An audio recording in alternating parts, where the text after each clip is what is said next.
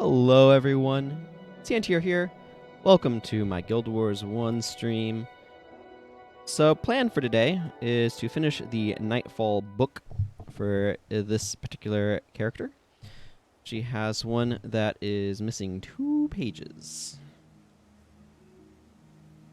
As you can see, she's missing...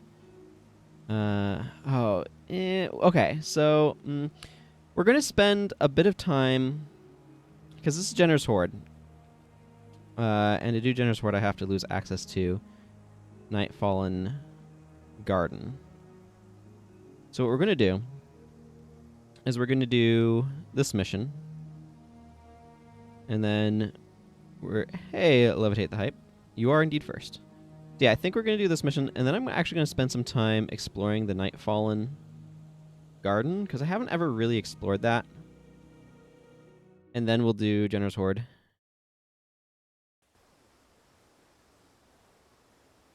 Yeah, that seems like a good plan.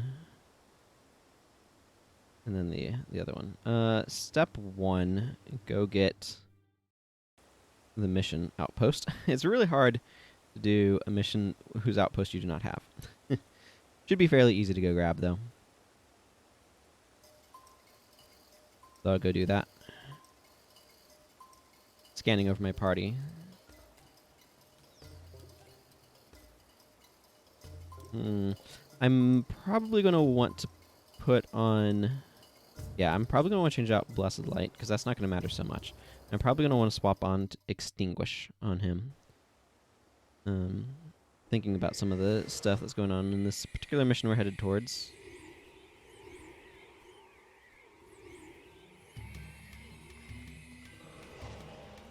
Okay, yes, it should be down this way.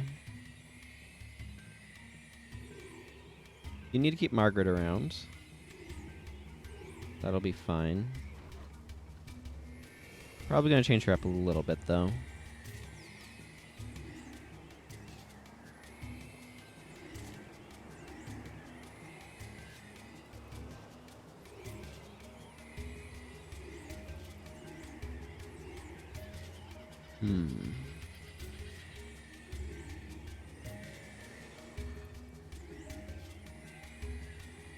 Over here? Why do I feel like I've come to the exact wrong spot?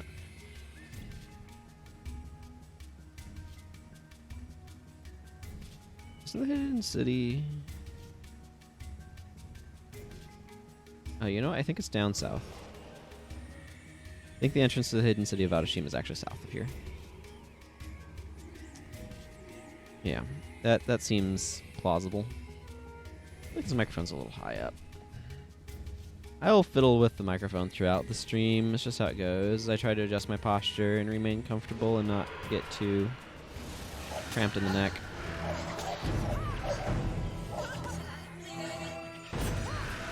As I have a tendency to do.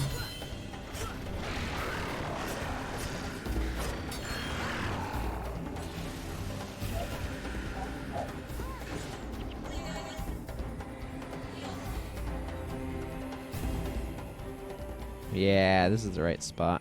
I don't know why I got so confused on it.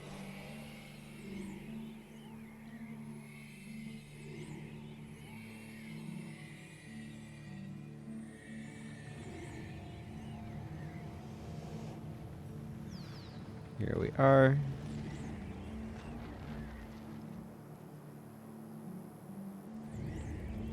Thank you for opening doors, and now we'll enter. It's interesting to me that the entrance is right here, but the outpost location is positioned over here. And I'm not quite sure what that's supposed to be about. Certainly something, but I'm not quite sure what. Okay, so before I do this mission...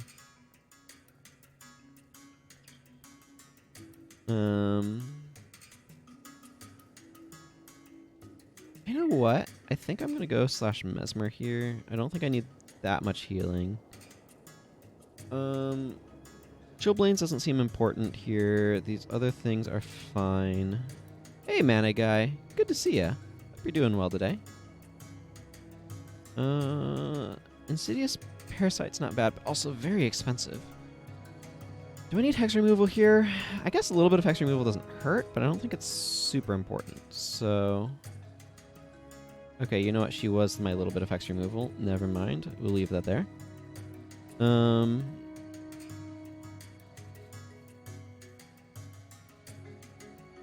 there's going to be a lot more single targets.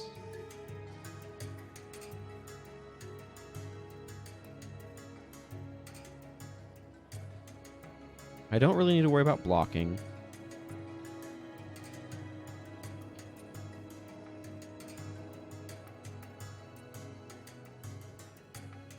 I could give her Mark of Subversion, which would be interesting. Oh, the target's an ally of that foe. That does not do what I would want, though. Never mind.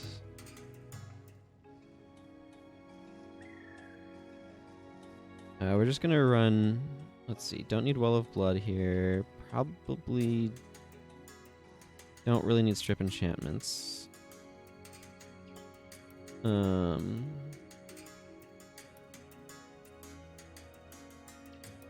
Power Spike, Mistrust.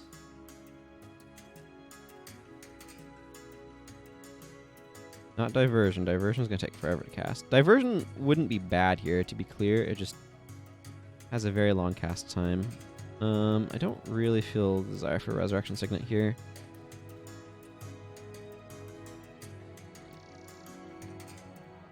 Next time target foe casts a spell that targets a foe. I think this is the one that I'd want, because I think Shame... that targets an ally. Yes, an ally of that foe. I think that's what this one is. It's very confusing. Those two, they're very awkwardly worded.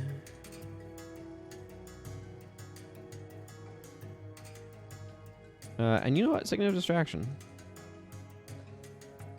Because you know what? It'll work just fine. Okay, so that gives her a little bit more of a control-y bent for this place, which makes sense. I think I'm just going to go with an Insidious Parasite here.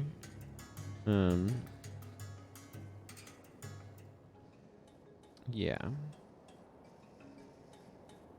Heda is mostly fine. Yeah, I think Heda's fine. Dunkoro I'm happy with. Margaret. Maybe Crimpling Anthem is alright?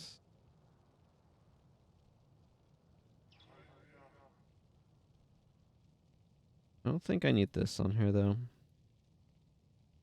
I kind of would rather go with...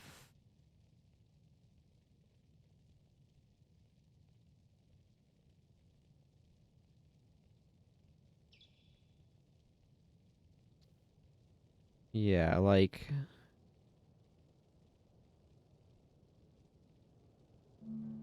Marksman's Wager, maybe? Not sure about that.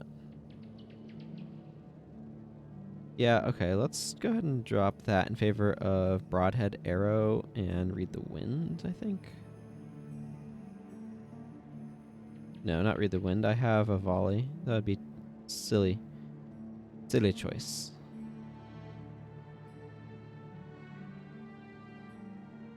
But having the days is very useful here.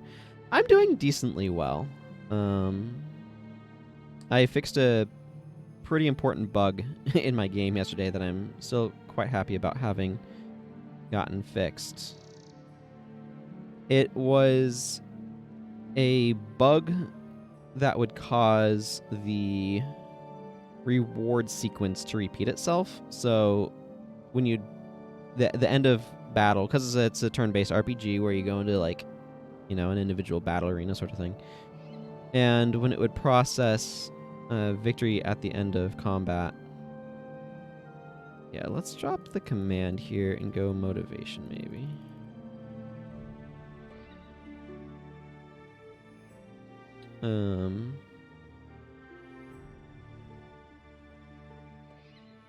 I could go Course of Restoration. If I bring one, that would be kind of neat, but I don't think I'm going to. Thinking of Synergy is nice, though.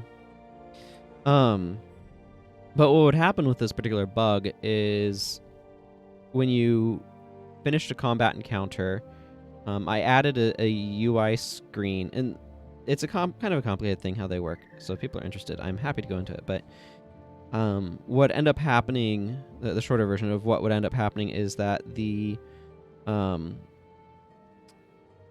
screen for giving you stuff, like if a character leveled up and learned a skill, then it would basically repeat the battle reward sequence and reward you stuff again, and that would end up causing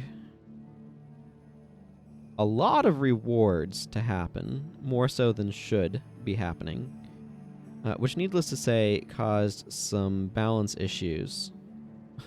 Like, you defeat a boss, everybody gets 5,000 experience. That causes somebody to level up and learn a skill, which causes everybody to gain 5,000 experience again, along with all of the other loot. And, like, I think that one iterated, like, 4 or 5 times before it finally ran out. So, it caused some issues. Yeah. Yeah, some balance issues. Yeah, I mean, anything that was higher experience, you could end up with just an astronomical amount of experience getting tossed out there, and it was incorrect. So I finally spent the time to figure out how to fix that yesterday, and I'm quite happy about it. I feel like energy is probably going to be a little bit of a pain, but we'll go with pin down here. Needless to say, I didn't really want my characters ending up with, particularly the amount of experience that was forcing through was extreme. And highly incorrect. Let's see.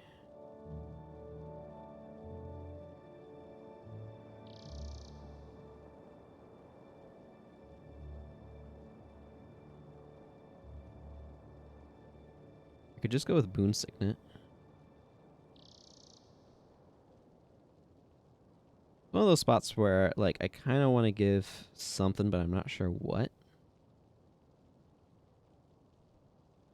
Part of it is I'm really heavily spec'd. This is a spot where if Healing Light wasn't Divine Favor, I would totally be using it. But because it's not, I can't effectively use it. I think it just makes a lot of sense. The skill is, almost never going to get used in healing prayers because Word of Healing, Healing Burst, and Glimmer of Light are just better than Healing Light. Look at this. At this 12 healing prayers, this is 88 health. This is 130. This is 81, which is lower, but also goes up to 98. And this is 94 with the quick cast time and recharge. This has a longer recharge than and cast or cast time than most of the others. The healing effect off of it is nice, but it's just so weak.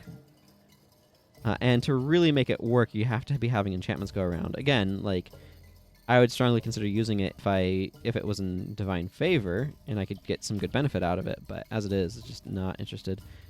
This is a little underwhelming to me, but I feel like it's fine.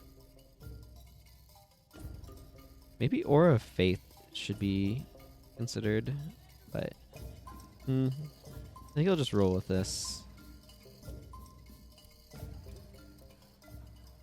Okay, I do want to change Wild Blow because I don't think that has much... I don't think I'm getting a ton of value out of that. I'm just going to slot in Breath of the Great Dwarf on myself and not worry about it any further than that.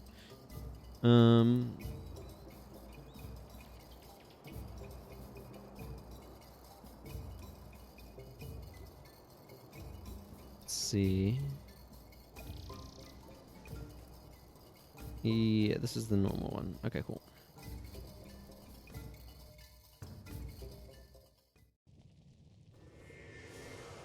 Hey, Goran.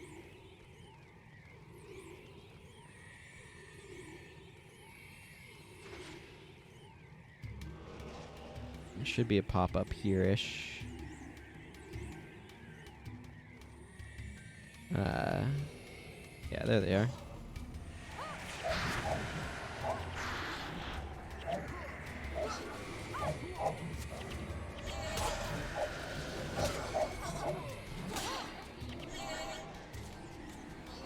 Let's see. Yesterday was actually a good day for bug fixes in my game. I fixed that one. I also fixed another comparatively minor bug where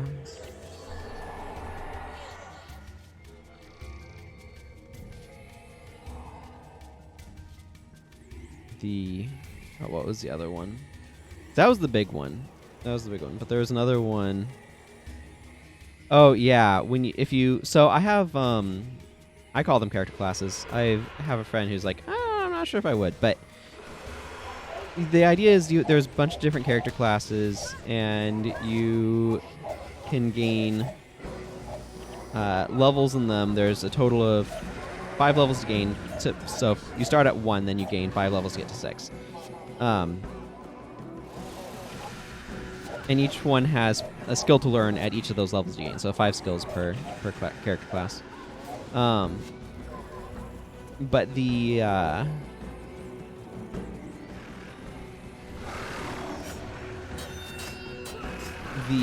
menu for changing character classes had a bug in it where if you changed back to a class that you had previously gotten some levels in, and I think this would only happen if it had... Hang on, this seems like it might be a little loud. I think it would only happen if it was a class that you specifically switched from one that had fewer levels to one that had more. But it would re-trigger the Learn Skill UI and allow you to be able to learn more skills than you should be able to. So I had to fix that one as well. That one was pretty straightforward to fix, though.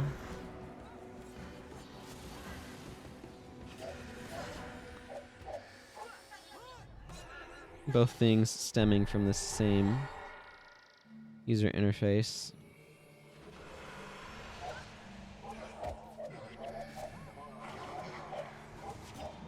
Lets you pick which of the 5 skills you're learning each time you gain a level, which I like as functionality. Works well for what I want from the game.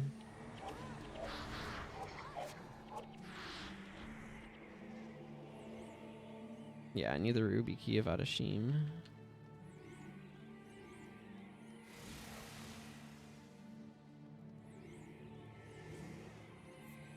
So needless to say, playtests of the game are going to be a lot more informative when I'm not having that particular bug in there.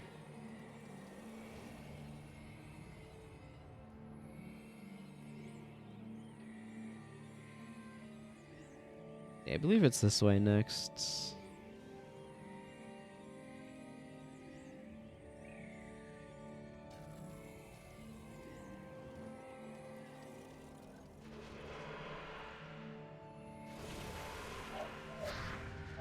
Did not mean to dash there, but I did anyway.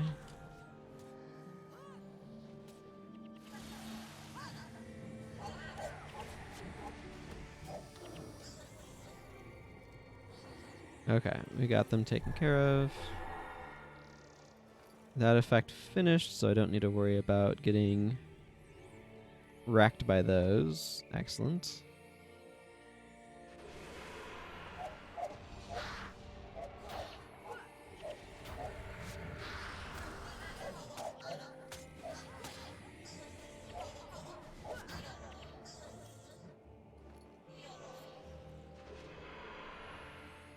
Not really what I was trying to do, but not the worst.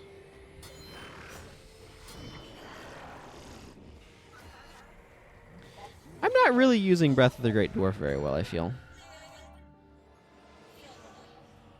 Okay, I need to go get the Diamond of Adashim over here.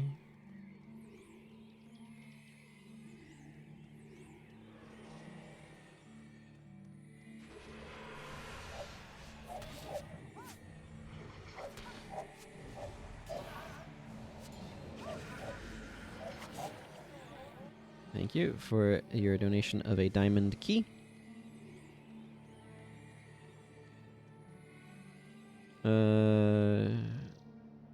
Balthazar. The hard part of that was figuring out where Balthazar was in my list of options. Duena. Grip is frozen. Both the mask, Lissa. The wilderness is Melandru. And you have to be Abaddon. I still find it really weird that there's a reference to Abaddon here.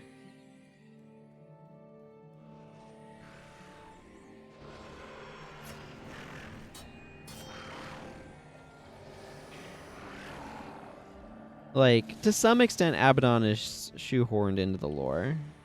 They do a decent job of explaining why it doesn't really come up prior. But then he starts coming up all over the place here, and that's kind of what feels weird to me.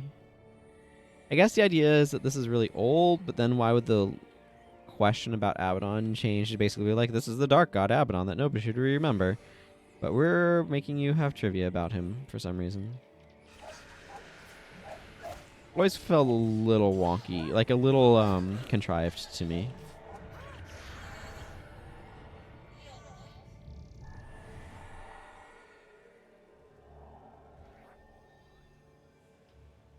Don't know why they put the diamond key and the diamond chest in the same room. Feels a little weird.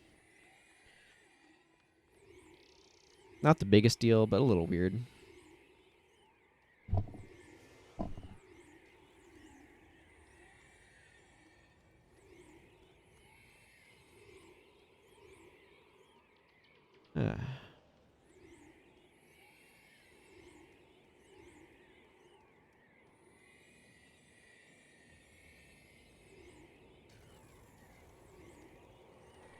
That's the long run back. Well, good to know that those just went off, so I didn't have to worry about them. It's the fantasy equivalent of having the same password for every service.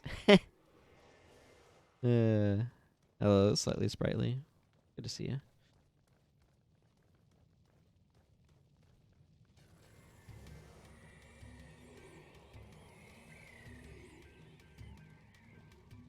I'm not being chased by those guys, am I? I don't think so. These guys down here. I say, looking at that and then running into a wall.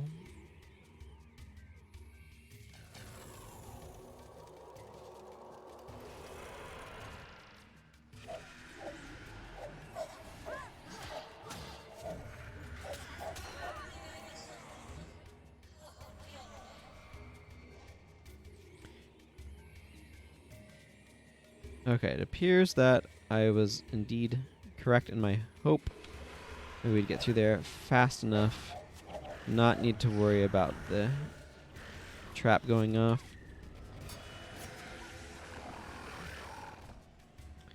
Always the big danger there.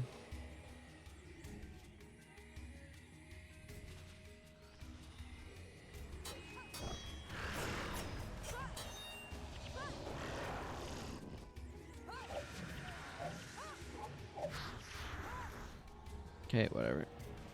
Would have liked to have gotten my Lotus Strike off on that fellow, but...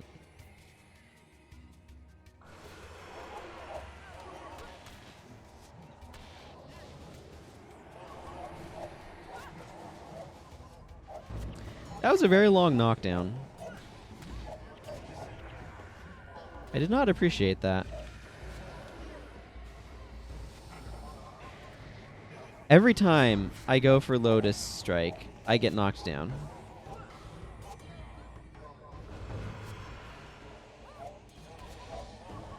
Okay, not that time, thankfully.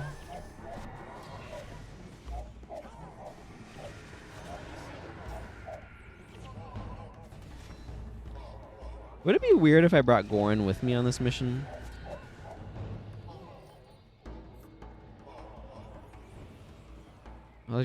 Guess I'll just do 14 and 15.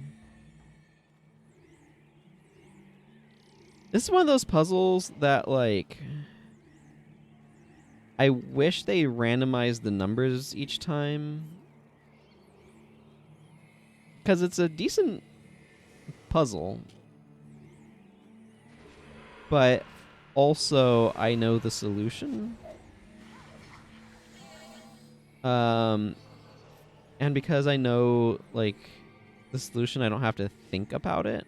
I'd like to have to think about it at least a little bit. Like, I'm all for having math puzzles in games. But I kind of wish that there's some way of, like, varying it up a little bit each time. Yeah, I imagine.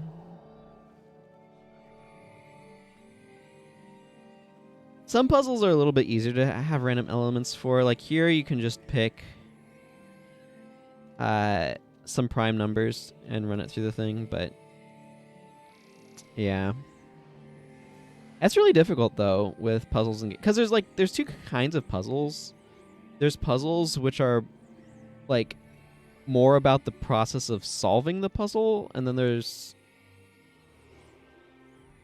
Like, basically, there's types of puzzles where it's all about figuring out how to get to the solution, and there's another type of puzzle which is all about, like, working through it, and a lot of things are about, like, the solution. So, once you know the solution, it kind of, like, ceases to be an exercise or a challenge or whatever. I'm gonna wait for this to go through. And it's just a lot easier to make puzzles that are all about, like, figuring out the solution. But like a jigsaw puzzle, for example, you know what the solution is, and actually doing it is the challenge, right? So like you can do a jigsaw puzzle multiple times because the actual challenging part of of solving a jigsaw puzzle is the process of putting the pieces into place, like finding the pieces and putting them into place. And that makes it a very repeatable puzzle.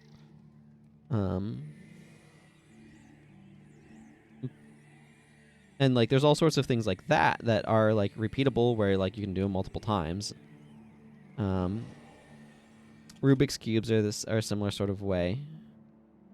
Where like you know what the solve state looks like. So it's like there are puzzles where when you know what the solve state looks like, then it's trivial to solve. And then there's ones where it's like actually solving it is not trivial, even if you know what the state's supposed to look like.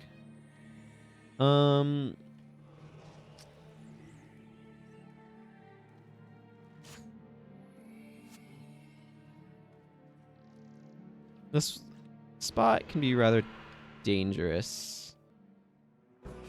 You have to make sure you don't get wrecked.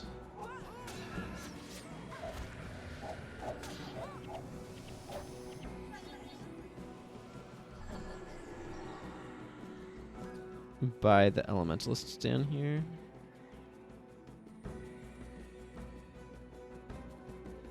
Actually, it's more important to make sure Goran doesn't get wrecked.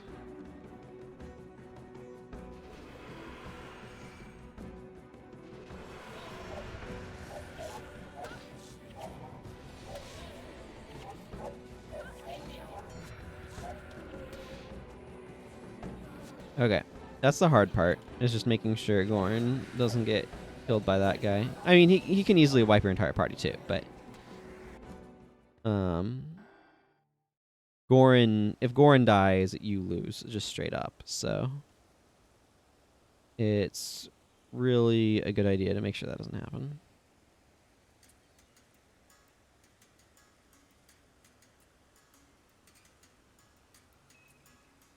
I do want to do Finding a Purpose at some point here today, too, I think. I feel like at some point I'm going to transition to, like, just doing a bunch of Zaishin missions and stuff, or to doing Zaishin quests for these streams. I'm not sure quite when that's going to happen. Hey, Matina. I will be making Assassin Vabian armor, but not for this assassin.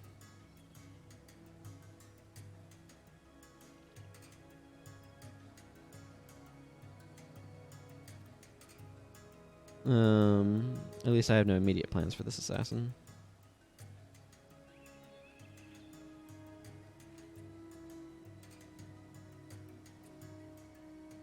I'm gonna look up Ruby Gen Essence on the wiki.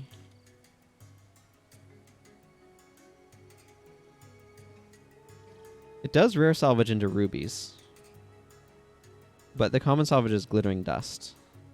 A pile of glittering dust, to be clear.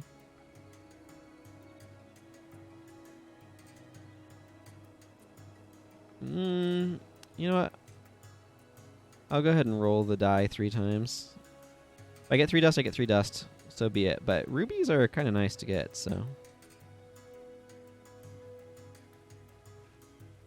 Dust, dust, and dust. Okay, that's to be expected. I think it was worth the risk, but I was always the more likely outcome. Hey, merchant, please buy this key.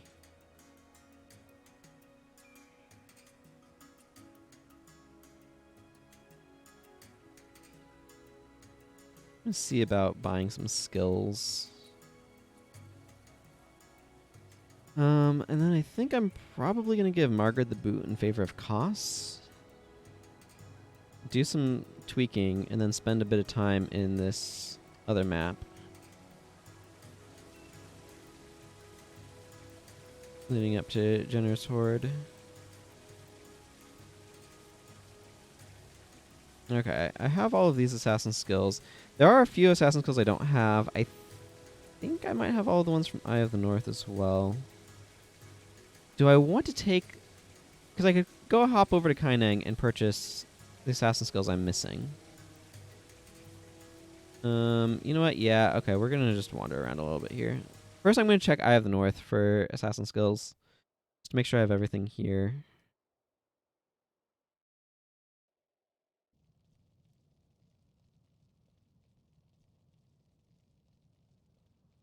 It's like I know there's people who wish they could erase their memory of Obra Dinn, the boat game. What do you need? Okay, I am good up there. Knee cutter's not a bad one to pick up. I'm gonna go to Kaineng and make sure I'm good on assassin skills before I worry about getting skills for secondaries.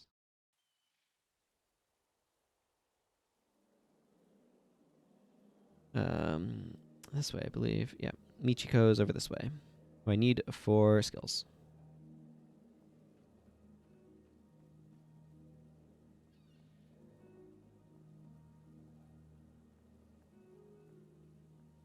Let's see. Yeah, see, I'm missing a bunch here. Not that these are necessarily skills that I'm always enthusiastic about, but I would like to have them.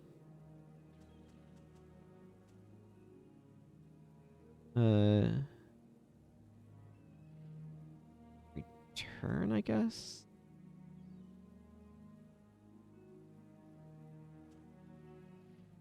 I'm running short on skill points. Yeah, I can only pick up one more at the moment. I'll grab Dark Escape.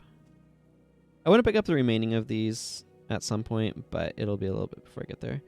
Way of the Fox. This is one of those skills that's like... There's better options, is its main problem. Okay, let's go to Embark Beach and T-Hark Orchard that way. Sometime I need to figure out what I'm doing with my various ranger characters. Wow, Embark Beach is apparently taking its sweet time to load. Wait for Elonian. Around the thing. I wish they had been able to figure out how to get an auction house into this game.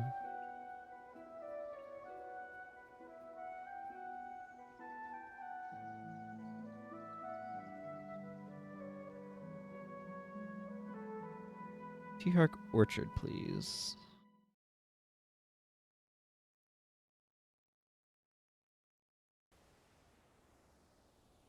Okay. Pick Margaret, grab Koss. That makes sense. I have him on a sword right now. Have I done anything to him? No.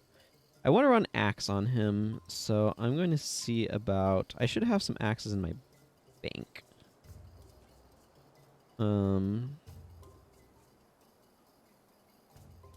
I do quite like the Glacial Blade, but he doesn't need to keep running that. Yeah, I can make more of them super easily. 'Cause I'm one of the people who was fortunate to be able to, what was it, pre-order Eye of the North, I want to say? This is almost a reasonable axe, except for the part where it doesn't have any mods in it.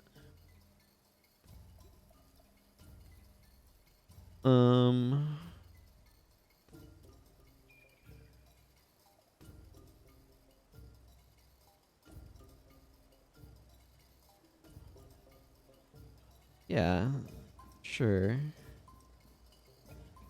I don't know that fiery is ideal. Why do I have so many fiery axes? Another question for another time, I guess.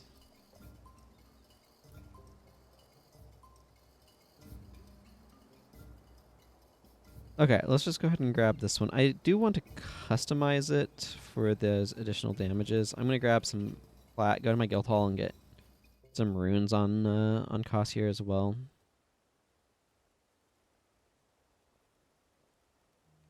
Customize this fiery battle axe of defense. Thank you. I still wish that there was a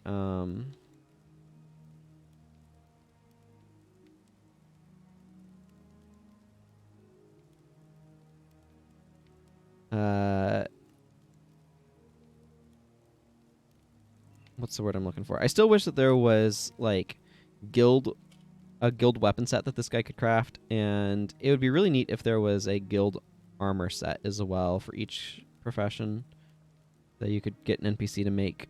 That would be kind of cool. But that is not the land we live in. Costs. I got you this customized axe. Customization really does increase the damage a good bit, so I think it's worth doing. I'm in favor of knights, generally speaking. I do want a stone fist, though.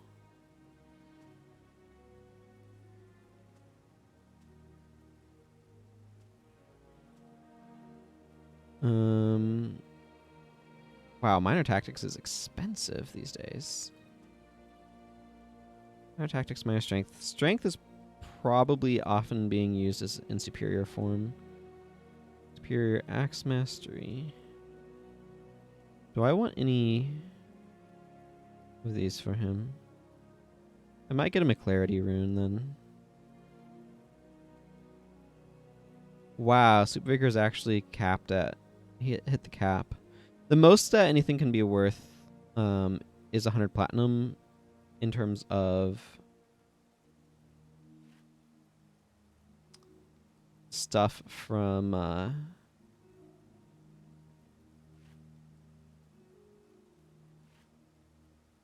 merchants and such, because that's the most that you can actually have on your character at a time.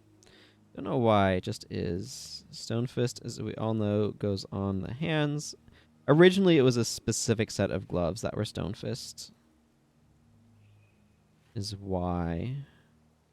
I suspect some of the images Manigai posted from the guide in my Discord may have that information in it. But I have not, I admit, examined them deeply enough to figure out for sure. Okay.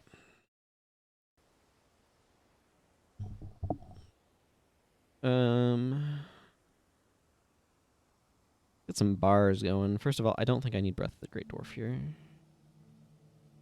And I'm going to swap him back to this build, which I think is more appropriate to the area we're going. I'll have to think about Livia.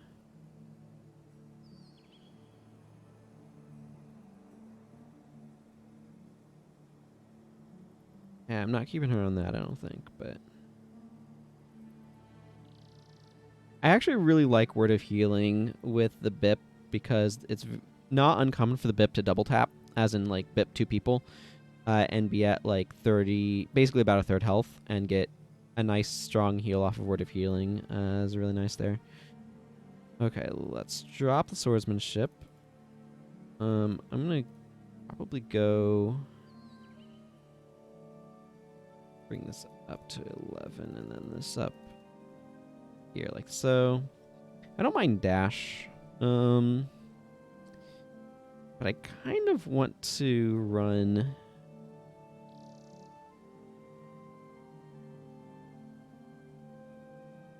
Nah.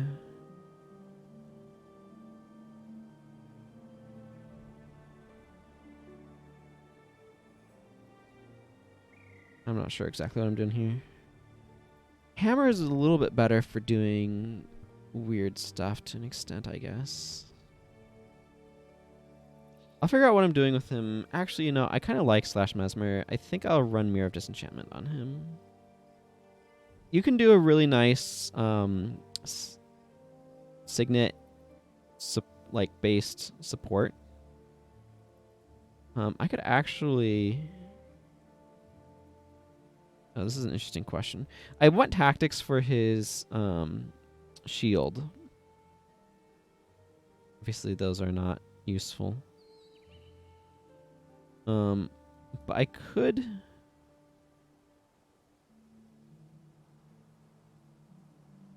I could go, like, massively into some signets here. Because this one does its thing regardless of whether or not you interrupt. Or regardless of, like, how much investment you have. And that works pretty nicely as well. And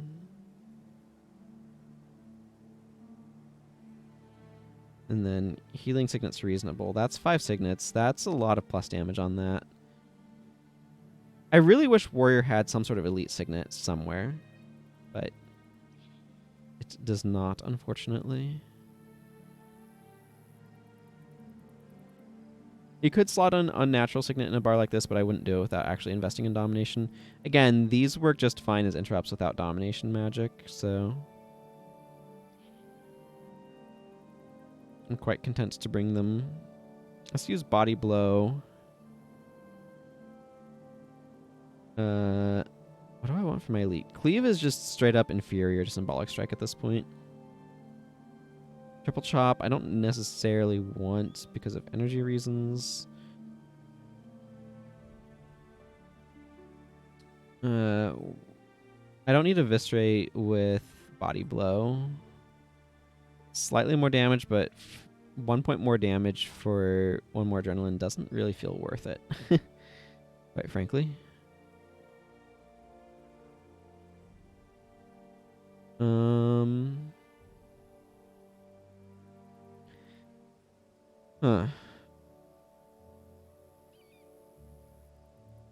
trying to figure out what sort of elite I want to run here. Is proving to be a little tricksy.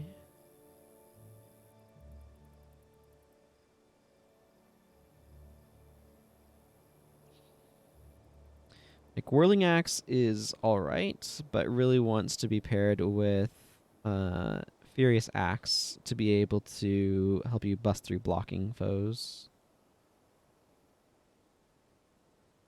Decapitate is just very aggressive.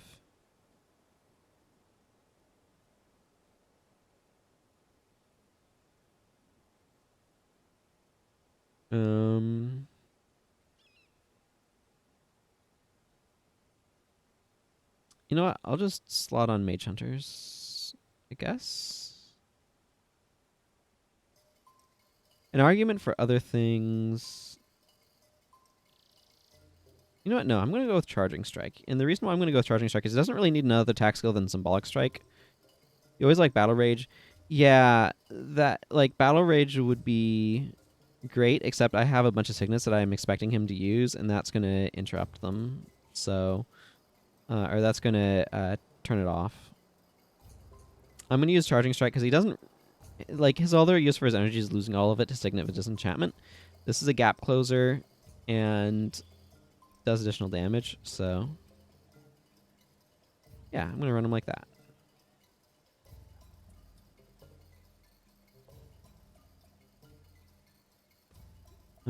Cool. What am I doing with my last skill slot? I could bring Lightbringer's Gaze. Doesn't seem terribly exciting. I might want to weigh... Oh, huh.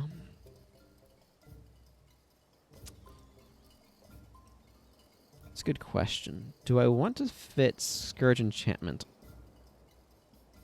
Do I have Scourge Enchantment on this character? I do. I could work Scourge Enchantment into my bar. That might sound really weird, but if there's any Madness Titans, Scourge Enchantment's probably really good against them. So that would be why I would consider using it. I don't think I'm going to.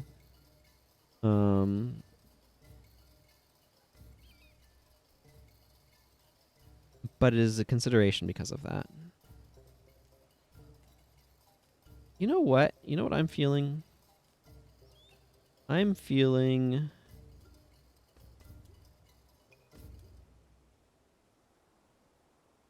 Low Blow Judgment Strike.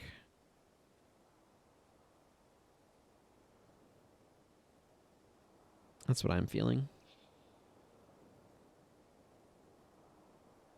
I kind of want to fit... Oh, I haven't done anything with Livia. You know what? Let's go ahead and make her slash smiting.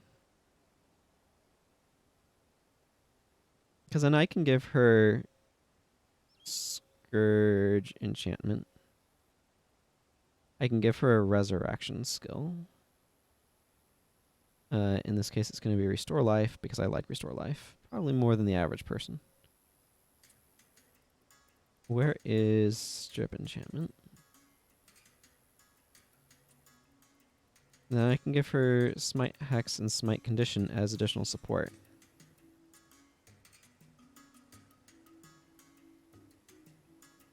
This seems reasonable to me.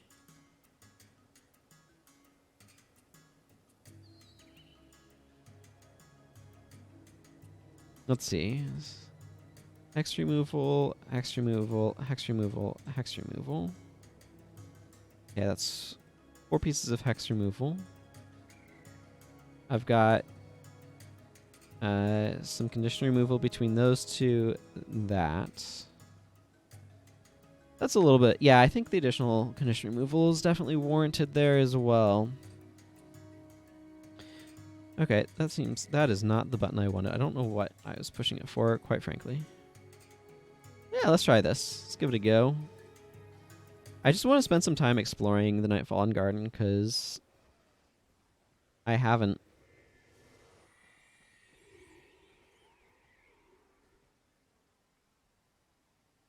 I do like that. Is that the Sunspear armor? Does it tell me? Yeah, it is a Sunspear armor.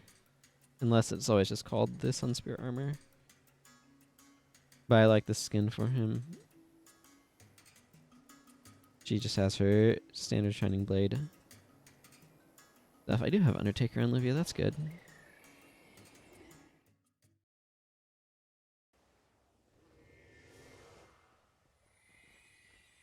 Okay, Whispers Informant time. Give me a bounty. Now, what really disappoints me about this quest, Heart of Mine Garden in Danger, is that they made this whole Nightfallen Garden zone, as far as I can tell, and then the only thing that takes you here, and it's a temporarily access zone, like there's no other way to get here, and the quest only requires you to go right over there. So it's like, why are you wasting this zone? Feels like a waste to me anyway.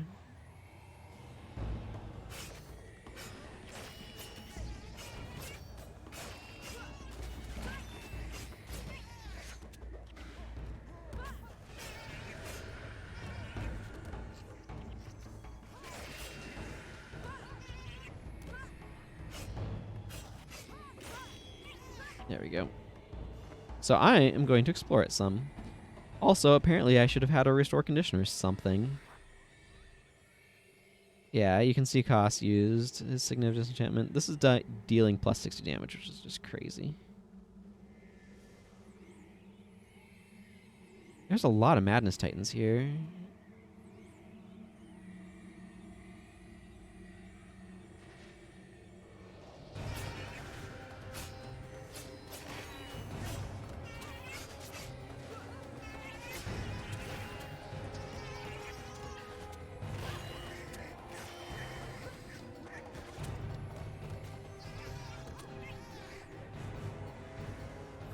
Wow, those guys spew conditions like crazy. Really glad I have Mend Ailment. Mend Ailment heals you for each additional condition on you, which I think is superior in a lot of circumstances.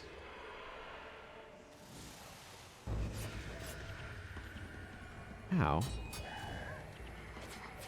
I'll make you visions of regret.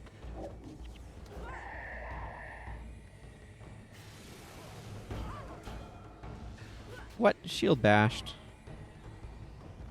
Rude.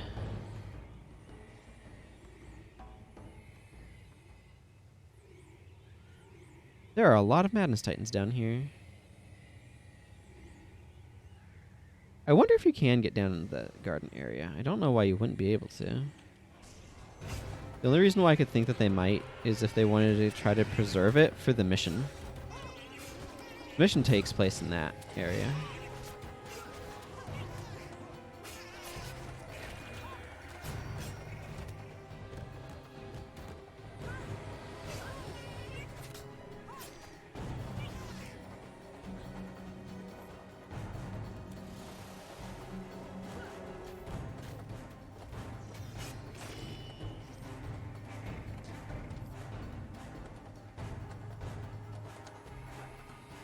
Oh my goodness, this place is just rife with Madness Titans. I had no idea just how many there were.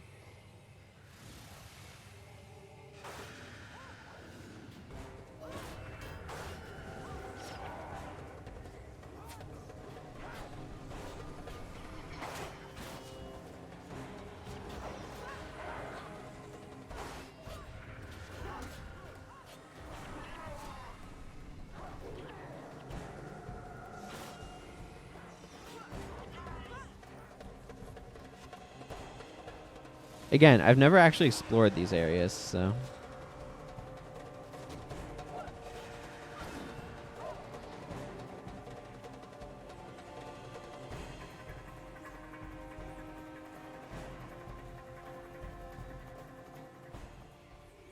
Titans.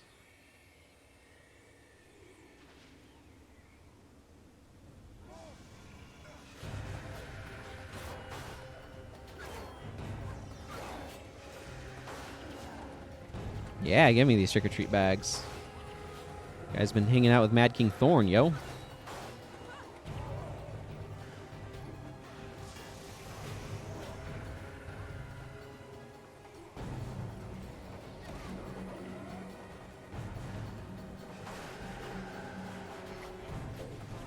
I should have just gone with Drunken Master. I don't think these guys have stance removal. I can tell you for a fact they have a lot of enchantment removal.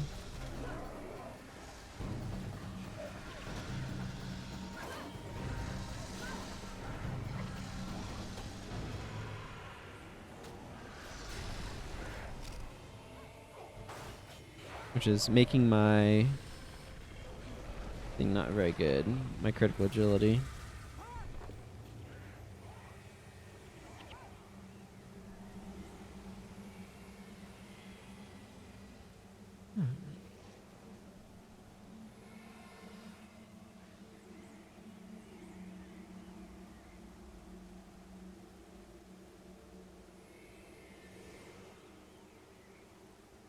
Don't really usually get this view. Like, again, how many of you have come in here and explored this? Because if you're anything like me, the answer is going to be a very few. I certainly have not previously done so. I do find it interesting that there are 2 missions that take place here, though.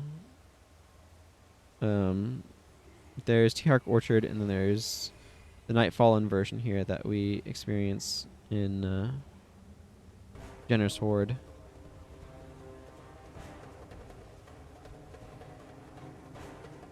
These areas are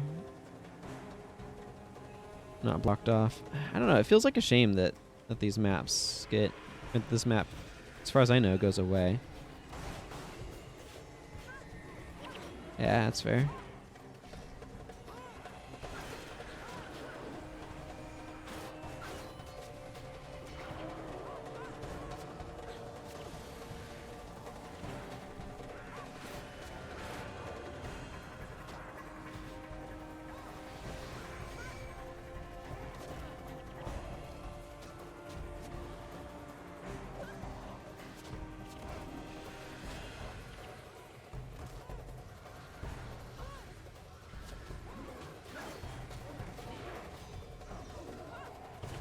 That worked. But yeah, the fact that I've never explored it is why I'm doing so now.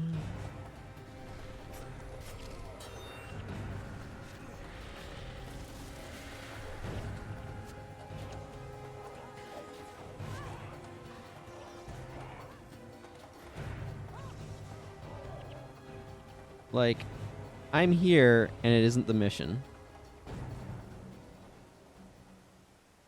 Like, that is very unusual.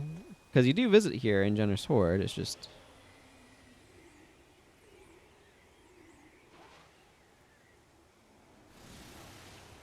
It's a blocked off mission area, so...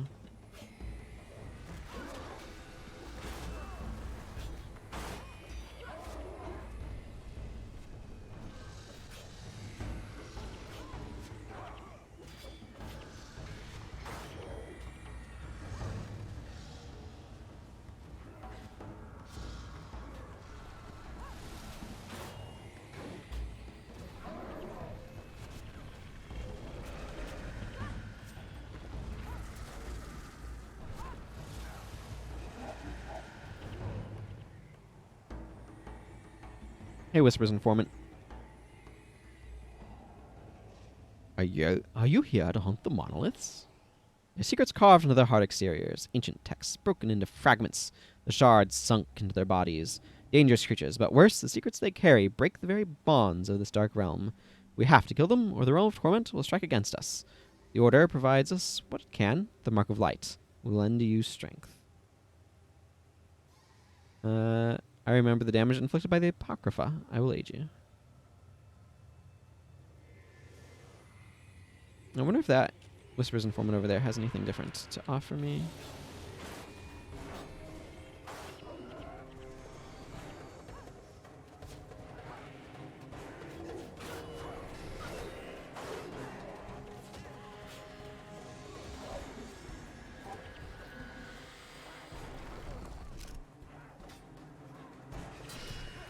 Decided not to attack the clumsiness. Seemed like it'd be a bad idea.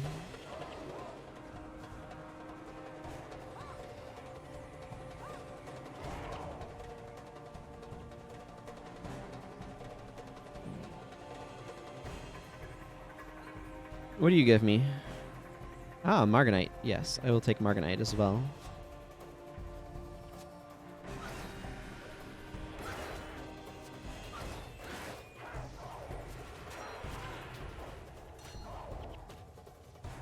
I kind of wish critical agility hadn't been an enchantment. But it had just been like a skill.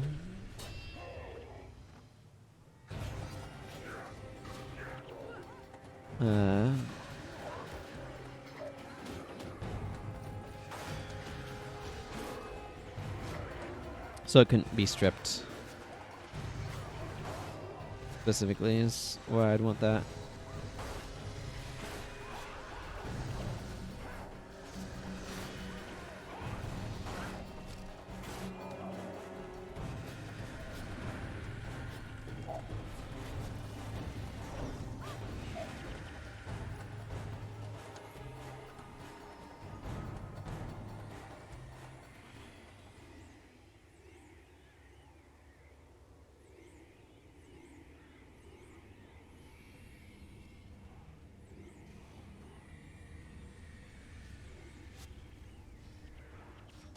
What is going on here?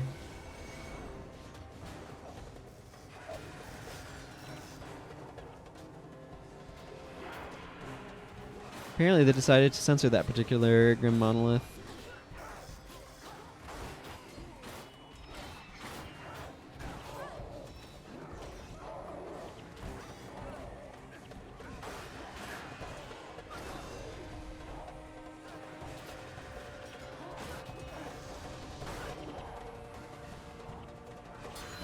Very strange.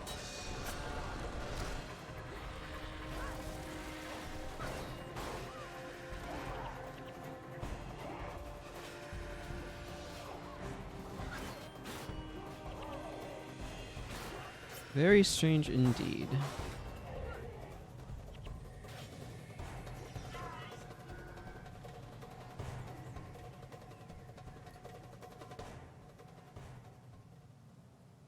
Margonites up there. Go further this way, though.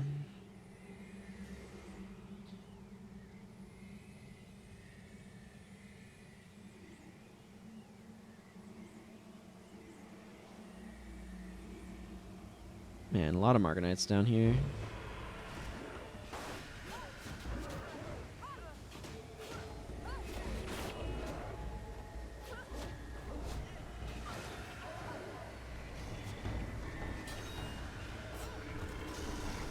Wonder if the setting and general story population of Guild Wars would make for a good D&D campaign. I think so.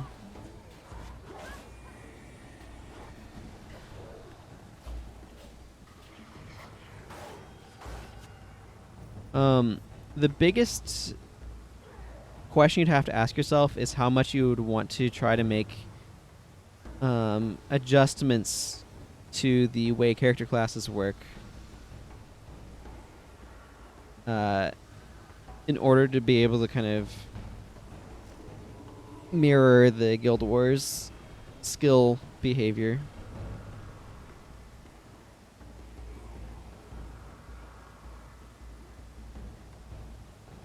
So, for example, would you want to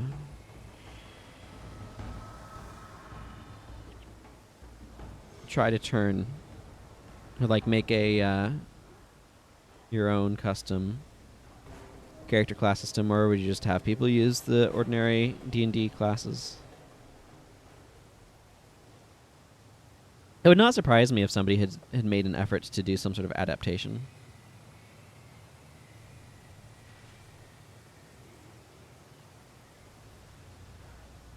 Yeah, for sure. Like, they're very different systems. And while I think you could do stuff to try to make them work, you'd almost need to kind of do your own thing. Oh yeah, I'm sure.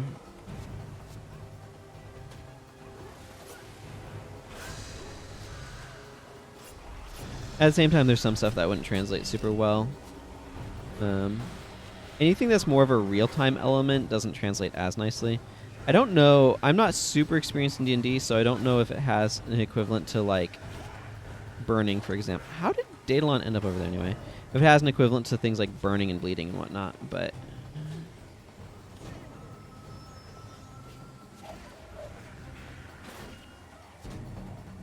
I imagine there's some stuff that translates that way, at least.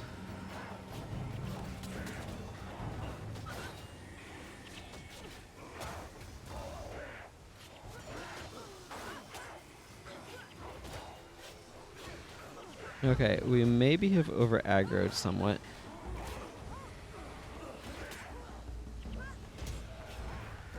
Okay, we may have over-aggroed some lot.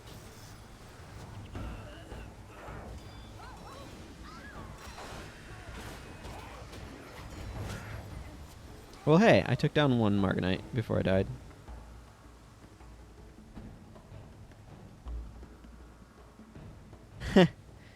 So you've been trying to play D&D, but have not had the opportunity to do so, is what you're saying.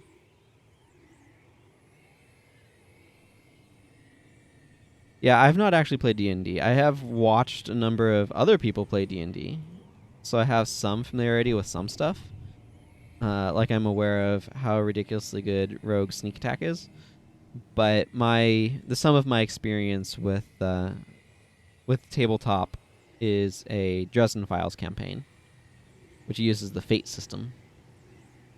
And I don't feel like we particularly executed it super well. I know I myself, like, had a hard time, like, understanding exactly how to play those sorts of games, or what the goal was exactly. The thing that I remember most is connected with that, in terms of like the system itself specifically, was the time that somebody spilled something and I pulled a bunch of napkins out of my pocket, and I was told this is an excellent example of like a Fate style tag.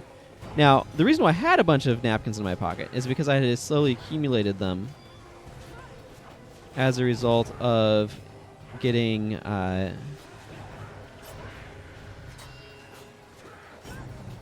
various, like, foods from like fast food restaurants, like Subway sandwiches and stuff. And I'd slowly, through that process, accumulated myself a bunch of napkins in my pocket. I was told that that made, like, a pocket full of napkins makes an excellent fate tag. Which is interesting.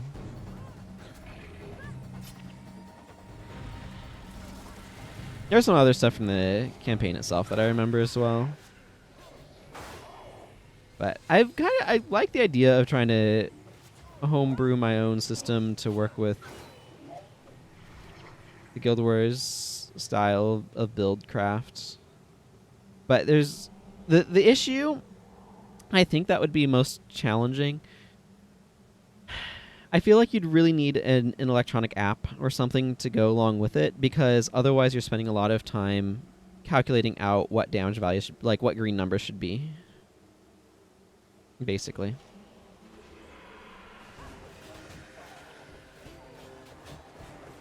And I feel like doing it purely on paper would be a suboptimal experience. Yeah.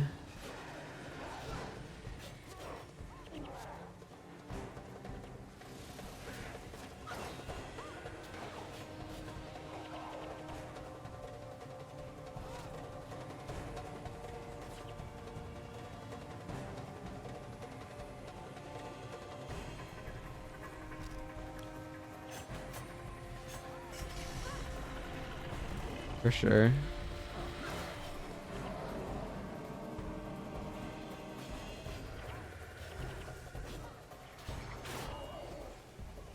And I kind of get the appeal of tabletop games, but to a certain extent, I think I'd probably just be more interested in writing a novel. But I could see a certain amount of fun from like the world building and like mechanics building aspects. But when you actually kind of think about it, you need to make a system that's actually fun to play, so not just interesting from a design standpoint. I think that gets a lot of people trying to, particularly when you first start making games, trying to make stuff that would be something that tickles the design fancy rather than is actually fun to play. It's easy to kind of fall into that mindset. Part of it, though, is I don't necessarily have a lot of spare time that I want to be putting towards projects like that, because a lot of my efforts are going towards the RPG I've been working on in RPG Maker, which is not at all a tabletop RPG. I suppose it could be adapted if you really wanted to, but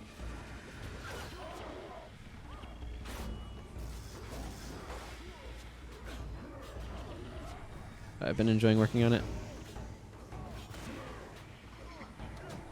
Oh, yeah. A meeting with a messenger of Balthazar. Yeah, for sure. Yeah, I think there's a lot of potential for doing interesting stuff in a Guild Wars-inspired setting. Man, this is just thick with hexes. We need to get these necromancers out of here. There are way too freaking many necros. It is not good for morale. And by morale, I mean not dying to degen.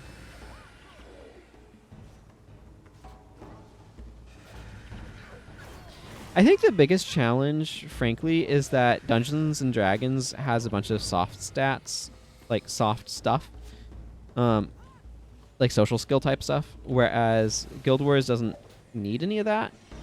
Like, it's not really a system that has that sort of thing. So you have a fundamental stat mismatch where D&D and a lot of these role-playing games need to provide you a method for rolling dice for doing things like random physical challenges, like athletics checks or perception checks or things like that.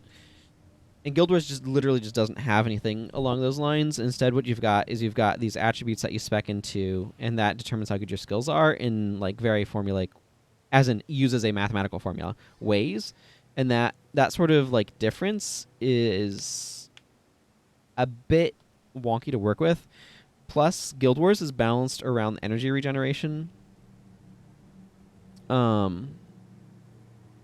which is fundamentally different than, like, you can do energy regen in something. Yeah, exactly, with almost no RNG. Like, the big challenges is, like, Guild Wars is built around being a real time game. Like, cooldowns for skills and activation times for skills are features, like, you can mimic things like that in a turn-based game. Like, you can say, oh, it'll take you 3 turns to cast Meteor Shower, so you have to start it, and then you basically don't do anything for another 2 turns, and then your Meteor Shower goes off. Like, you can do that in something like a tabletop or like a turn-based system, but and you can also say, oh, this skill takes say 10 turns to recharge. Like, you can do that. The problem with that is you get very, like, specific increments. So the recharge thing kind becomes very tricky because, like, some stuff should fit in between turn lengths, and it's just very challenging to try to translate Guild Wars directly from a real-time system to a turn-based system. Also, like, the energy regeneration rate, like, you can duplicate that, but, like, it is a little wonky. Regen effects on stuff like burning and bleeding, like those sorts of degen effects, are also a bit wonky. Like, you can do straight chunking effects, like Firestorm, pretty easily. But stuff where, like, you can react and it's like a partial amount of health lost, it is not really quite the same thing. So, like, you can do a lot of stuff that translates it, but you're inherently going to be making compromises along the way in order to be able to kind of get it working. And maybe you're okay with that, and maybe you're not, and that's kind of up to you. I think it would be an interesting challenge, though, to try to figure out how to translate it in a way that's satisfying and all that important stuff.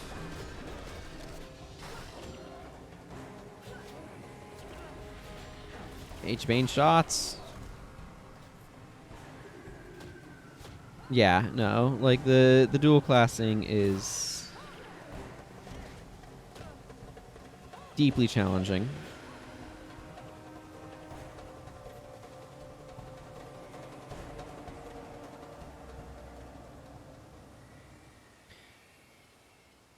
Again, you can do all this sort of stuff, but you'd really not want to go with base Dungeons and Dragons mechanics to try to capture the feel of combat in Guild Wars.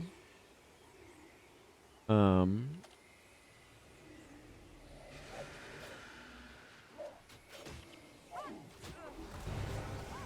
I feel like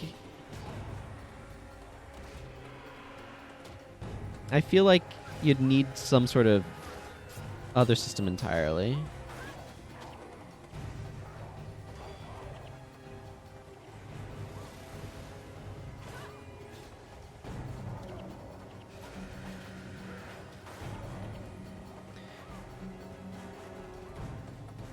Yeah. I think that's kind of what it comes down to.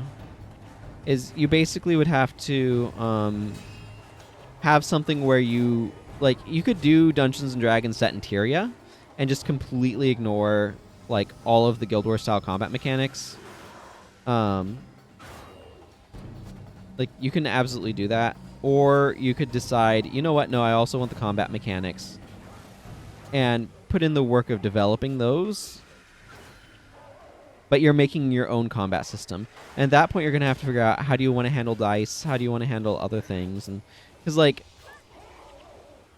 when you have the real-time elements, you don't need the randomness, because, like, the real-time positional elements become their own sort of randomness. But when you go, when you get into doing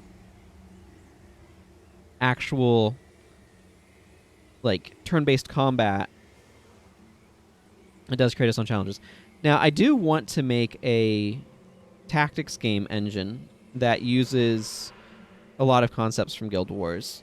Kind of a blending of, like, Guild Wars concepts and Magic the Gathering concepts. And you could probably adapt that once I've, like, finished actually making that system at some point in the future. that would be a lot more feasible to adapt to a tabletop setting, or to a tabletop game.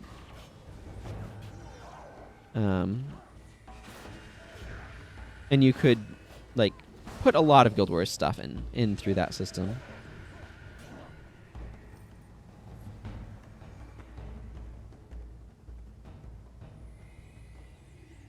But it is a very different sort of setup that you're going to fundamentally end up with.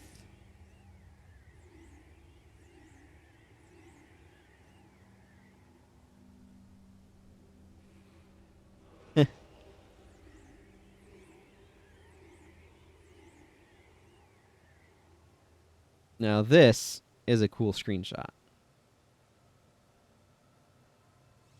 Like, look at this. The Nightfallen Garden of Jahai. From high up. This is not a view you particularly see that often.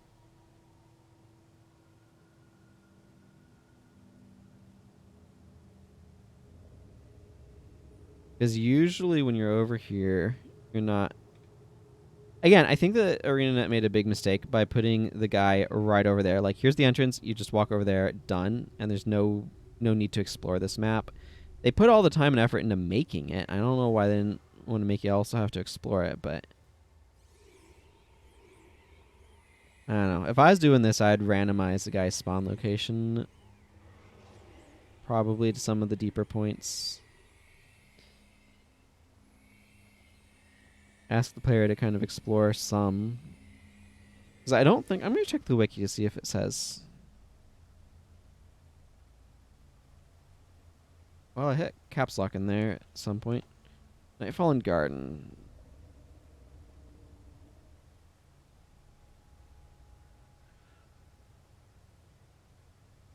It is possible to retain access to this area and the Garden of Seborhin after the completion of Abaddon's Gate.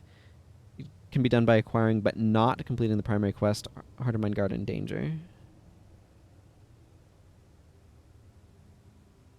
Yes.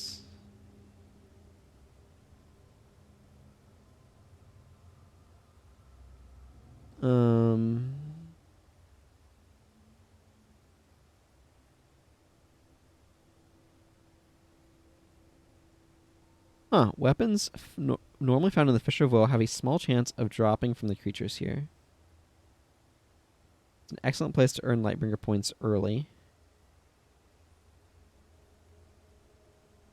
Several Margonite groups are known to sometimes attack other groups. The area contains Margonite chests instead, but you can't buy Margonite keys at this point. Yeah. Yeah, it seems like the only real application of the area. I'm just kind of exploring it because I'm legit curious about what it's like, and I want a video record of it, which is what I am making right now as I explore. Because I'm going to do Jennur, like, complete this quest soon and then not have access to it anymore, so...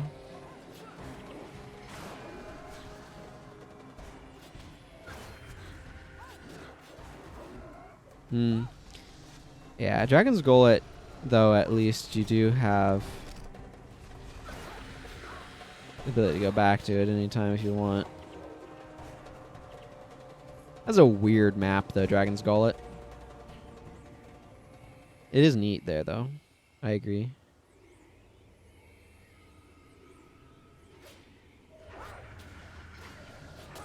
It would have been neat to see the lake version.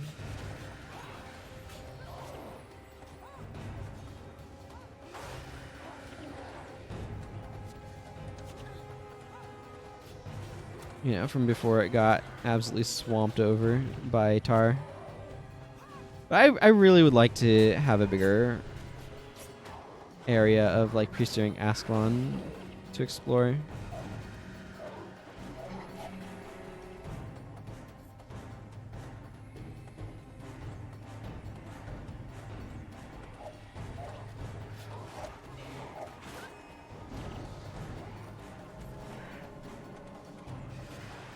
But then again, I'd be happy with a game that focused entirely on Ascalon, so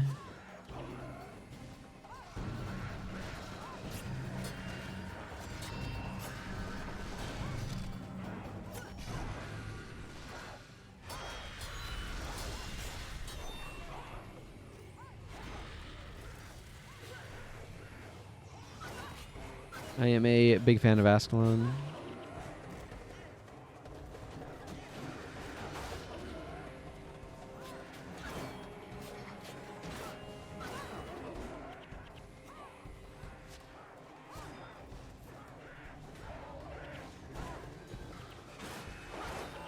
Real glad I brought as much hex removal as I did.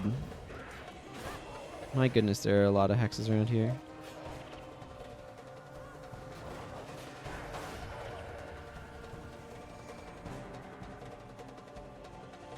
Yeah, I mean, Prophecy's characters are technically Ascalonian, but it's very much... Yeah, no, for sure. It's very much one of those things, though, where the...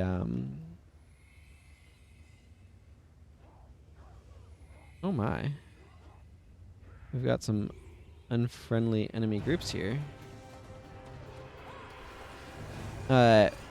Where, like, to me, the game really ties you to Ascalon with how much time you spend there between pre- and post-searing.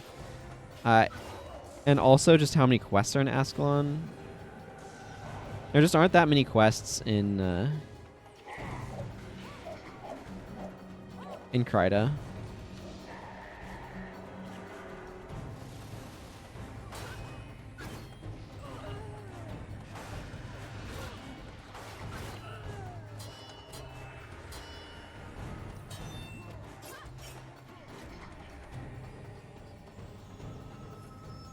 You really felt like, guys, we should seriously up with the chart or something.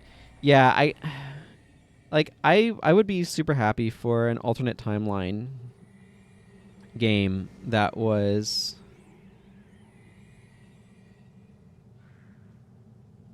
like more just where we stayed with like Adelburn and basically I would like to see the alternate reality where why is my name blanking on a name?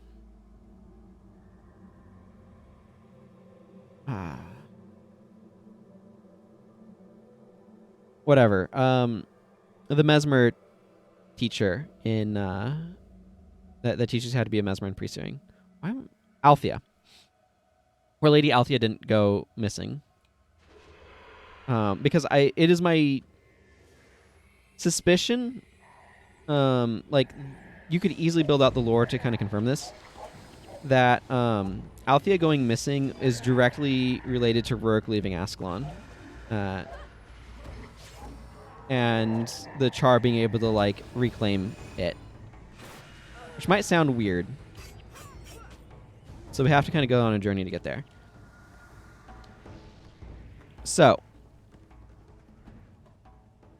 this might be a bit easier with an Ascalonian map, but whatever, we don't have one here. We're in the Nightfallen Garden of Seborhin. So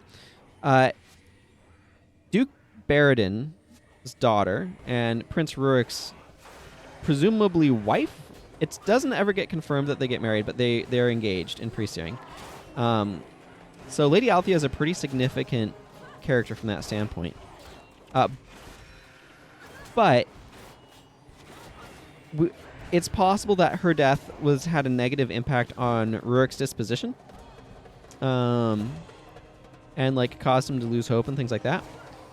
More significantly as well, though, is the breach that was caused by Duke Baradin pursuing her and looking for her. So, you hear one of the things that's really important to understand about prophecies that I don't think is super well understood is that we're presented an extremely biased view.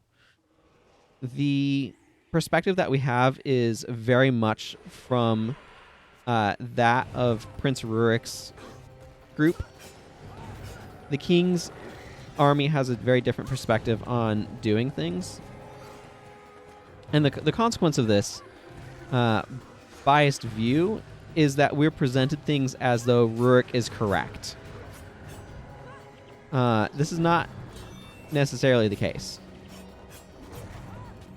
And the king's army is trying to play a slower, more defensive war. Rurik is a lot more aggressive. And so there's some quests that we do that are given to us by the the Kingsguard people. And yeah. Like, and it's hard for me to kind of like focus on combat and talk at the same time. But one of the things, because I did what I call the slow playthrough, but it was a slower analytical lore focused playthrough of Guild Wars, like all of the stuff. And one of the big things as a huge takeaway from Prophecies was, our perspective on this, on what happened here, is super biased.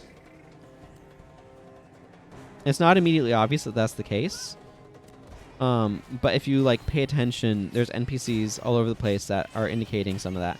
And like to some extent, Adalbern's right to be suspicious of Kryta. The White Mantle are like super not great, as it turns out.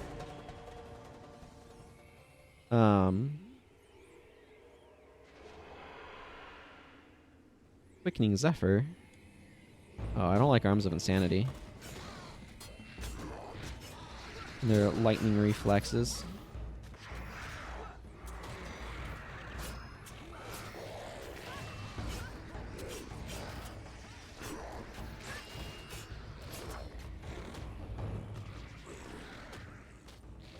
But anyway, I'm pretty sure Duke Baradin recklessly rushed off after Althea to try to find his missing daughter and caused a huge break in their defensive line, at the Ascalonians' defensive line, that allowed the Char to be able to get through more effectively. It certainly is implied by the dialogue that we get. And then Rurik runs off and takes, like, who knows how much, like, what percentage of the population with him, fracturing their lines and their forces. If they had stayed, it's possible that they might have been able to beat back the Char.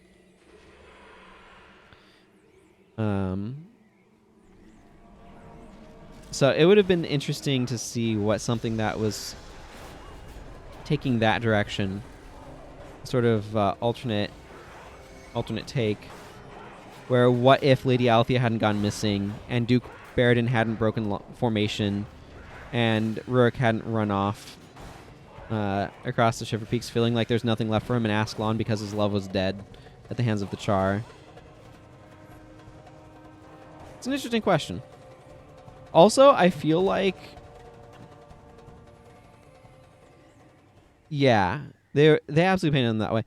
But I also think they fell to their own propaganda. Because again, we're coming at this from the perspective of Rurik's vanguard, which feels like the King's forces aren't being aggressive enough, and that they're too timid, that they're hiding behind the wall. And like they are hiding behind the wall, but like at the same time, yeah, for sure. It was according to the prophecies and all that. But at the same time, like you have the Kingsguard are trying to hold a defensive formation with that wall, and they're using it to tactical advantage rather than rushing recklessly into battle trying to get in. So it's like,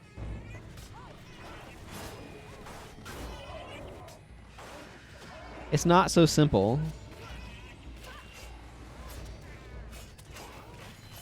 And Adalbern's been around the block as well. Yeah, for sure. I don't even know how much it was something to prove versus he just lost everything he cared about anyway. And why not go find somewhere fresh that doesn't remind him of his fallen lady? Like, there's different takes that you could have on it. I do think Althea's death was more of a blow to Rurik than is really communicated effectively.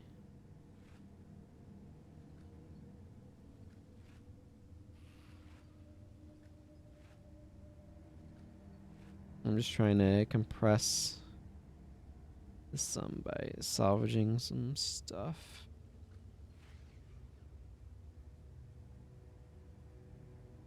What is this tribal spear salvaging to? Wood.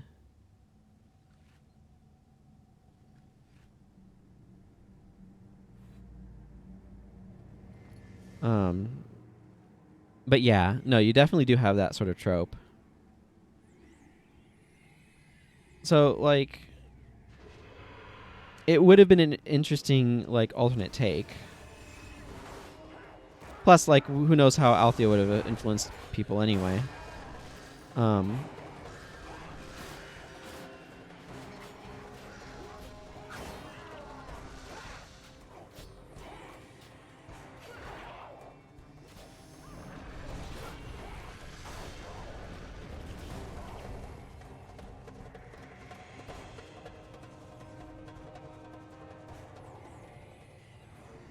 Another cool alternate universe take is if the Seers were the winners of that war between them and the Marsat. Yeah, how would that have influenced the world, and what would it have looked like in that scenario?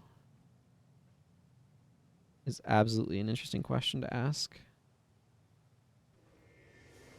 I don't feel like Seers were developed particularly well. And it would have been nice to have gotten a little bit more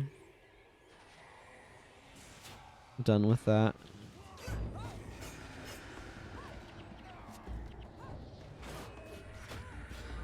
I don't know. I appreciate what they've done with Guild Wars 2, but I'd really like to see single-player games set in the Guild Wars universe and some set in the older periods of time, like the stuff they've talked about happening in the past. I think that would be really cool.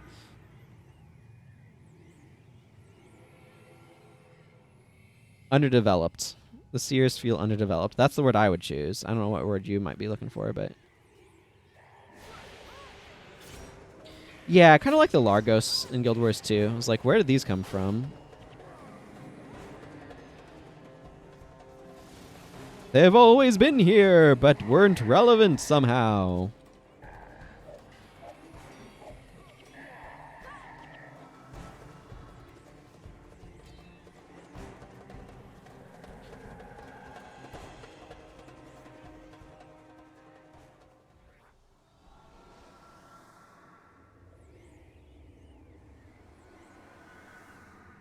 Kind of a cool view down to that resurrection shrine over there.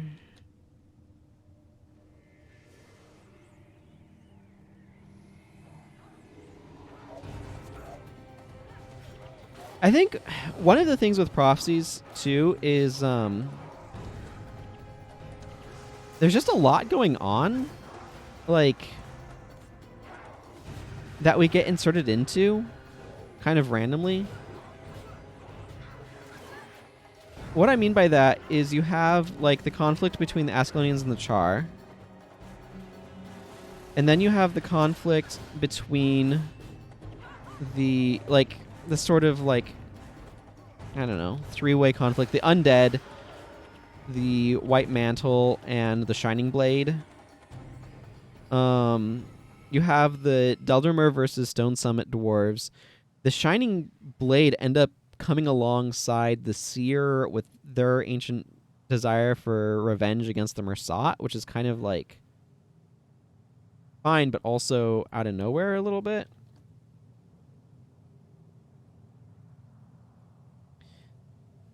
Where we kind of just suddenly end up like coming alongside. But that has to do with the White Mantle. It's kind of like it's connected, but it's like a Venn diagram of blobs where it's like, oh, this overlap, or like this group connecting with this group means that this other group kind of comes. It's kind of wonky. But then the whole stuff, everything in the Crystal Desert just feels so like secondary to sort of the main story. And like I understand how our player character gets to each spot, but it also kind of like is really, wow, we're getting thrust into like all of the great conflicts of the world, as it were. And like the amount of emphasis and stuff is a little bit different in each place, and I still am a little annoyed that about how Eye of the North handled the Great Destroyer, because the Great Destroyer feels very different from the descriptions in Starless Furnace to what we ended up with in Eye of the North.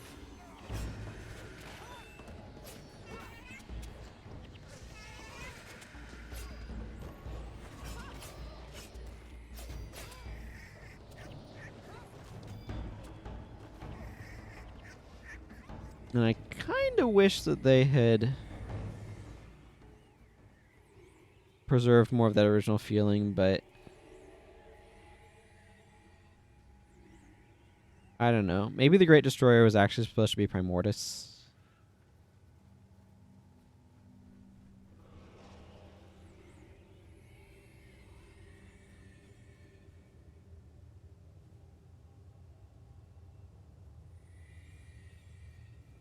I agree. I'm not super into this dragon thing, and I know from like Wizards of the Coast has talked about with Magic the Gathering, where they've done like market research and stuff, and people love dragons, but I'm like, I am meh on dragons. Like Nicol Bolas is kind of cool, I guess. There's a really great fight scene between him and someone in the Time Spiral books. I forget if it's like Leshrac or someone else who like went and got the mask for it has to do with Night of Souls Betrayal from Kamigawa and stuff. It's I I don't like the mending anyway, but that's another matter entirely. That I could rant on if people are interested, but the I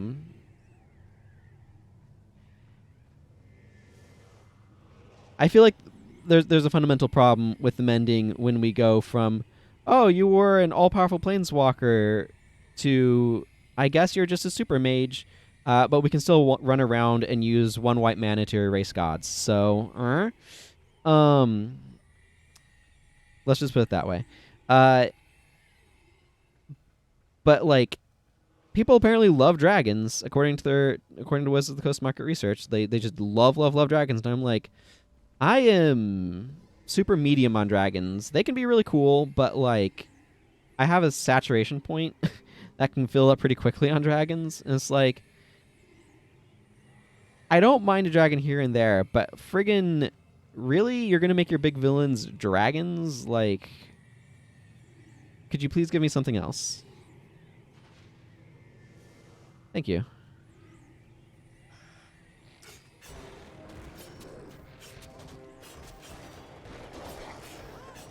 Yeah.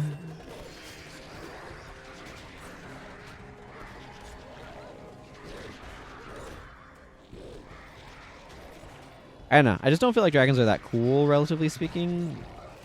Like, and again, I don't think my problem is that I have an inherent thing against dragons so much as I don't have an inherent thing for dragons, and I feel that they're overrepresented as a result.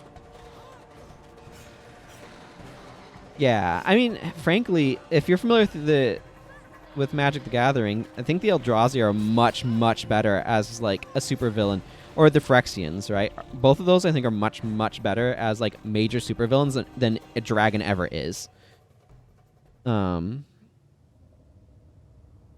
Like maybe if you made an Eldritch dragon, like sort of Eldritch horror dragon, but at certain point it stops being a dragon and it just becomes an Eldritch horror. Like that sort of thing is more compelling to me.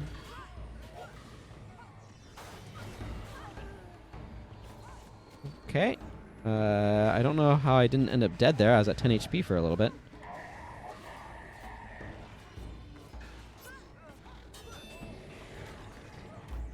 Okay. Yep, that seemed like a thing that was going to happen.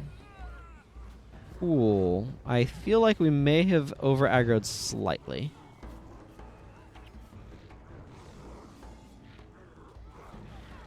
Yeah, this is my problem. We've got too many of these rains going on. It's alright. I kind of want to clear this map and then move on, but I think we're going to have to die first.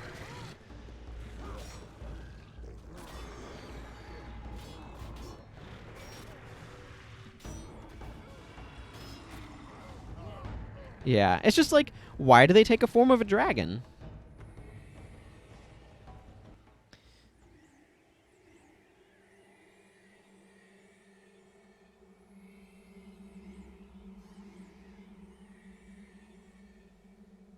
I don't know.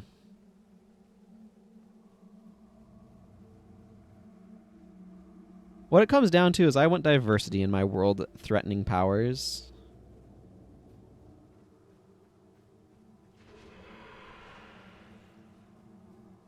Fundamentally. And, like, you know, I don't mind Nicol Bolas being a great villain of Magic. But I'm glad that the Phyrexians aren't also dragons, and X, Y, and Z aren't also dragons, you know? I'm not sure what the X, Y, and Z are in this case, but my point kind of stands. Where is this? I need to do something about these Blades of Terror, or these Reigns of Terror. They are living up to their name. The Great Storm turned out to not only be stuck in a wall, not entirely that much bite compared to the Bark. Also only a Lieutenant of a Dragon who is 5,000% more a big bad. Yeah, exactly. Well, and the other thing too is it feels like it diminishes the Great Dwarf. Of like, oh, the dwarves' entire purpose is to fight this like sub thing that turned out to be really easy to kill. It's like, that feels a little meh. But I don't think Guild Wars has ever done like a boss super well. And like, that's mostly just because doing good boss fights is really, really hard, but also the Guild Wars system is not conducive to good boss fights, I don't think.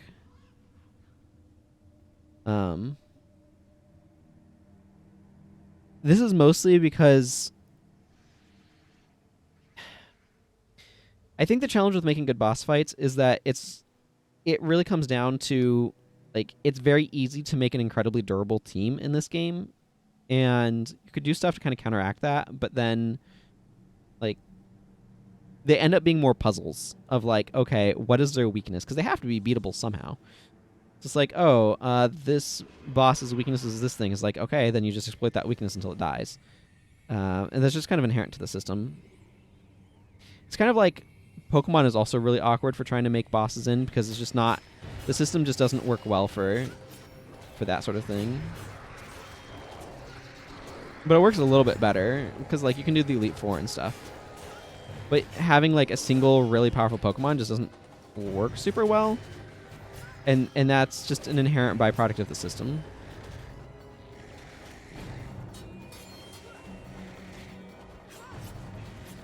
But I'm also not the biggest fan of a lot of the bosses in games. Like, I don't play games for the boss fights. I know that's something that a lot of people like, but it's just not what I'm interested in personally. Yeah, exactly. Abaddon has to somehow be beatable by people with swords. And like it's a little bit of reductionist, but it's also accurate. Like it's accurate in a broad sense.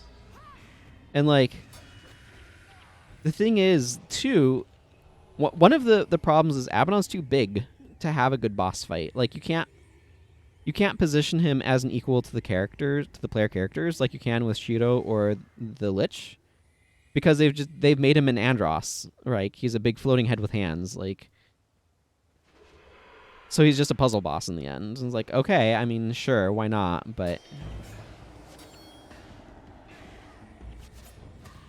I personally really like the Imperial Sanctum because you have an intense but quick fight. It's like usually if that battle goes long, you're losing, and I think that that's a much better setup.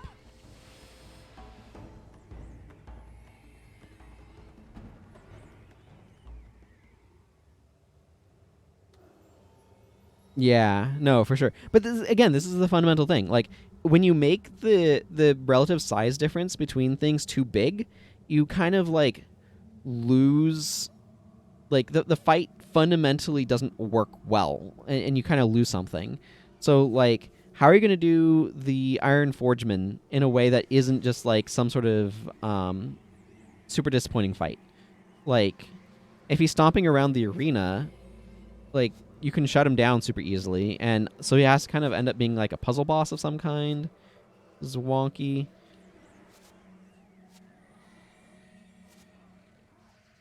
Look at this random battle going on over here in the distance.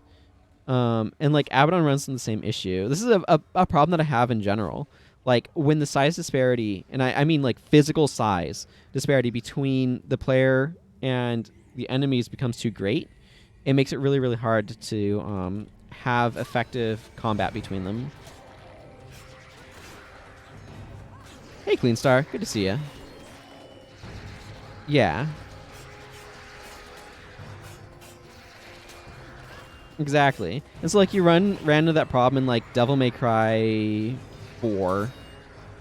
I have that problem with, in Dark Souls 3, Midir, I think, is a super uninteresting fight. Or is not one that I enjoy because of that sort of issue. The battle with the Ancient Dragon in Dark Souls 2 also suffers from that size disparity issue. We've got a couple of oversized dragons here that I'm talking about, but like it just has to do with their relative size.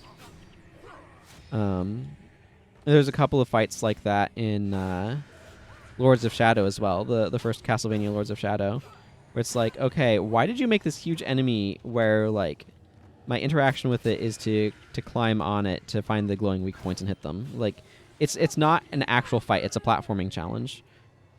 And it's like that's like not terrible, but it's also a very different. It's suddenly a big genre shift.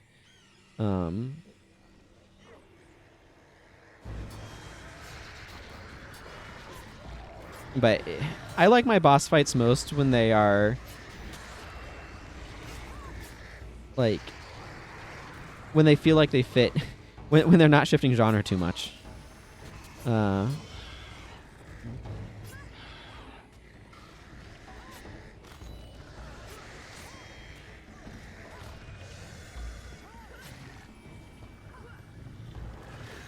anyway.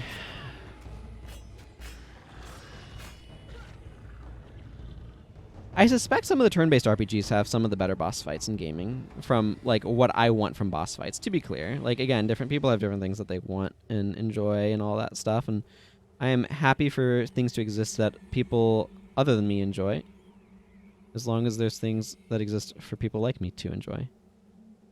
This is some wonky rock. It's a couple of faces mashed together. That's vaguely terrifying.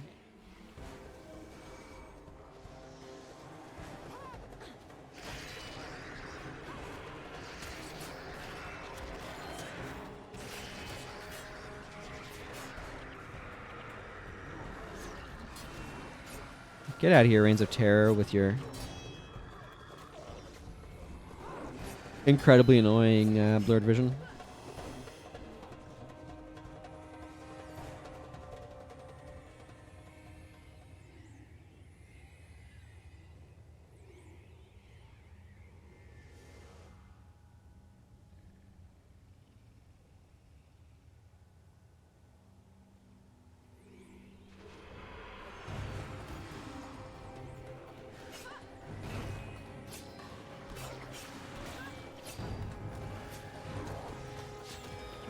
Blurred vision again.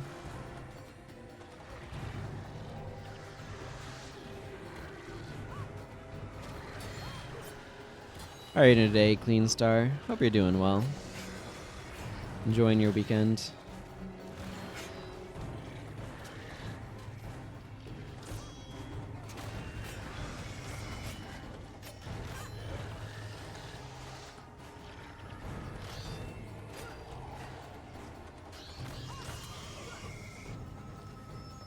I wonder what this map has done for my Lightbringer title.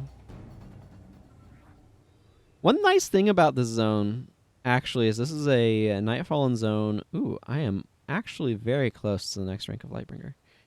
This is a Nightfallen zone that does not have the typical sort of negative effect on you, which is actually quite nice, now that I think about it.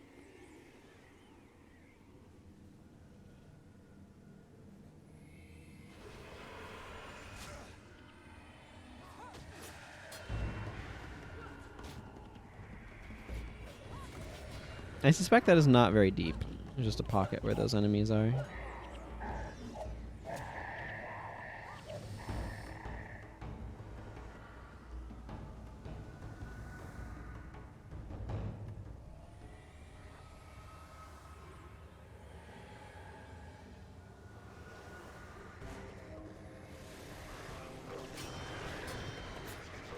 of terror. Get out of here.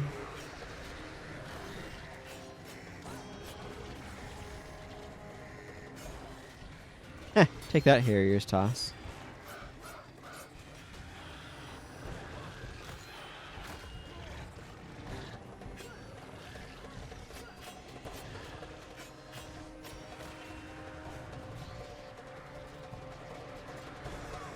Okay, yeah, we don't need these sides of chaos back here.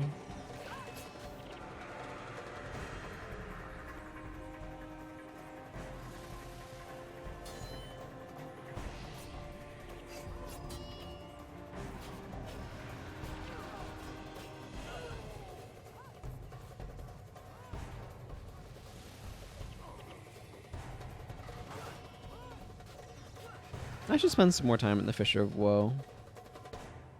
And the Underworld, maybe, too. I kind of want to do some more runs of, like, Tomb of the Primeval Kings. Get myself some more greens for heroes from there.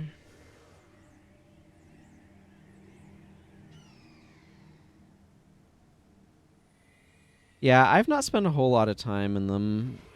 Fear and I did a run through of the Underworlds. I have not done any of the Halloween stuff yet, no. I'm planning on... Oh, yeah. The Deep. I have not done the Deep in a very long time. I have tried it more recently, but it did not go well. I have done Urgoza's War in a time or two with people who know what they're doing. I'm going to wait for this disease to wear off. But I haven't really spent much time there. The only... Like, I've spent a little bit of time in Underworld, mostly with the Halloween quest, actually, as Clean Stars meant referring to. Okay, that's cleared up. I've done Sorrow's Furnace a few times, but its rewards are mostly experience points.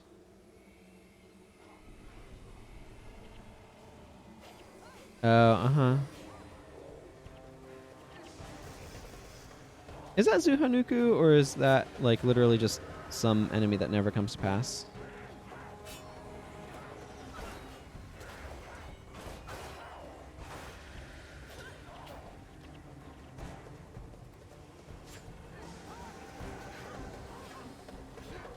Gotcha.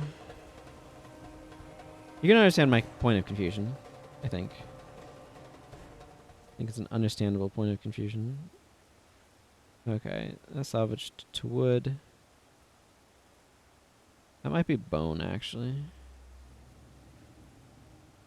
And hide.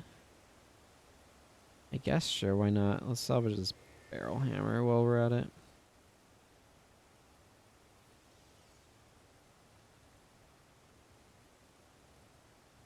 Mm-hmm.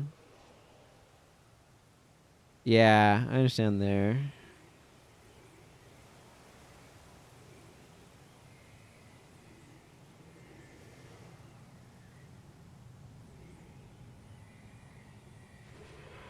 Part of my problem with Gwen in Eye of the North is she's too young.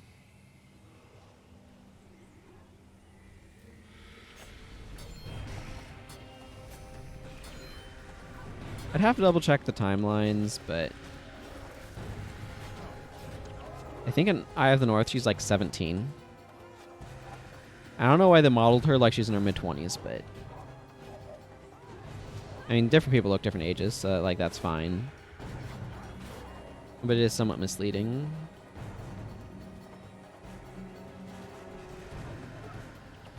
Like, she has way too much authority relative to her age, and it's like kind of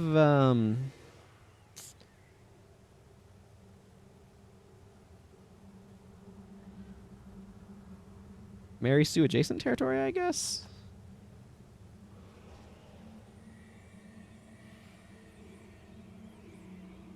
I guess it's just a little bit unreasonable for Gwen to be such a high rank.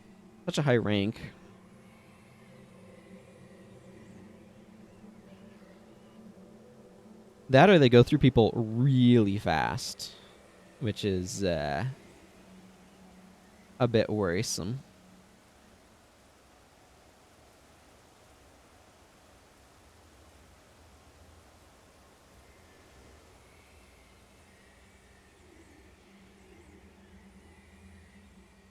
Yeah, there's probably a little bit of that, but there's probably a little bit of they were also fans buzzing about it internally too. I like I think we shouldn't forget that like game makers are often enthusiastic about their product and stuff. And like this is one of the challenges is making like art often has a blend of like how can you make this commercially viable, because you do have to make money in this world. And as much as I wish we lived in a world where people could just make art without having to worry about making an income, that ain't the world we live in right now.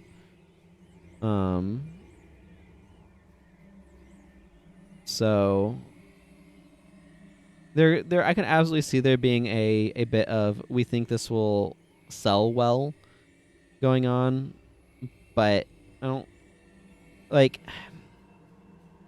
I don't know that that would be the only motivation, is all I'm saying.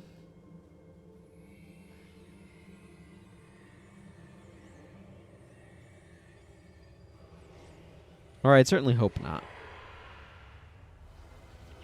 And I'd certainly hope that the people working there were more enthusiastic about their product than just that. But they also need to, like, not ignore it either, so that way they can keep making stuff. Yeah, it was. I liked the bonus mission pack stuff in general. It added a lot of nice details, I think.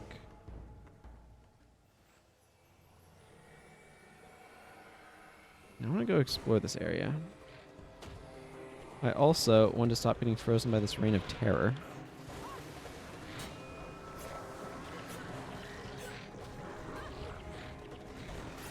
Oh my goodness, everything's so expensive because of this quickening Zephyr. One was the Togo one with the Tengu Wars, the end of the Tengu Wars. Try Asa and Sol defeating Palawa Joko at the Battle of Jahai. And Sol D'Alessio turning back the Char forces at Dimitra. When Sol went missing and all of that.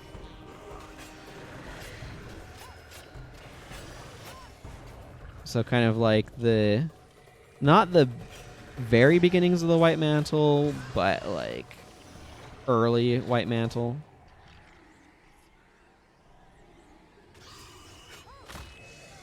And then, as you said, the Gwen escape was kind of the last one of those in that war part. This is White the Rock formation here.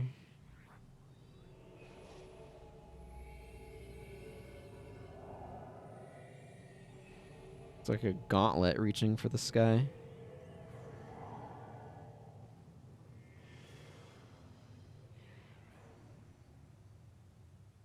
Okay, well, let's go. I think at this point I'm somewhat satisfied with my exploration, so let's go rescue a certain horticulturalist who's hiding nowhere deep in this zone for some reason. I think it's a horticulturalist. But yeah, the one with Terrariasta is pretty neat. You get to use Giant Stomp, which is good times, and spam Dragon Slash on things, and use one of the most busted shout skills. They did a lot of really interesting stuff, too, with them. The Terrariasta one has some good references to 300, the movie about the Spartans. The Togo one has, like, it feels like it's trying to mimic some sort of film style, which is, I think, kind of neat. The Gwen one has a very different sort of playstyle going on. Shows how she becomes a mesmer, of all things. And the Sol D'Alessio one is a very interesting sort of stealth mission.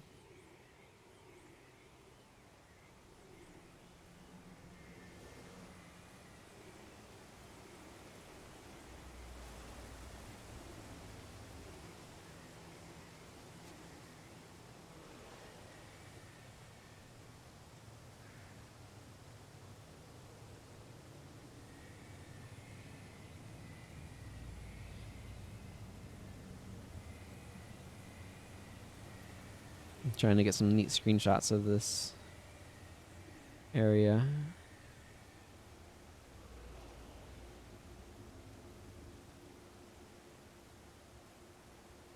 Garden of Seborhin? I assume you mean?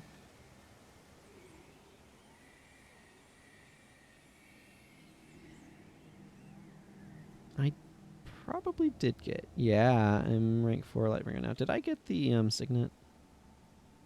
I did. Okay, cool.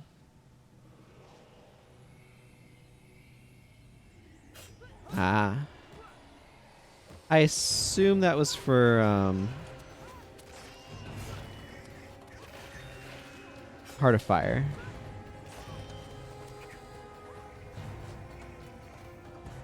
Man, I keep wanting Wooden Potatoes to continue his Let's Play of Guild Wars 2 because his enthusiasm is the lens that I want to enjoy the game through.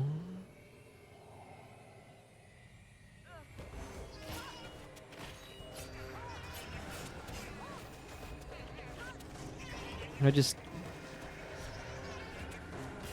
don't know. There's a chance that like Path of Fire stuff is something that I would enjoy, but I kind of don't want to risk it.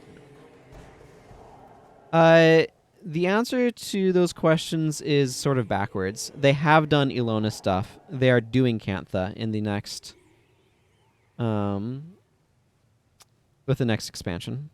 So the original release covered a bunch of areas of Kryda and whatnot. They added a few other random areas and some of the living world stuff they released after that. Yeah, he's been playing Final Fantasy 14 some, I think. Then they released an X-Pack that contained Maguma Jungle areas. That was Heart of Thorns. And then Path of Fire is like into Ilona and Crystal Desert areas, as I understand it. There have been some other maps here and there that have gotten released with various living world updates as well, as I understand it. And then End of Dragons is the name of the next X-Pack that ArenaNet's working on and has begun really promoting. That is scheduled to release sometime next year, like first quarter, I think. I've not been following it too closely because I'm not going to get it because I don't enjoy playing Guild Wars 2 enough to bother, but that's going to be in Cantha.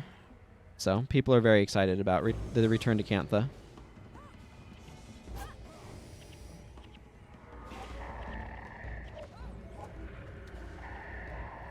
And yeah, it will be neat to kind of know. I genuinely wish that I enjoyed playing the game more, because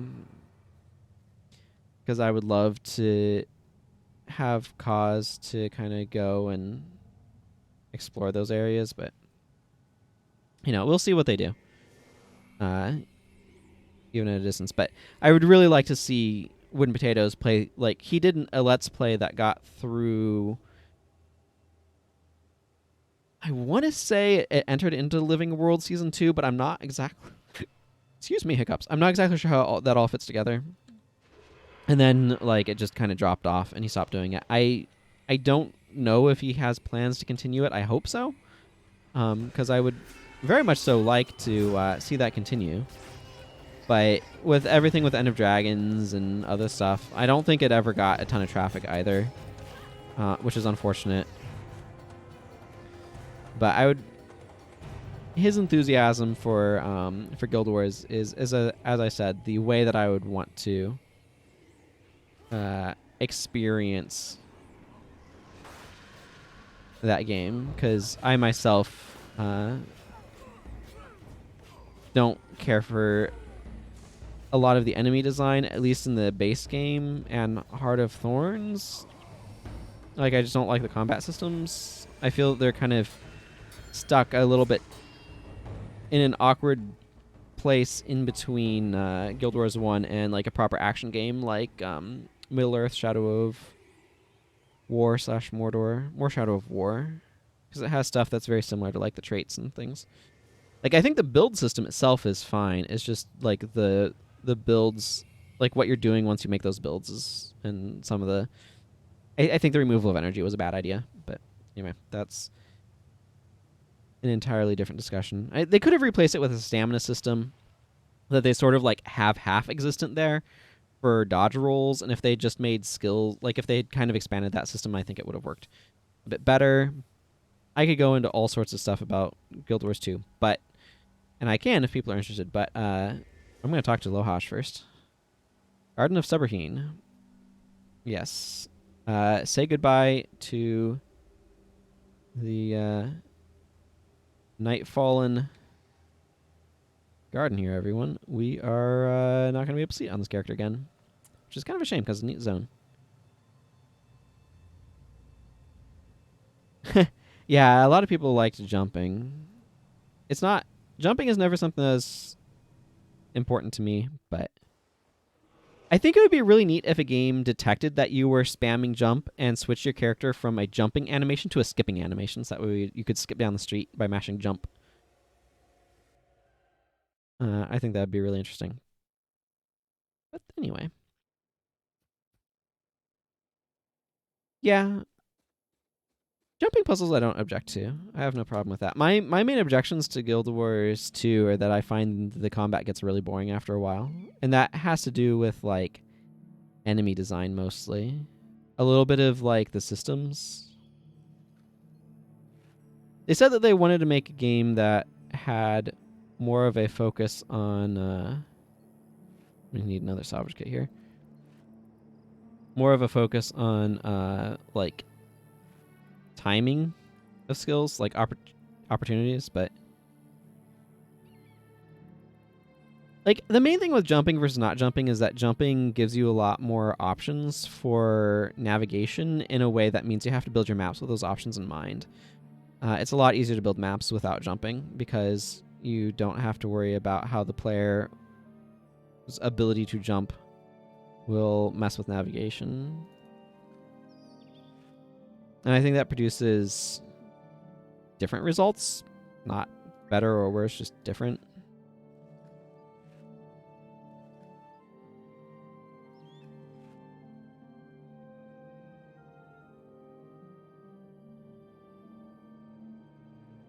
Mm-hmm. Yeah, there's a lot of centaurs.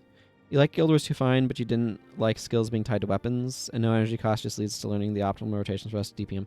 Yeah, and hey, Master Jack, good to see you. Yeah, like, that's one of my big problems right there, is the fact that skills had no linkage to each other meant that there was no,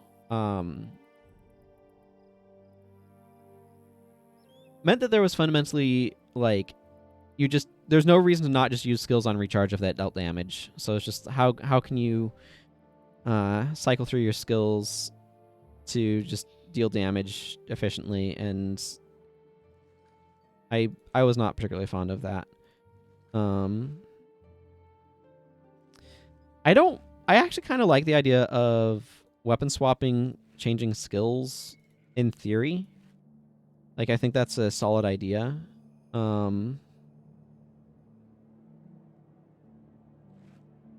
The narrowness of options is kind of I don't have a great way of phrasing this, but like, do I have a spare slot that I'd want to drop that in? Not really, no. Okay. But like the narrowness of the options is where it kind of becomes a little bit of a Firebound minor motivation. I doubt that's worth anything, but as always, I like to double check runes because you never know when something's going to be worth something when it comes to runes.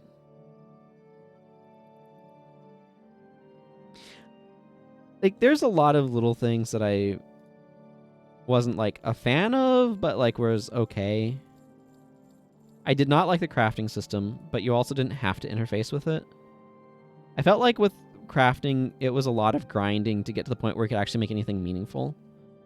And I don't mind the expanded number of materials. I don't like the tiered system of materials. And I think that it was just super tedious to work your way through.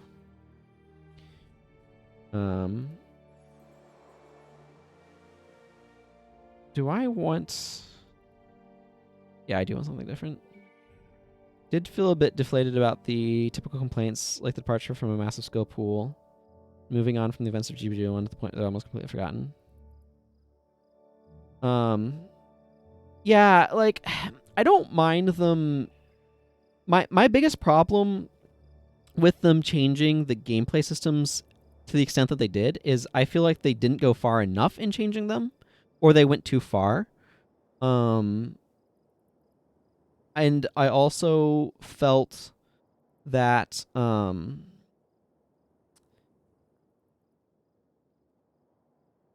like cooking was good. Cooking was a really good was the best implemented crafting system in that game in my opinion.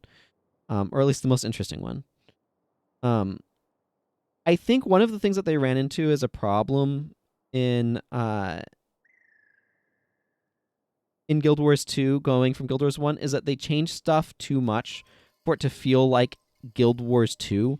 This was, I think, a bit of a problem that Dark Souls 2 had as well to an extent.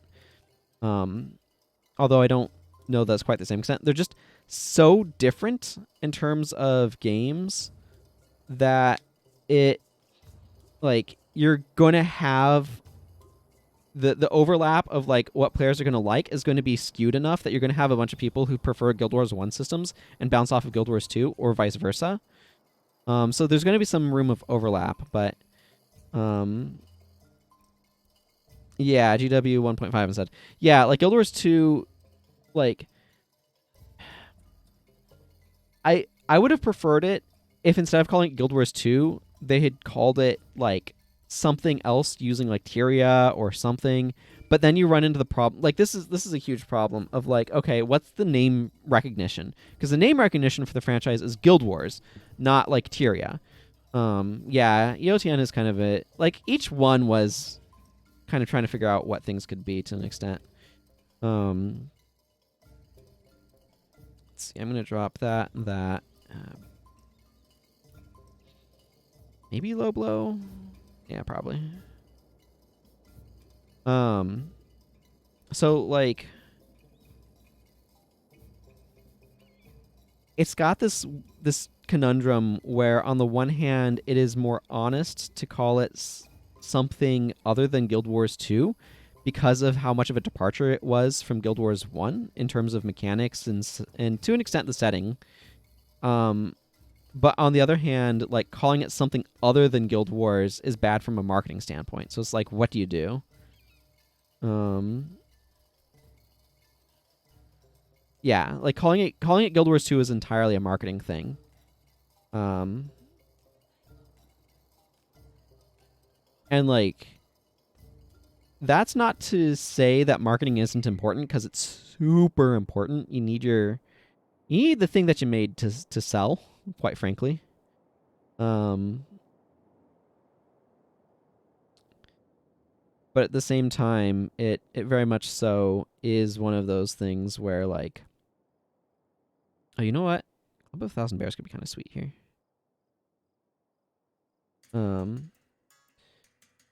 Like, so that's super not nothing. Like, being able to actually sell your product is just really, really, really important.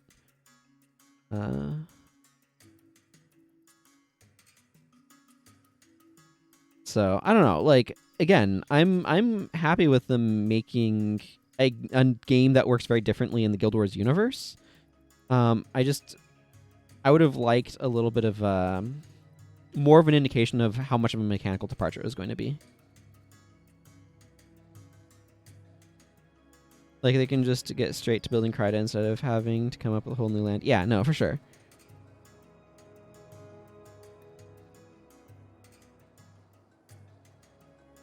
And see, like, I personally dislike that change, but for a more action-oriented game, I think that change actually works really well. And this is where my problem with Guild Wars 2 being too much like Guild Wars 1 comes in. I kind of wish they had pushed it further into an action game. Because I think it's trying to be an action game, but it's like being hampered by the skill bar and things. Like, I think you want to rework it to work well on a controller and be like more of a full-fledged action game, like something. The game that to my mind is the closest comparison point is Middle-earth: Shadow of War, but like you can go with all sorts of different action systems. You could go with more of a Dark Souls action system as well, but something that like pushes it, or like more Diablo-ish or something, but something that's looking at those single player games. Because the thing is, like, Guild Wars 1 is super team oriented, and one of the things I have as a problem with Guild Wars 2 is that all of the classes kind of in the end feel like you're playing some variant of DPS. And that's probably not as much the case in dungeons, or at least I hope not, in like dungeons and raids and stuff, more dedicated party content. But like for open world stuff, it very much so feels like that's the place things exist in. And I would like it to be different than that, but I think I'm going to just slot in Falling Spider here. Otherwise, I don't feel like I need to change much about my party. Scourge and Enchantment, I guess, is maybe not as necessary. Yeah, I'll change that.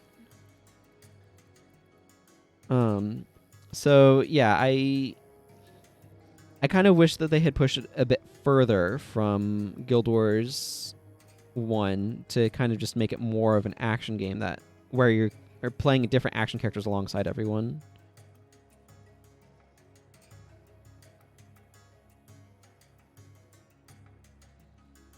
Yeah, Guild Wars 2 is very much push buttons. Usually dominated by the OP ones like Scourge and Firebrand. Yeah, I don't know much about Guild Wars 2 high-end stuff. I don't know. I know that they have elite specializations. I'm familiar with the concept, but I don't really know the system either. I like having additional condition removal on her.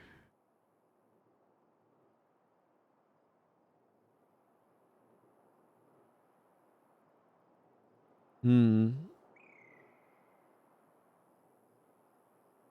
a lot of that comes down, Cleanstar, I think, to the fact that enemies don't have enough variety when you fight them. Like, any given enemy is very similar to any other given enemy, and it's just a matter of, is it a ranged enemy or a melee enemy? And that's the biggest difference.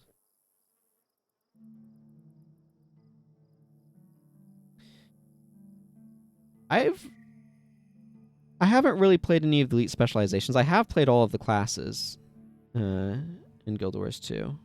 Like, I have a character of each class. What do I want to do here? Do I want to keep...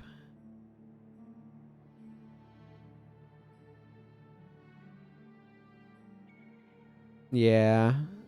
No, they really want you. And like, it's just a thing where like the design of an MMO wants certain things, and I feel that they were stuck with sort of that reality.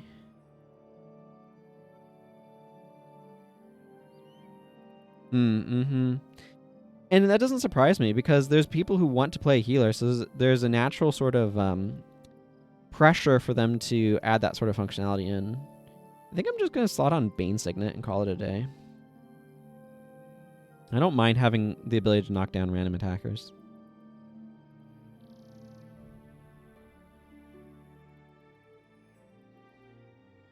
Yes, we are ready. Oh, I need to switch daggers and potentially armor. Oh my goodness, my thing is full of random stuff. Okay, well, I need to remember to clear that out as well. So let's just pull these out of here.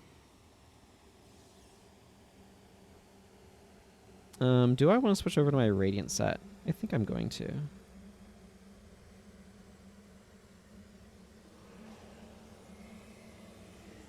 Yep, this one. And again, like I think if it was a more action oriented, and a lot of what I think would make Guild Wars 2 a game that would be more fun for me to enjoy. Yeah, it sucks to have to carry the glowy lights. But I think a lot of what would make Guild Wars 2 a game that I would enjoy would be if they had implemented more interesting enemies to fight and stuff that you had to specifically do to like interact more actively with them.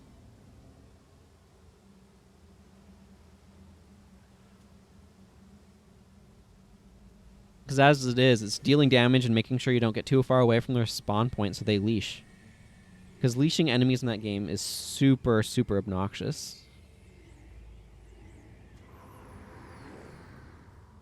If people don't know what I mean by that, it's when an enemy gets pulled back to their like spawn point.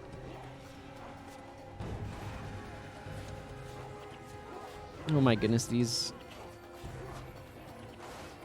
Okay, there's a cleric over there.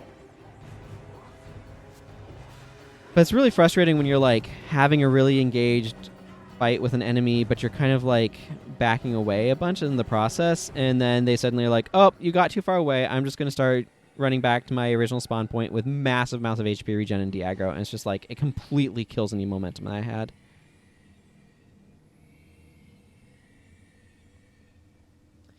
Yeah.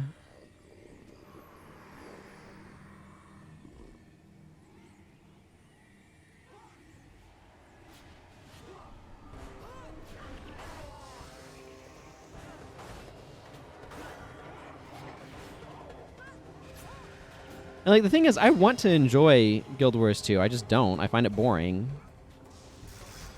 And like that makes me really sad. Because I want to like it. There's a lot of things I like about it.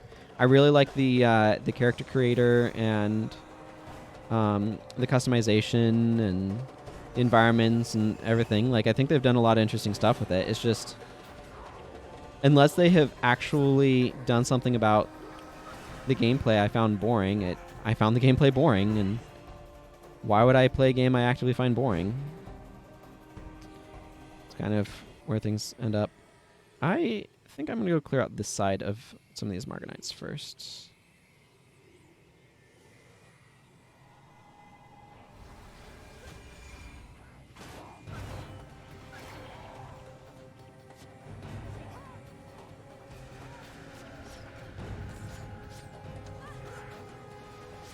Aegis.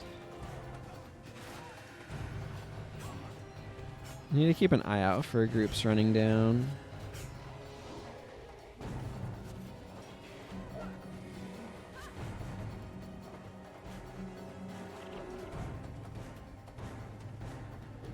This is a weird mission. It's a mission where you really want to go a little bit slowly. What it kind of comes down to.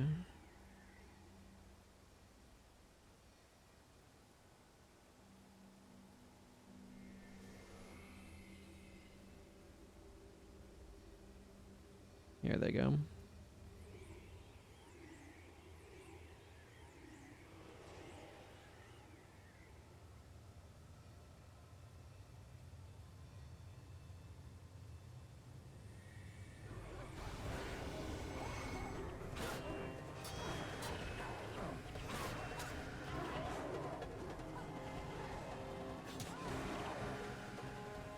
Okay, cool.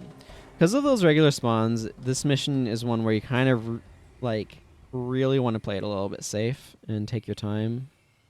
Otherwise, those random spawns will wipe you out.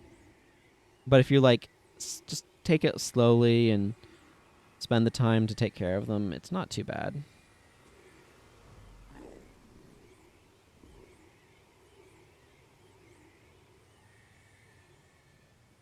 I think it'll probably come more this way this time. It's a lot cleaner once you've cleared out the middle. But I'm going to pop these guys and then figure out where the next group is coming from. And take care of them. Then I'm going to start clearing out some of these middle groups and then the side groups for the Master's Reward. I want the experience points from the Master's Reward.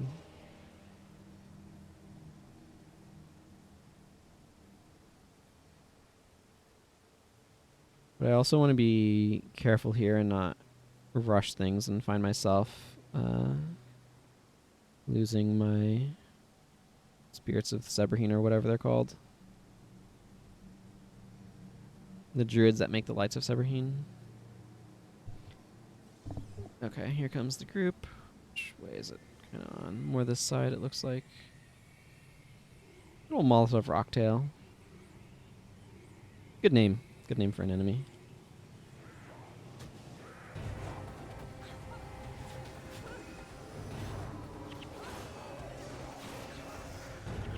Okay, I do need to be a little bit careful. The spawn group is going to tend to clump up a lot.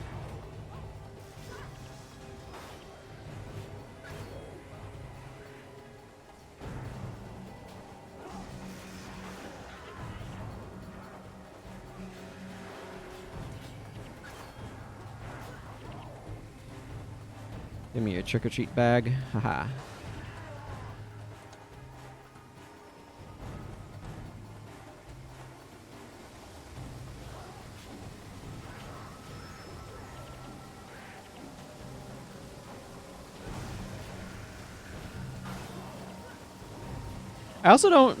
I just don't enjoy the persistent open world as much mechanically. I think it comes with a lot of compromises, and I just don't enjoy those compromises. Like, you have to ask the question, okay, how do we handle having one player here? How do we handle when another player shows up? How do we handle when there's 30 players here? And there's not necessarily always great answers to that, and I just don't enjoy being part of Zergs either.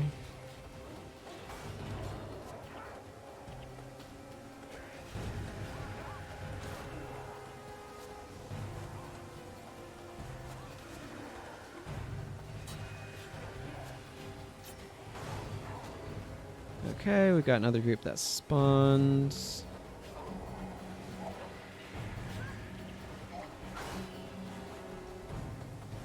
I'm gonna go intercept them. Yeah, that should get their attention.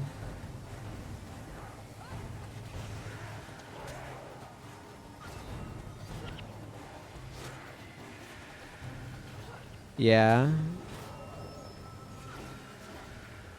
There's a lot of really silly names there.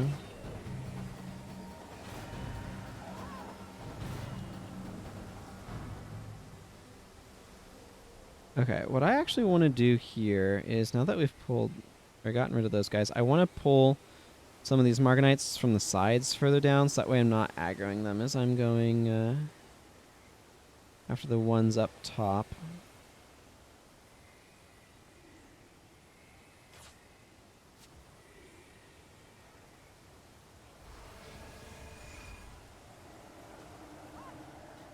Yeah, there's a lot of great silly names.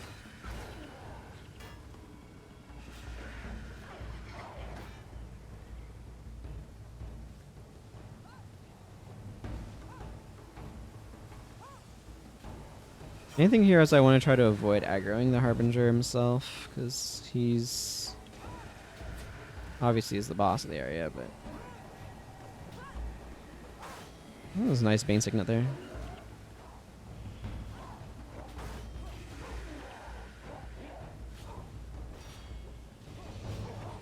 Rodgort thing. Yeah.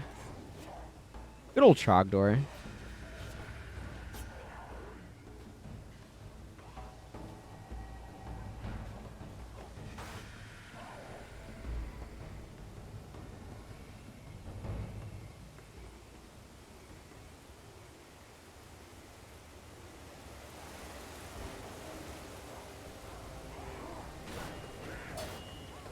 I enjoy the Trogdor stuff.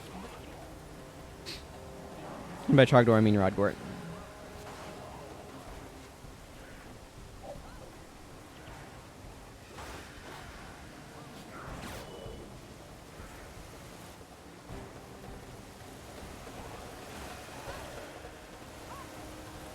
Okay, well, I'm happy to clear these guys out, but I do want to sort of ignore the big guy there. He's invulnerable to anything but lights anyway, but...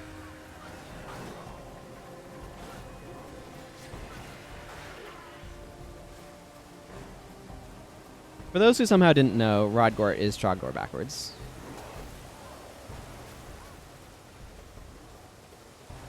Okay, come on. Break aggro.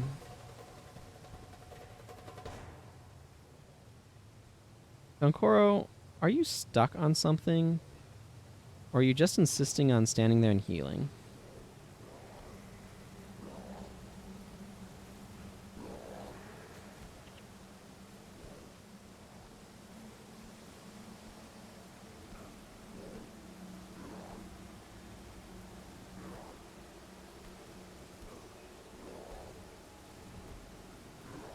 Harbinger.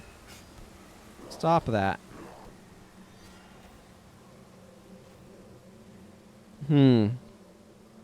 There we go. Dear goodness, that took way too long. I'm going to wait for the next spawn of Margonites before I go. I kind of want to go take out that guy on the side over there, but we spent so long with my dudes trapped on... Yep, exactly. That I thought the spawn might be showing up soon. Yeah, I don't know what the AI was thinking.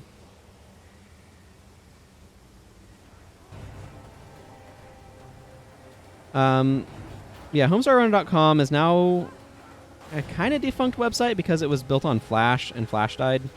They have a thing that they're using to kind of make up for that. But they do have a YouTube channel where you can go see all their stuff.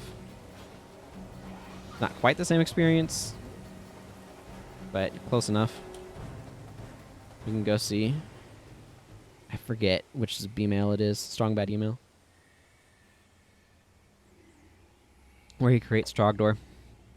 And I had a Kickstarter for a Trogdor board game that did really well. The brothers chap who made homestarrunner.com and everything with that. Strong Bad was kind of the bigger character there because of the popularity of his emails, but...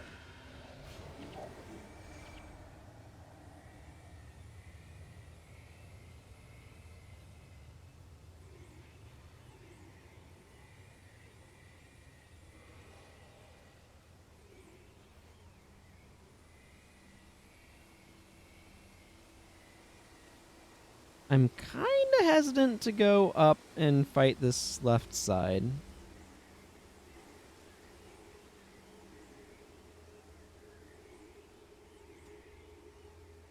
I'd rather play this one safe. I've spent enough time here as it is that I'd rather invest the extra time to make sure I don't lose rather than get hasty and lose. So I'm just going to wait for the next spawn. Which might be a moment. And then I can go after the... yeah, here they come. And I can go after the other side. I might have had time to take it down, but I didn't know for sure, so I wanted to play it safe. Here we are.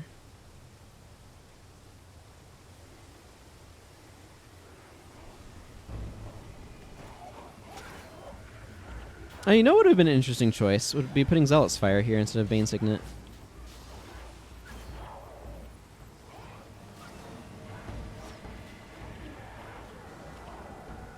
It would certainly be an amusing choice. It would allow Blood is Power to trigger Zealot's Fire and deal some fire damage around my casters.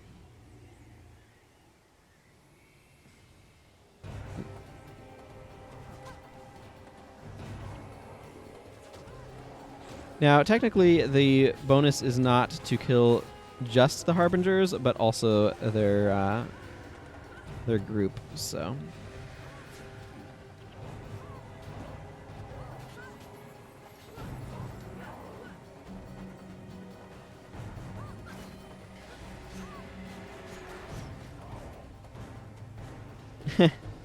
Fair enough. Yeah, Way of the Empty Palm is nice for energy management. I find managing Way of the Empty Palm to be a little annoying, though.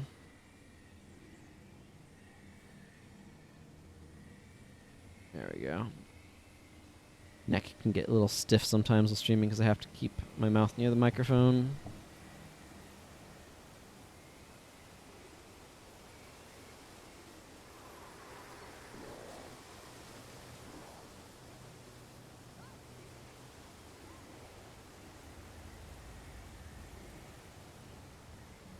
Yeah.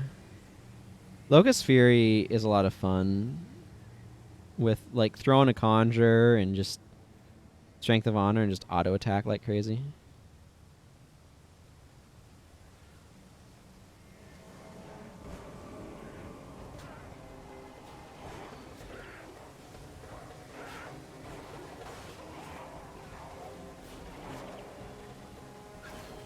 It's not great in areas with enchantment removal for the obvious reason of it being an enchantment, but other than that, have a good time with it.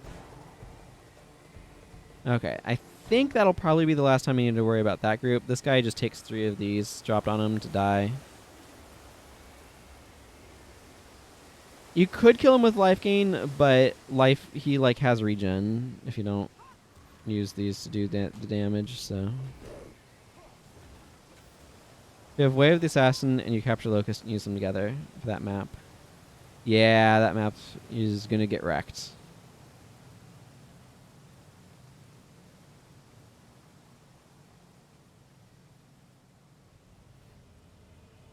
Absolutely demolished.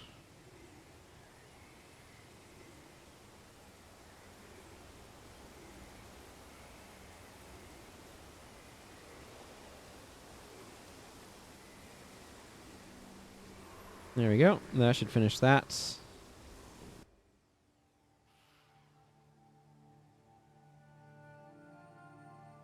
Okay, whatever. They can have their conversation. I don't really care that much. Okay, cool. That's Jennur's Horde. And that should fill up my Nightfalls book. Does indeed fill up my Nightfalls book. So that's excellent. That's where I wanted to be. Let's go. Turn that in at the Chantry of Secrets. Because that one does something.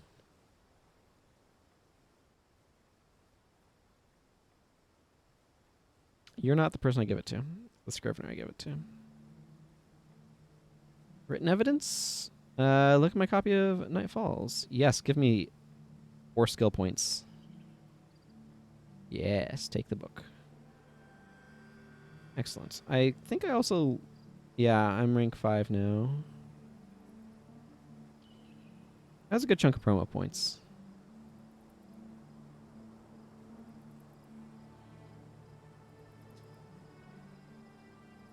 Yeah. Just stack them buffs. My ear is kind of itchy. Okay. What do I want to do at this point? I mean, I want to do Halloween quests.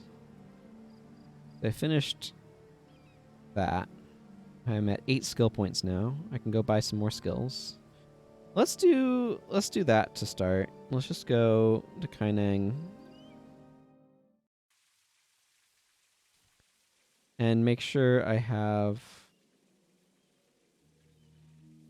all of the assassin skills. That seems like a solid starting point.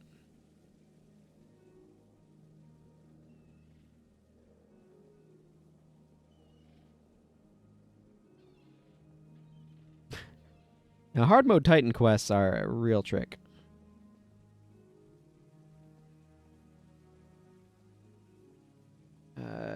Give me that much gold. That's probably more than I needed, but whatever.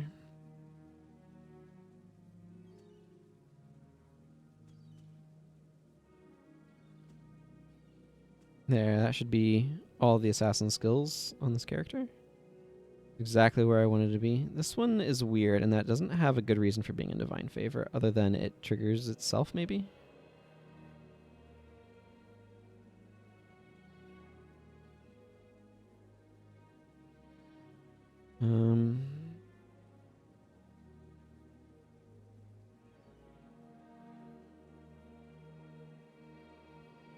Whenever you use a skill that targets an ally. Yeah.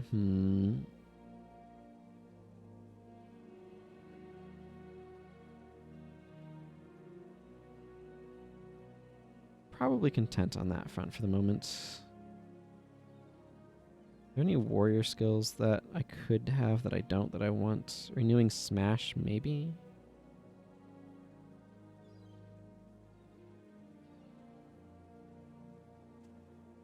Sure, I'll pick that up. I'll save the rest for later. I have 2 skill points I can use. That's kind of nice.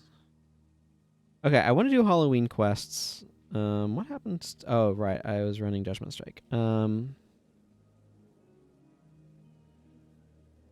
think I'm just going to slot in Skullcrack for now. Whirlwind attack. Skullcrack.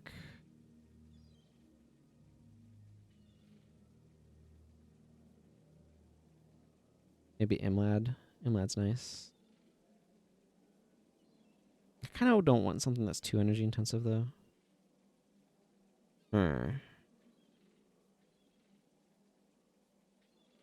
What are my options?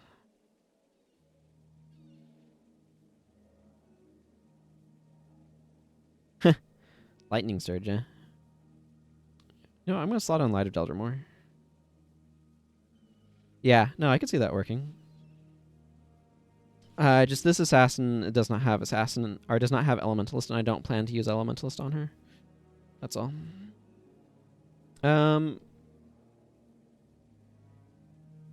Let's see. I don't need costs in the party.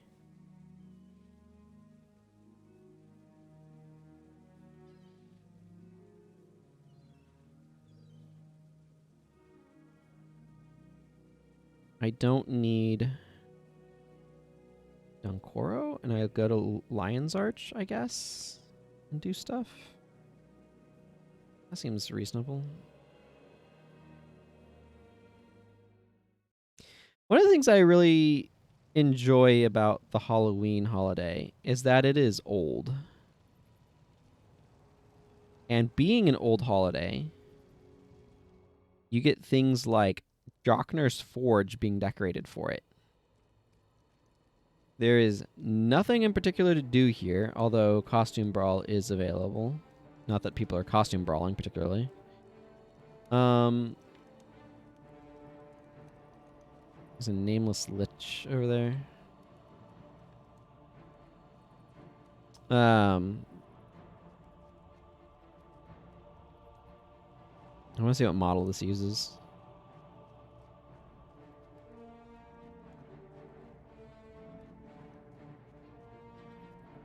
Oh. This is a more recent NPC. Because this is one of the costumes that you can buy in the shop. In both Guild Wars 1 and Guild Wars 2, I believe. With some very high heel hoof shoes. But I like that, you know, you get this going on. You also... Oh, I haven't been there? Well, that can be remedied.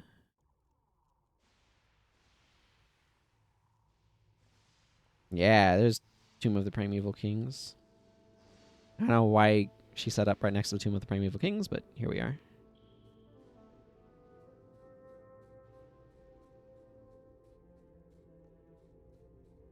She being Glint.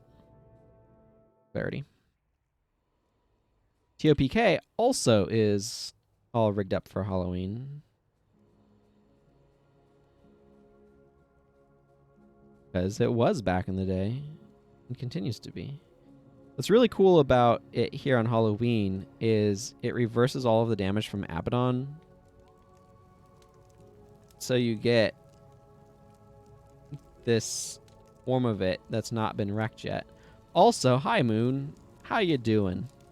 I have a screenshot that I used for some Halloween quests on my YouTube channel a while back with a necromancer, Erithos Yggdrasil, one of my necromancers, here looking up towards that moon. There appears to be a dragon or wolf or something in the sky there. It was you, Clean Star, right? Who had who's found the like horse. in the skybox. That looks like some sort of serious jaws.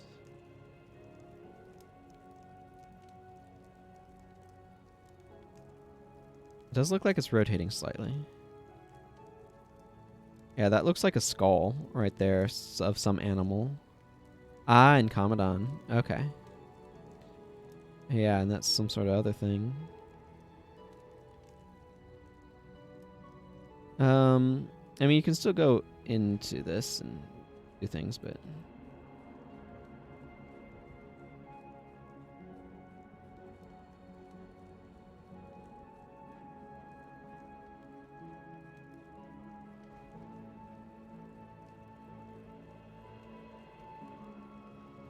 Look at this. I don't know what happened to the music. It just suddenly decided to not be anymore.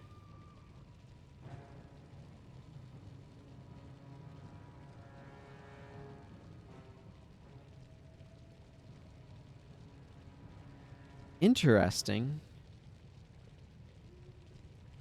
That's very interesting. I wonder if anybody's extracted these textures and like really looked at them. Because okay, so what I'm saying interesting about is this is clearly a char. So these are warriors fighting against char over there. Yeah, it looks like it's the same set of textures over here as well. Which makes sense. Like, no reason to make a bunch of additional assets. Hi, random priest.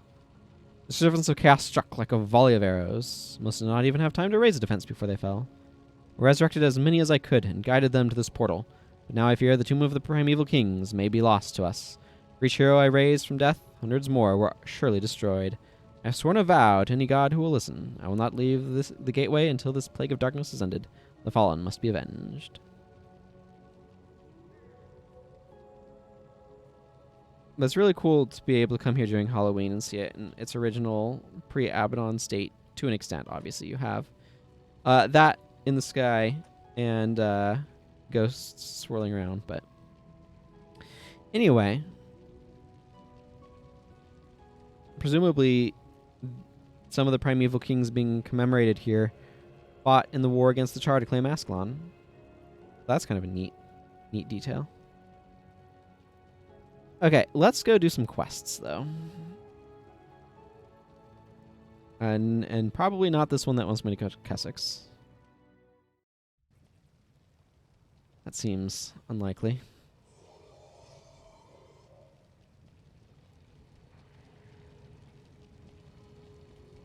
Okay, so this has a solo quest that gives you Transmogrifier tonics.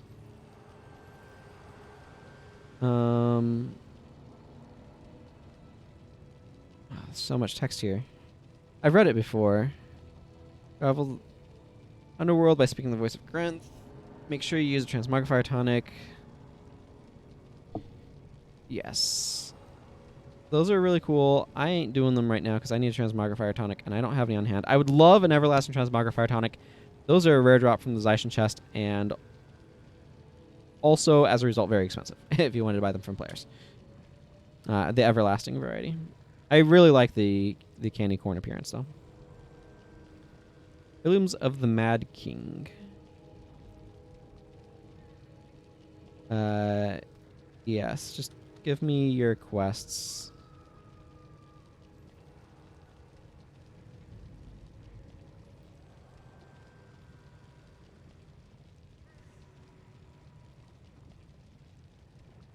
Oh yeah, this one. I might do this one in a moment. I really enjoy that one.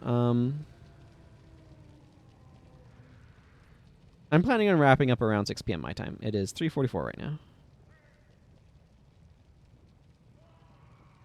Okay, Ghoulish Accessory Token. I don't know if I need... Who'd you exchange those with?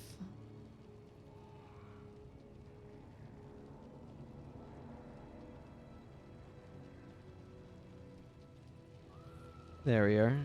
Festival hats. I think...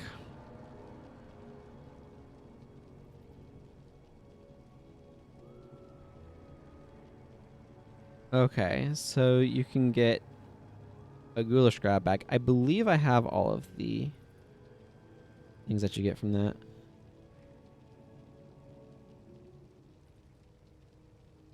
I'll examine that on my own time. Y'all don't need to watch me try to figure out if I have all of the festival hats at this point. Okay, we'll meet up with the Ascalonians outside of Lion's Arch. That seems fine.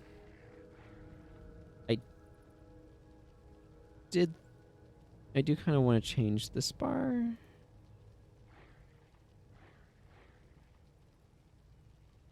To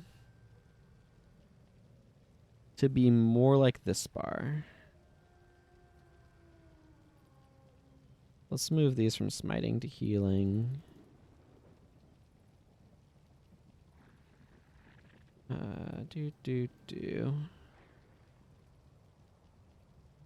Move hex, gift of health. I do want something for conditions here.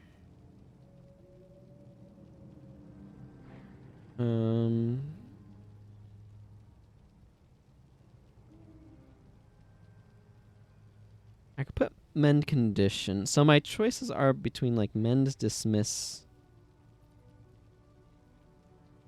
and mend condition, dismiss condition, and mend ailment. The advantage to mend ailment is that the 5-second recharge means that they won't spam it like crazy, which is beneficial. The advantage to mend condition is that shorter recharge means they can spam it more. I think I might just go with dismiss because it's kind of in between. And self-target. Not as good for healing, but I don't really care. I'm not bringing it for healing.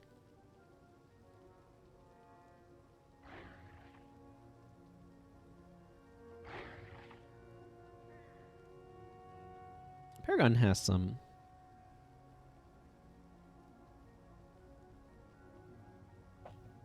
condition removal as well if I really wanted, but we're good. Okay. Let's go. Like, there's some decent cleansing and stuff going on over there. I just wanted to make sure I have enough healing, so that's why I wanted a couple additional copies of Gift of Health. I'm running like 3 copies of Gift of Health in this party, but that's fine.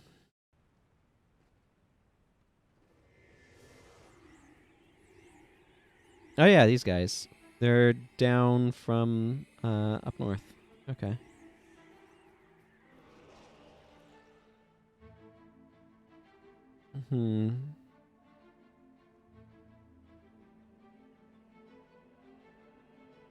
Harmonica.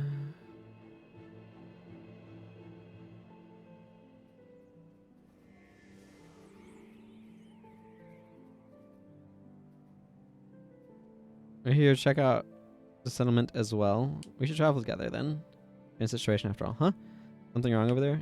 Yeah, that's just a problem. We have no idea. We're here because communications and trade in the settlement in the Eye of the North have completely halted. We think it has something to do with the resurgence of the Mad King, but so far, all the teams we've sent to investigate haven't come back. In case, it's our job to figure out what's going on and correct the situation if necessary. Let's move on.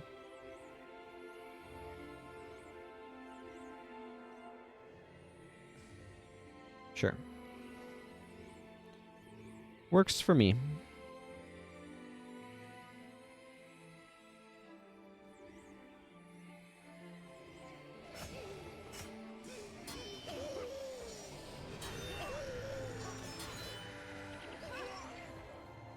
And they die quickly. And their fire imps at like level 11.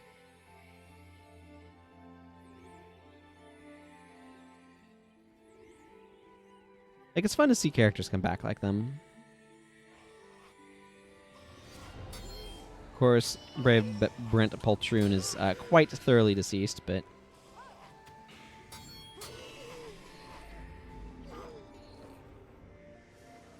what you gonna do?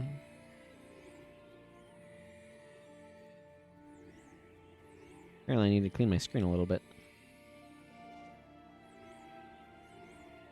Give it a little bit of a dusting. Tengu.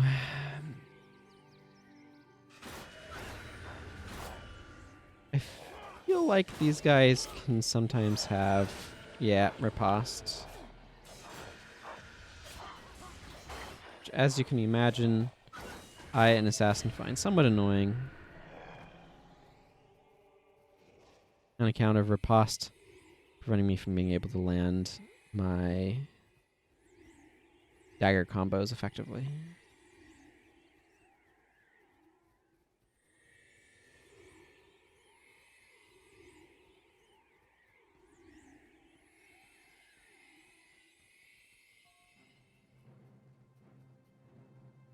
That's right. We get these random sets of skills.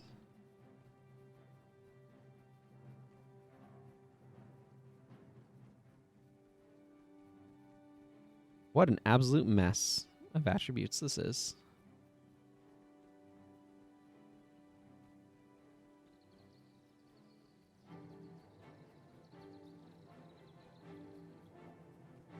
Is this the front entrance or the back entrance to the Ascalonian settlement? Because I always think of this as the back entrance, but it also tends to be the one I use most often. Because you could go up this way and go in sort of the front, but this feels slightly more direct, even though you're kind of hooking around. But it also feels like way more of a back entrance. The other entrance has like a gate and things, and this one just doesn't. It's just there. I do kind of wish this had somehow been given a an outpost. I feel like Kryda lacks outposts. Like, it has, what? A decent number. Bergen Hot Springs, Beetleton, Temple of the Ages, and Fisherman's Haven for outposts. But, like,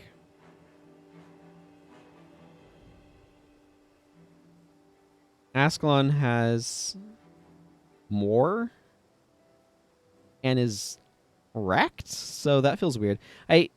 Frontier Gate, Pickens Square, Greenwich Courthouse, Sauter Lake Sanitarium. I am missing Serenity Temple, which is down here? No, over here. Serenity Temple's over here.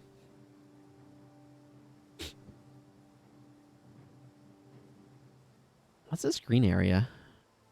Is that the arena? That might be the arena. But yeah, Serenity Temple's right over here. So that's 5.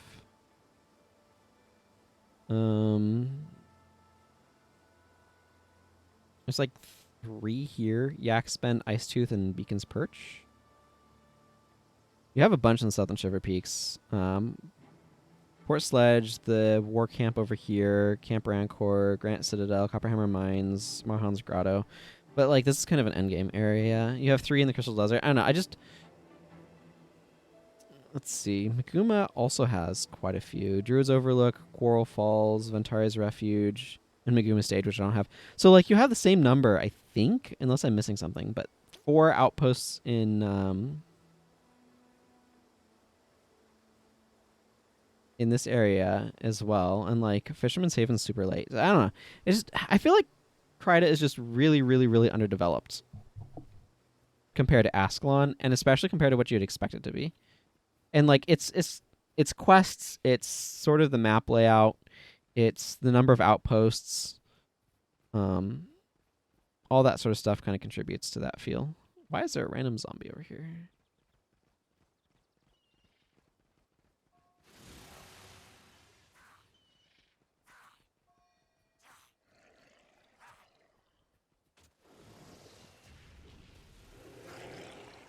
Oh goodness, I have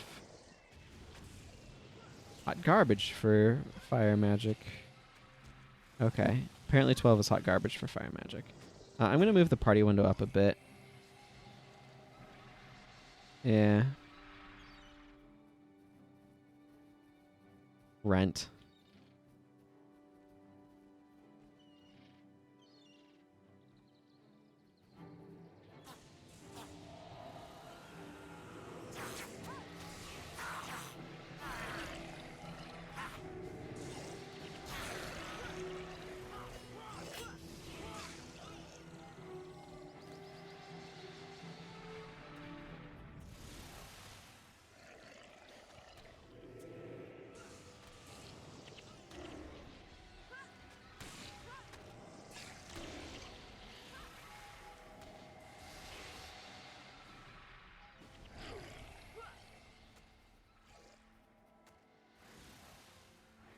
Hello, Goer. These are the Decade Daggers from the anniversary event. Ooh, that guy was in frenzy. They are zealous, 20% additional damage during festival events, fortitude daggers. Also, they look cool, which, as far as I'm concerned, is a very important stat.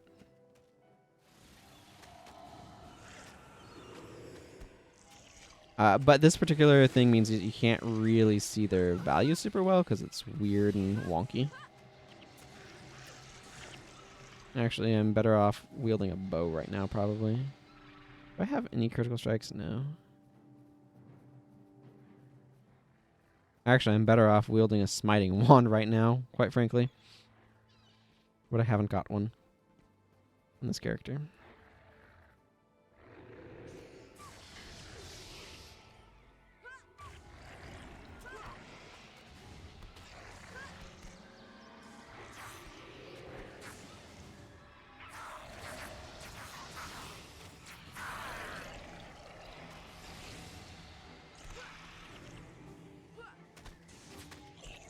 Yeah.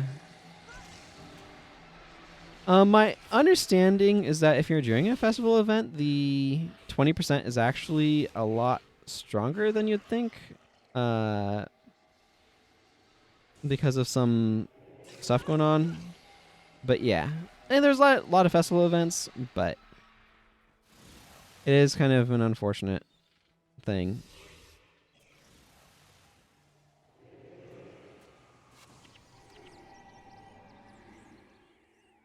Healing signets, please. Need to go to the other end of the settlement.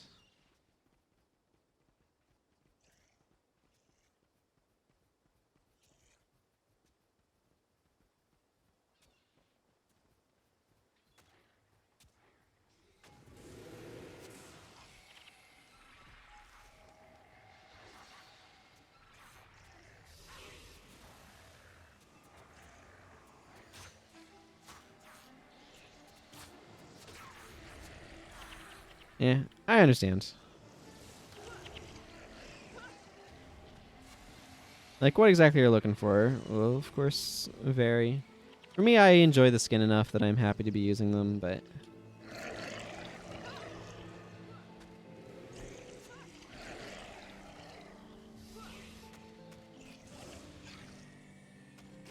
But yeah, if you want to be optimal, then they're not really great outside of the event. Or outside of event times.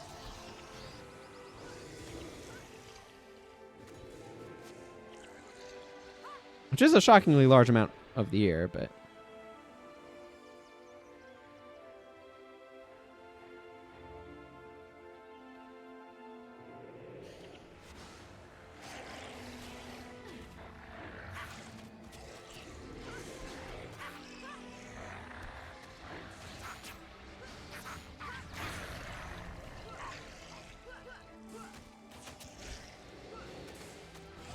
Nothing like echoing Spear of Light.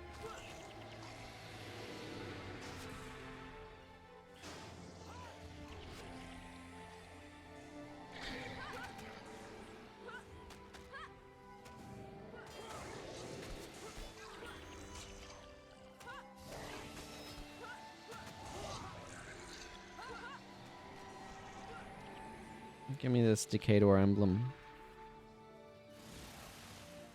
Close the window, you're letting in the cold! This is a thoroughly goofy quest.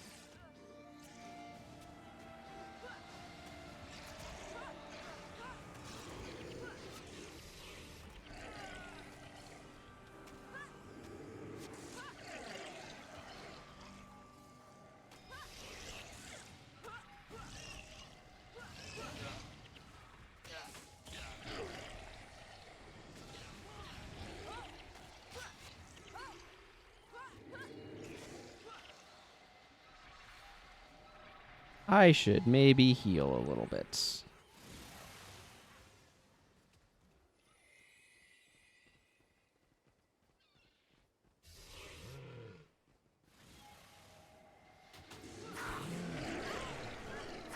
Oh my goodness, that guy exploded into way too many minions.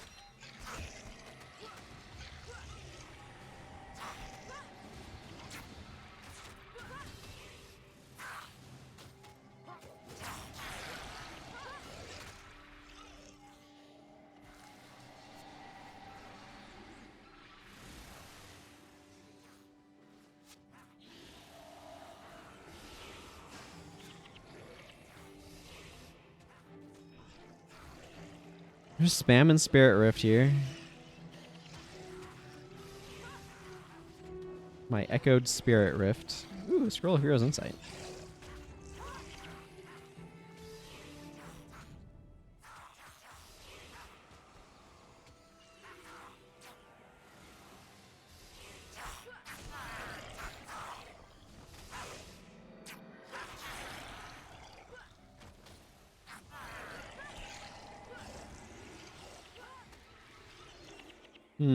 Echoing Flare is not a great move, but the AI doesn't know that.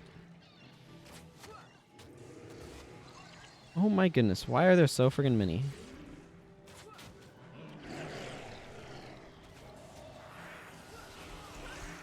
Yeah, there are events pretty regularly, for sure.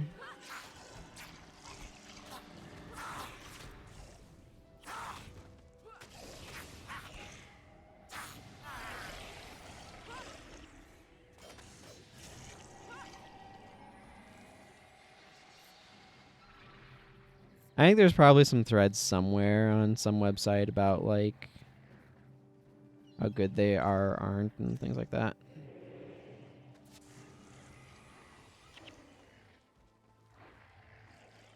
And when's the best, or whatever, stuff related to using them.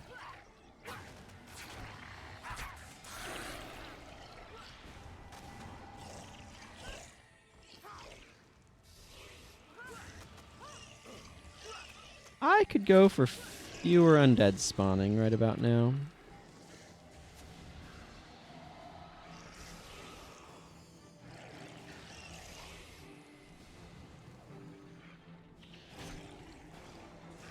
Remember, everyone, no solicitors.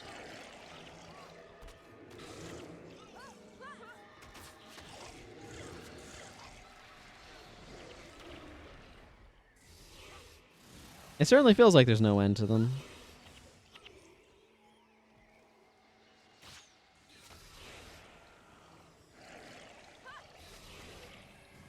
You mean stabbing isn't fast enough? Maybe we should try punching. It worked on a stone elemental I tried it on once.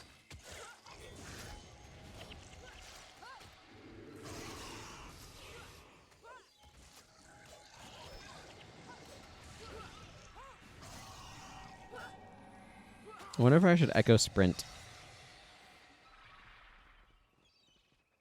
That just sounds silly.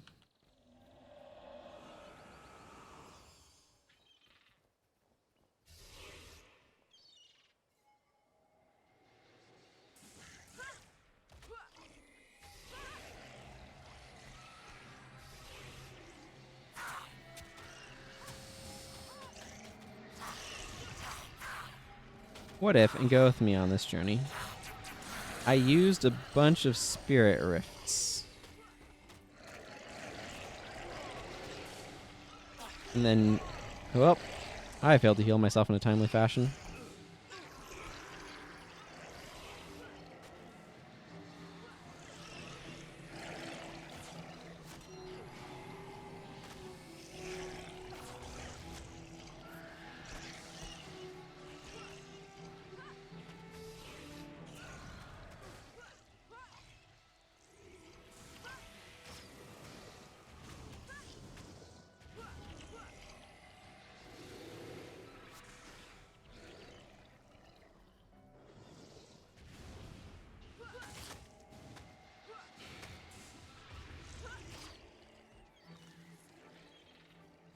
Oh my goodness. More just had to go and pop up, didn't they?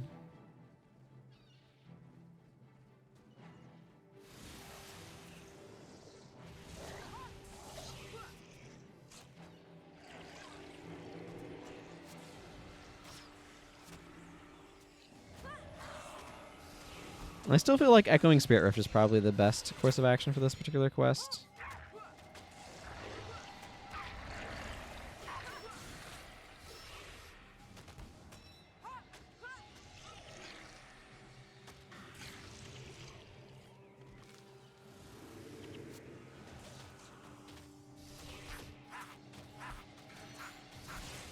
Has the benefit of having a shorter cooldown and being a skill you kind of want to spam.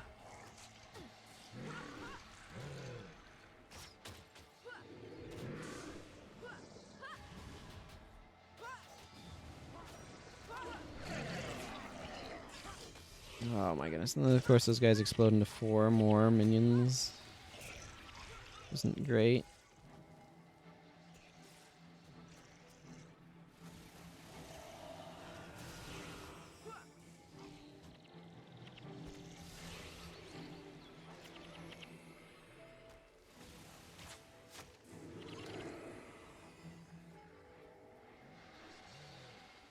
At least one must survive.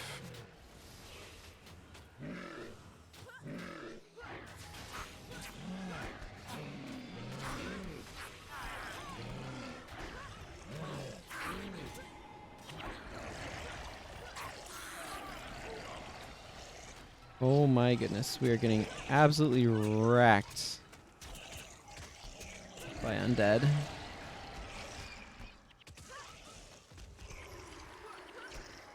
Shouldn't we have gotten a morale boost from one of these guys? Or are we just dying so much that, like, it's not a relevant factor?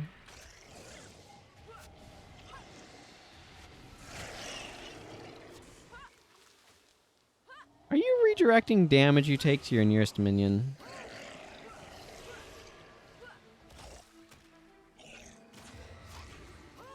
Well, given how quickly that guy died, I'm going to say yes.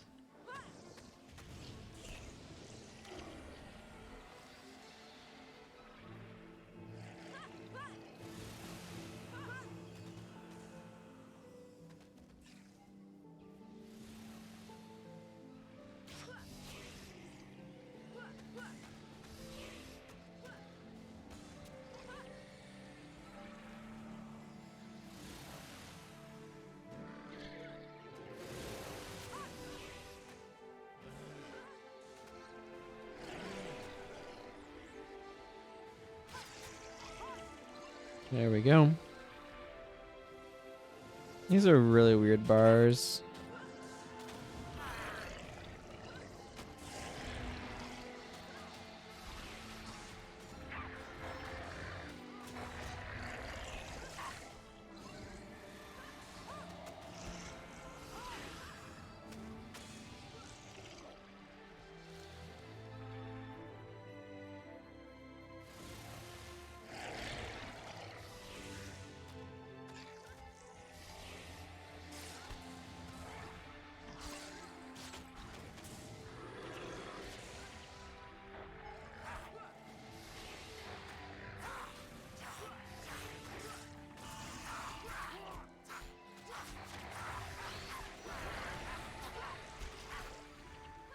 Gotta keep chucking them full of spirit rifts, I guess.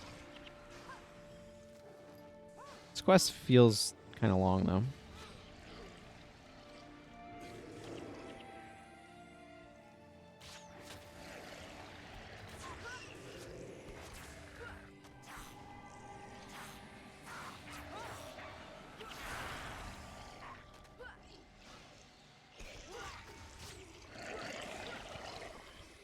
My inventory is full. I guess so.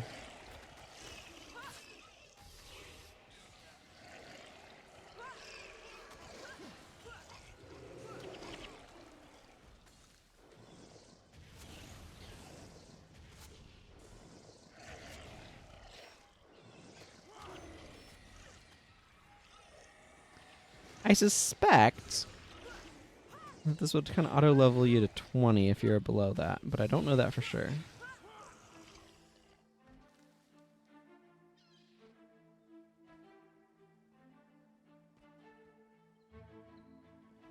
It probably does.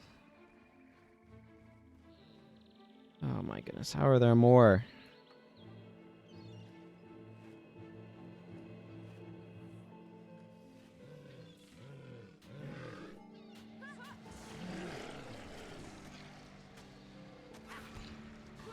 Well, I think that's probably the final boss of the area.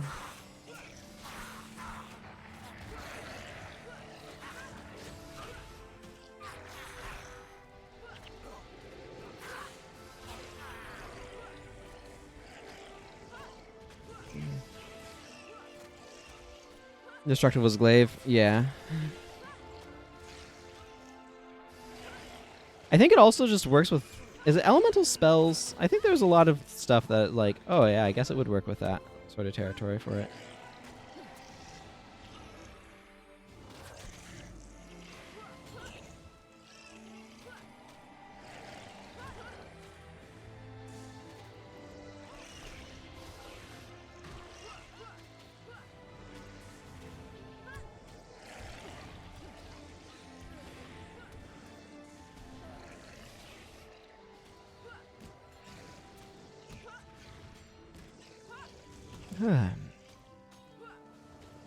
Oh, it has mending or touch. Of course it does.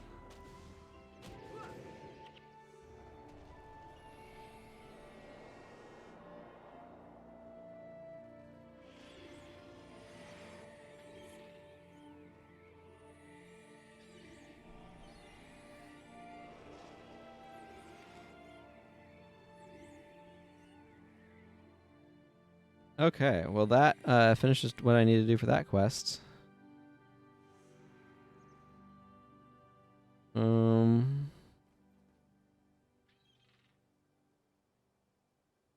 Yeah, this one's really cool because this one lets you go into a Eye of the North map and explore it a bunch.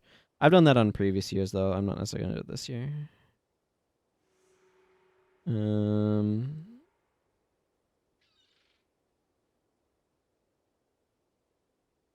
Requires me to go to Temple of the Ages.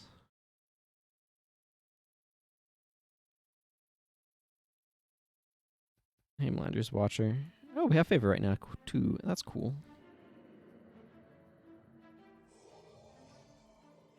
Far from guaranteed favor.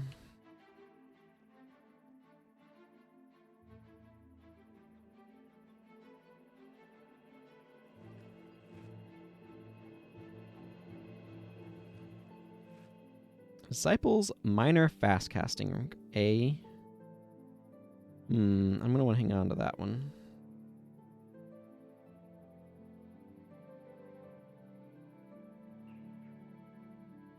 For obvious fast casty reasons. People are here, by the way, doing a repeatable quest to farm everlasting mob stoppers? Everlasting gobstoppers? I don't remember exactly what they're called. But a thing that you can turn in to get a bunch of experience and other rewards. It's a repeatable quest. So you're going to see a lot of people here farming that. Become to TOA. It does require you to go through a couple of other quests first, but...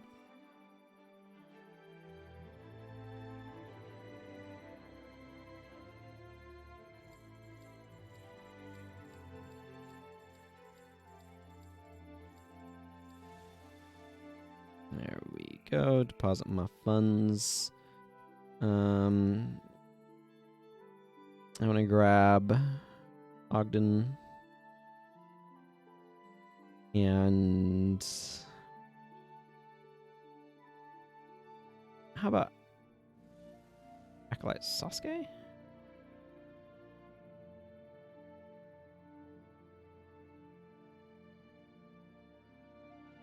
Don't know how much Scourge healing matters here.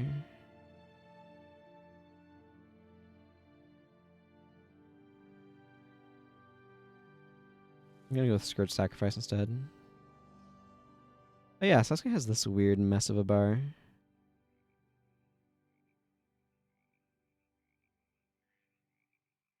Yeah, and I think a good amount of experience points. Excuse me, I have a bit of a yawn here. And I think a good amount of experience points that people like to get off of it as well.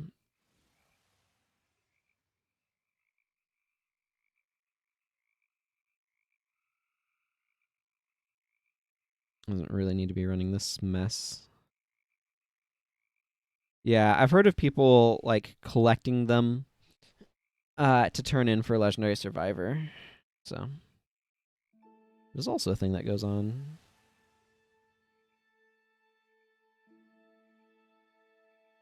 Maybe let's do some shenanigans with Earth Magic instead, eh?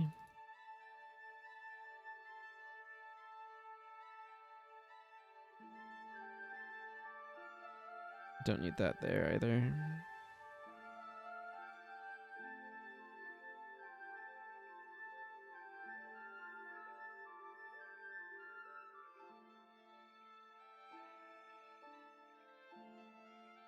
Where is...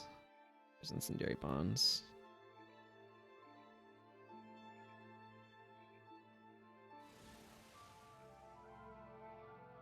Yeah, I don't know why TOA is popular for it. You could theoretically go anywhere, but I guess it's because you turn stuff in the other spot.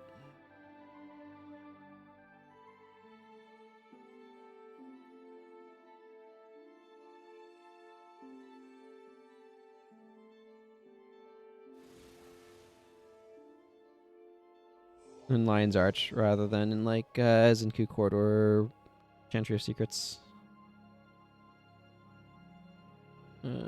Let's just go. I love myself a Firestorm, so we're just gonna put a Firestorm on there. And how about Flare? It's good bread and butter. Okay, sure, that's fine.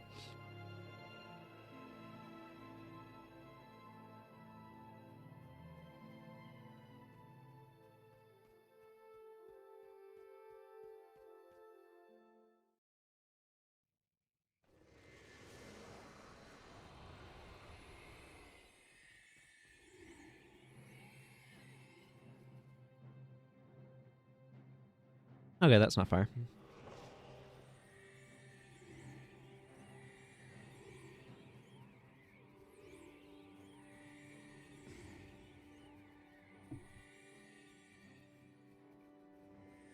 Even if you don't have TOA, you probably have LA.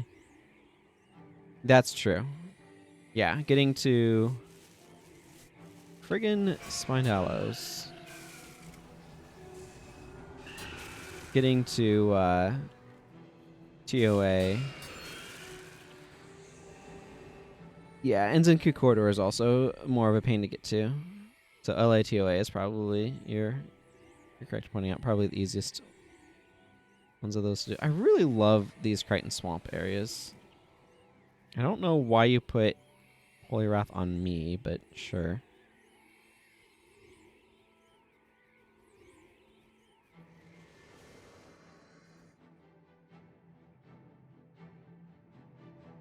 Yeah, that's also an issue.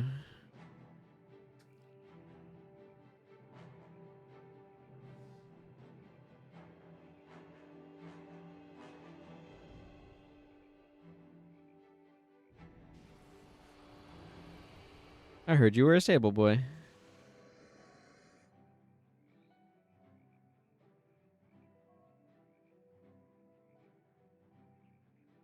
I simply need something King Thorn left a saddlebag.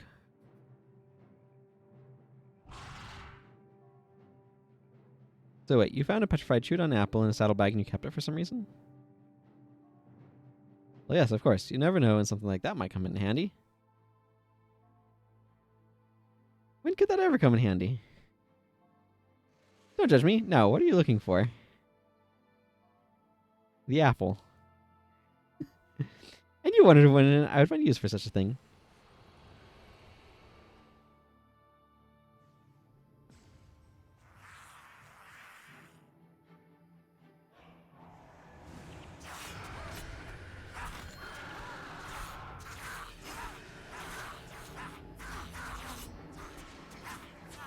Oh yeah, good old Ray of Judgment.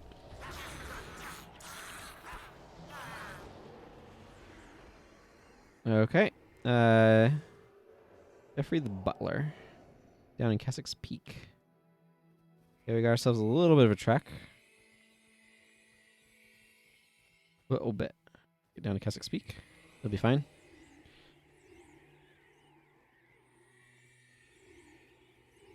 Look, nobody needs to fight the spined aloe. It is an extremely weak enemy. Not worth the trouble. I guess bog scale. I want to stay away from the bog scale. Bog scale are really annoying on assassin because they use price of failure probably. I find it really interesting that there's an older version of Holy Wrath and Retribution that did not have caps. Instead, the amount of damage they reflected was based upon your smiting attribute.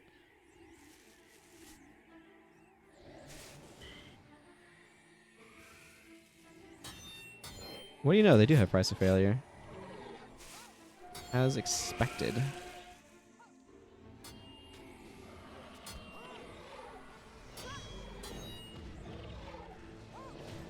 Price of failure. Price of failure is really annoying to have on you as an assassin. Like, it's not great as an melee attacker, but anything that prevents your dagger combos from landing is particularly frustrating as an assassin.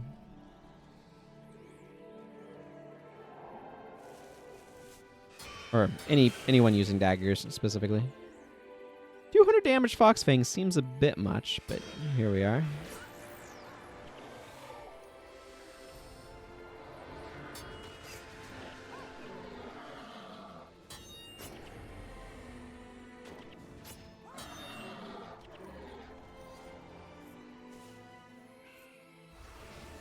Skullcrack is so much better on Assassin. Like, I say on Assassin. Skullcrack is so much better using daggers and probably a scythe than it is any of the warrior's actual weapons.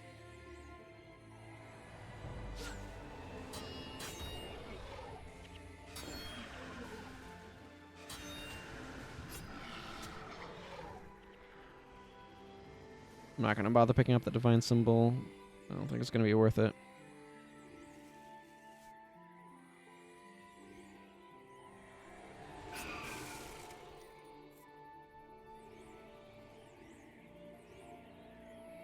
Surprised I'm not seeing any Warren Krita NPCs out here. I believe I have several wanted bounties, but the Halloween quests might mess with that.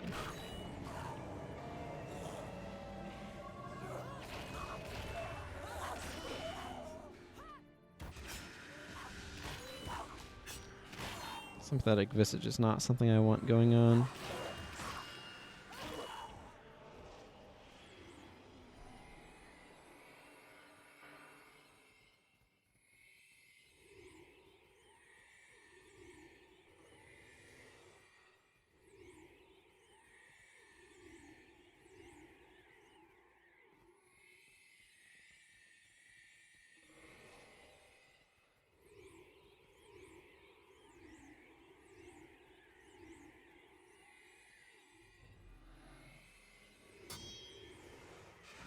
Wary stance is also very annoying. These guys would be good to fight with Locust Fury builds.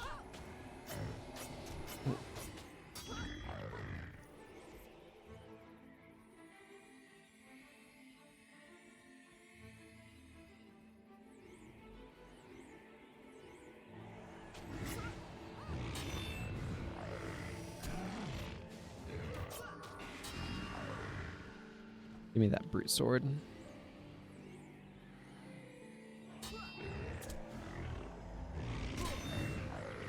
Break it down for parts is what I'm going to do.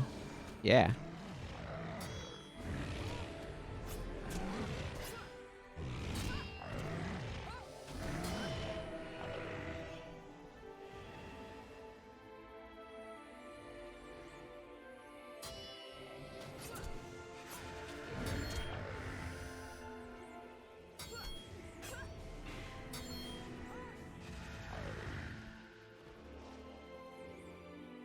I'll pick up the foe hammer, I guess. It could be highly something. Valuable or valued. Or salvageable or valued, rather. Hey, highly salvageable. And I got 11 iron from that, I think. Not bad, by any means. It's a bit of an unusual way to come down here. Usually I'd go a little bit more like that, but it directed me elsewhere for this, so...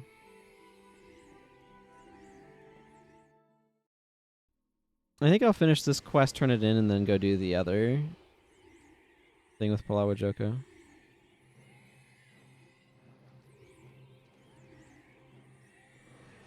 Do I have...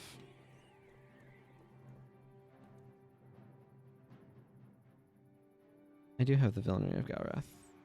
I'll probably finish that as well.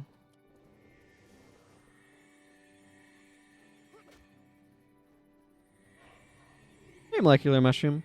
I'm doing pretty well. Hope you're doing well as well.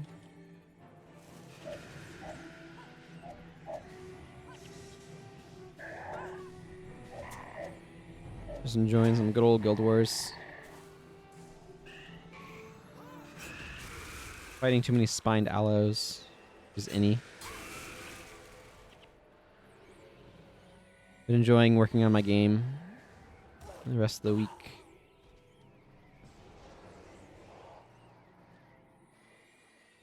And apparently I'm getting my entire party poisoned in swamp water.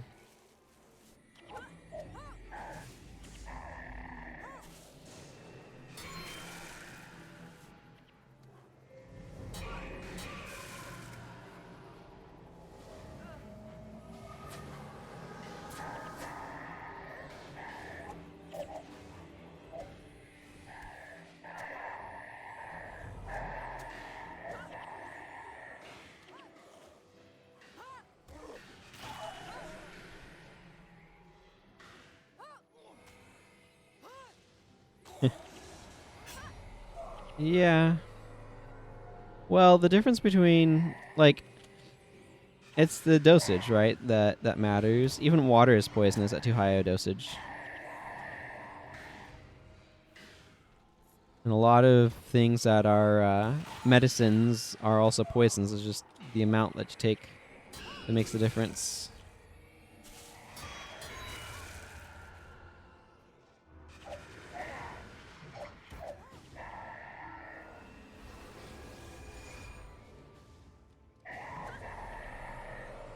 Skull cracked that ghost thing.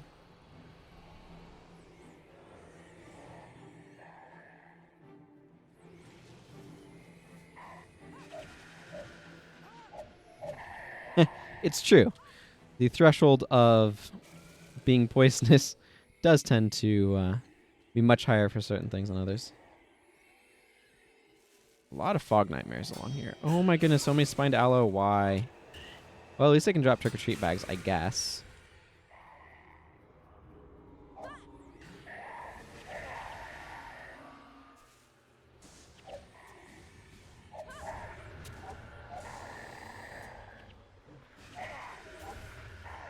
It's like... then there's not that many enemies, they're just spaced. That way you, like, take 3 steps forward and fight another one.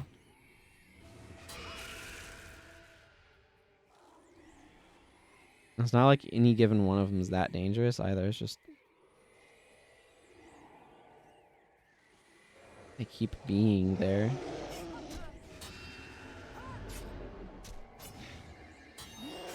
It's not the right button.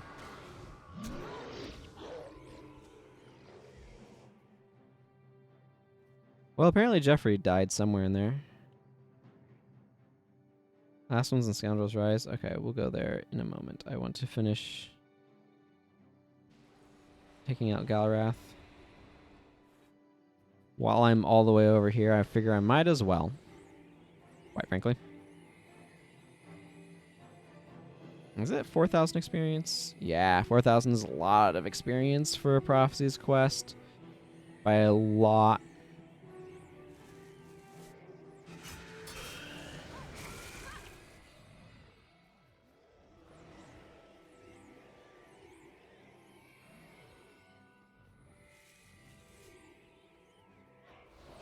Get out of here, spined aloes.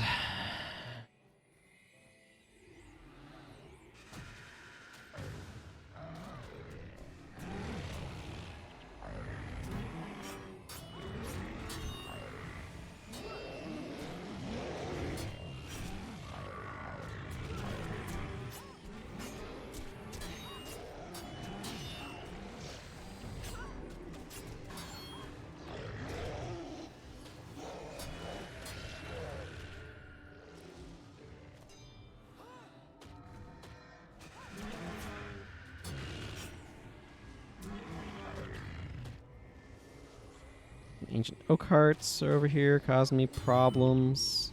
Ooh, but giving me seeds, which I am happy for. Also, I don't think they like firestorms very much.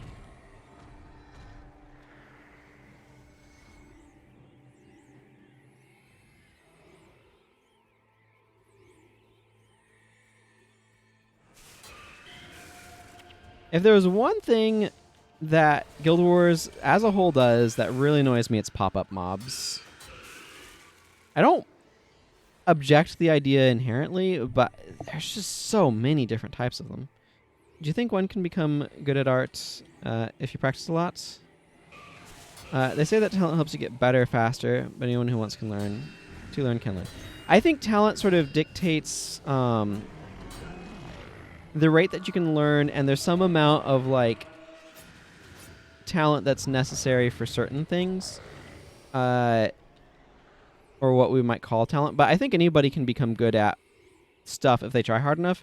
Talent just is going to affect the rate at which you get good, and sometimes maybe it's better to find the things that you're good at than things that you're bad at if you want to like be more optimal with your time and whatnot. But yeah, I think anybody can become decent at art if they put enough time and effort towards it.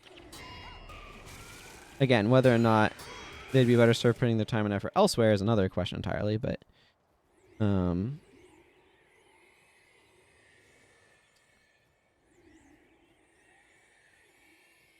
yeah, a lot of it comes down to the persistence to practice and study, technique, and yeah, perseverance overcomes talent. Yeah. If you gave me the choice between a lazy, talented person and a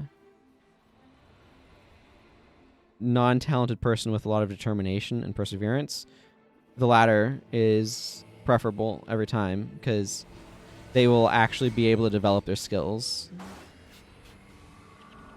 Like, if you look at professional sports players, they're not just good at the game, they're also dedicated to becoming better at the game and applying themselves. And it's the same way, like, Mozart who doesn't play the piano is no Mozart. Or, like, Mozart who doesn't learn how to compose music. It doesn't matter, like, his talent for it if he doesn't actually put time towards it. Told by a friend who is somewhat known artist in the game dev field. I got talent, but my perseverance and dedication is super lacking, dragging me down. You don't often enough to polish what.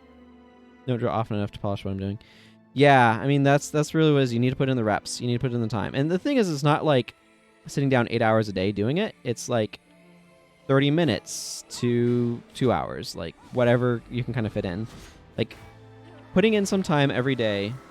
And like you don't need to make everything a super polished piece. It's about like, and to some extent, it's the study. You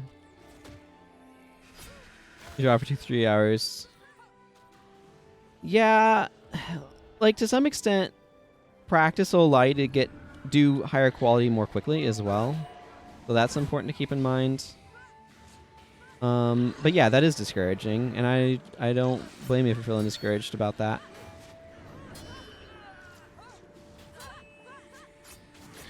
What is this mess of enemies?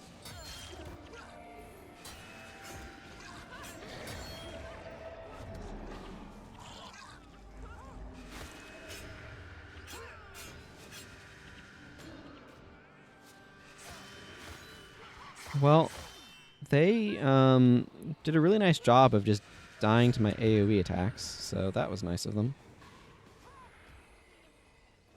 Yeah, for sure. The other thing, too, one of the things that they say about artists is artists have a real tendency to see all of the things that are bad about their art. And it's understandable. You always are trying to figure out how to be better, and so you're looking for the spots where you can be. But that can also end up in a very discouraging place. If you're constantly looking at this is, the anatomy's a little wrong here, or the perspective is a little wrong there. One good piece of advice is to find something that you really enjoy drawing or really want to draw to get better at, and kind of use that as a bit of a gateway as well.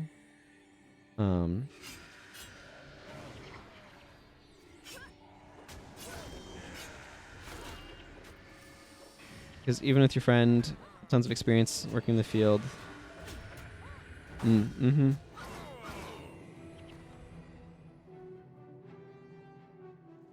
Yeah, hope it helps. Okay, let's go after... It's like, it's anything, right? Like, when you first start playing a video game, you're not very good at it. Unless it's very similar to another game you've played, in which case, is it really that new of a game?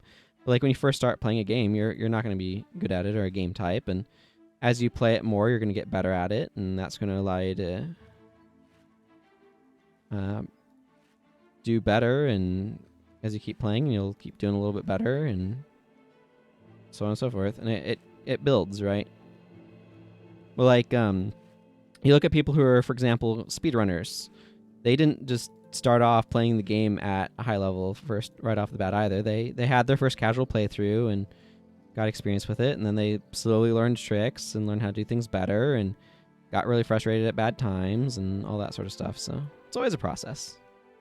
Learning is always a process. Ooh, I was not expecting to get scales out of those, but very welcome. And I wish you well on your journey to develop your artistic skills. We do have a bad habit of looking at somebody and saying, look at their amazing talent, and looking right past all of the many hours of work they put into developing their skills as well. Yep. I mean, speedrunning is a different way of enjoying a game, but it does require a certain amount of persistence, and that's kind of the point. These big old bushes bother me because they have collision on them, which is fine, but then they stuck one right in a doorway at a spot, and that's why it annoys me.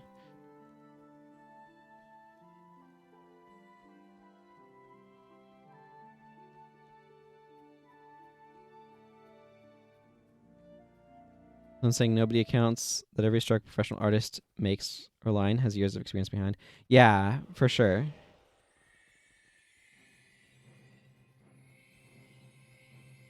Absolutely. Skill is a cumulative thing. And like when you see a really young person who is super talented, they also put time into it. And maybe their interest set in a lot earlier than other people's. We do have a tendency in this culture to celebrate like the exceptional, and to a way that can kind of make like people who still have capability but not to the same like outlandishly improbable degree feel inadequate as a result, and it's very unfortunate.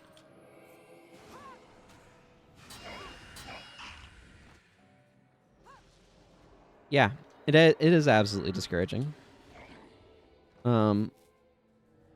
But you know, they were probably drawing at like 4 and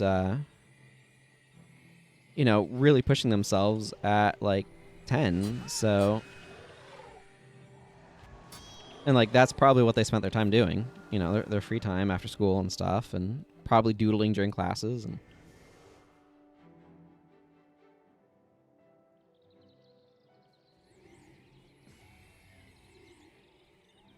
it's like, I wish I was a better artist, and I know I could be if I put the time into it. That's kind of... Everybody has to kind of figure out where they want to put their time, and...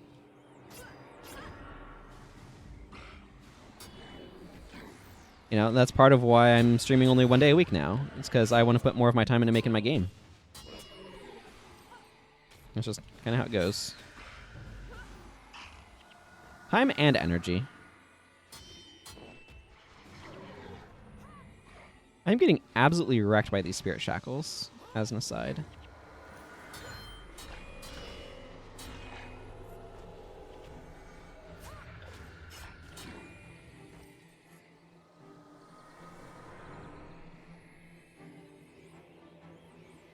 But yeah, I can't say how every country handles things, but in the US, I do feel like we hold youth in a bit too high of a regard.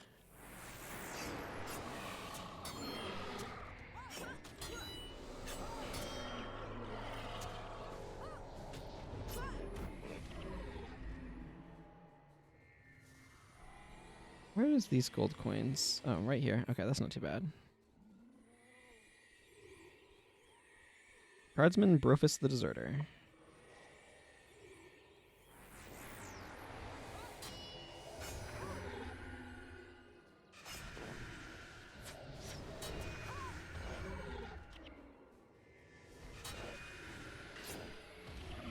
There we go. Halt, fleshy one. Excuse me. I'm not going to halt. I'm going to kill some bog scale.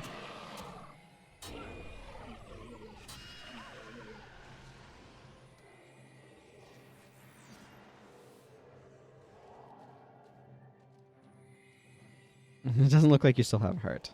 That won't stop him. You don't understand. I was instructed to protect the king. But it's hard to stand your ground when you have an angry mob running at you. That won't stop him. Yes. Some tough times. Losing a job, fleeing for my life, dying an agonizing death. These riders know my pain.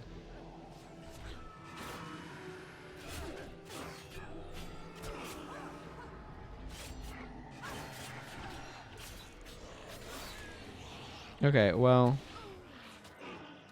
inelegant, but we got what we wanted. Probably just clear these guys out because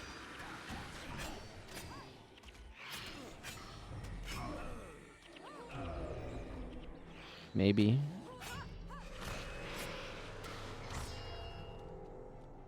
Don't really need to. I wonder if me and Hade can do it. Well, there's just one skeleton mesmer left. So that feels super doable with just the two of us. Cool.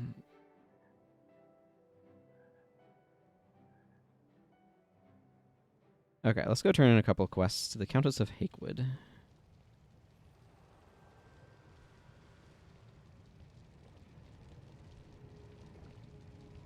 Heirlooms of the Mad King. I feel like that should be worth a little bit more, but one plat's not bad. They say the town was overrun with undead Cretans. This is great news. It means our rituals to permanently resurrect King Thorn are working. Let's say resurrected his subjects instead. Zombies say anything that might give us clues what went wrong. What's that? They said the rent was too high. Well, I suppose it's true that our lord did raise the rent in that area during his reign, and I suppose it did result in massive starvation and poverty that wiped that town off the map, but in his defense, he had a perfectly good reason for it. You see, he needed the funds to hire more rent collectors. It's unfortunate that you weren't able to find a harmonica, though. I suppose that we'll just have to make do with invisible instruments like last year. Remember the 3 C's: calm, collected, and chord. And C chord? Now, how do you play that on an air guitar? Yeah, I feel like 2,000 experience is a little low for that particular quest, but whatever. Yes. I really like this one. I think it's quite fun. So I am going to do this for a bit. I need some arbitrary party members. How about Serenia and Ogden?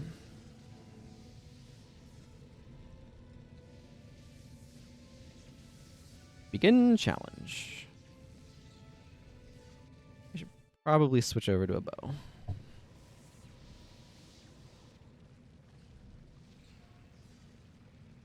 Okay, let me just remind myself what these do.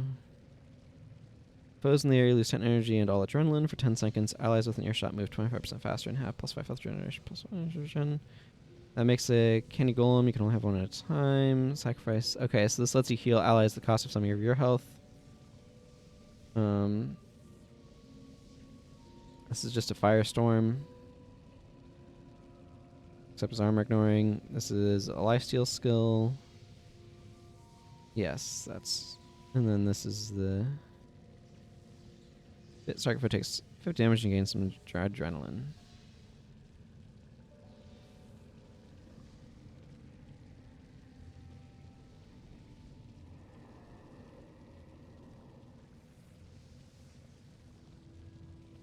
Okay. Man, that's a crazy, crazy moon. All right, let's do the initial wave of defense. I am a bit rusty at this because it has been, for some reason, a little while since I've done it.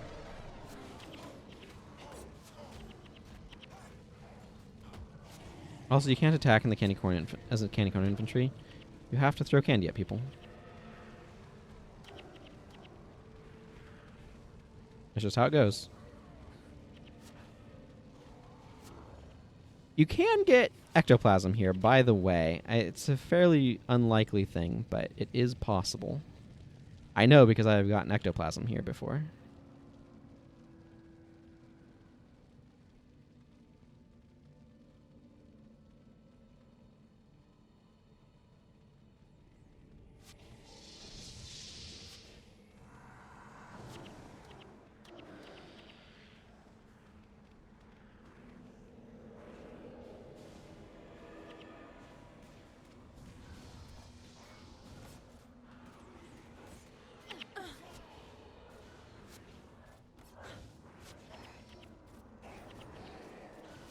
Man, that's a crazy good skill.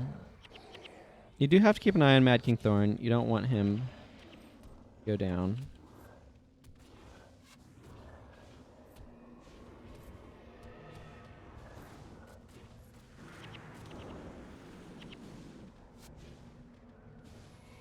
But these Priests of Joko can, in fact, drop Ecto. That's fun.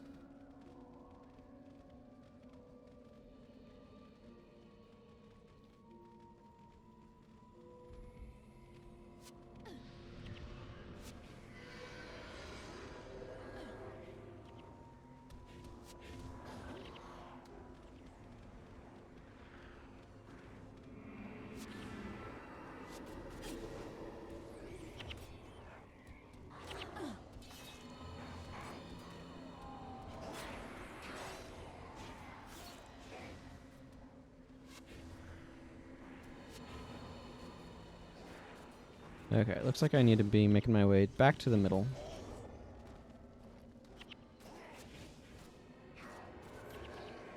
Oh, I do need to talk to First Watch Sergio about having killed Galrath. Yeah, Mad King Thorn taking damage, that's bad for me.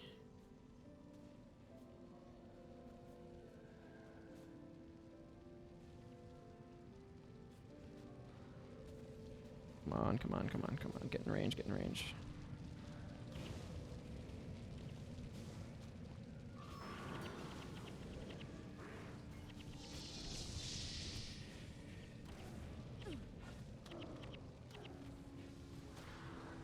Each time you kill one side, it increases the other side's spawns, so...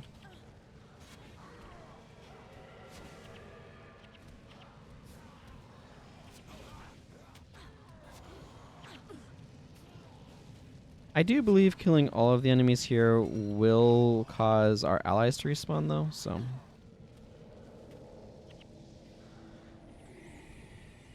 Yeah, you can see that they're all back up now. It might be good to wait for another round. Of enemies to attack us. Yeah, here they come.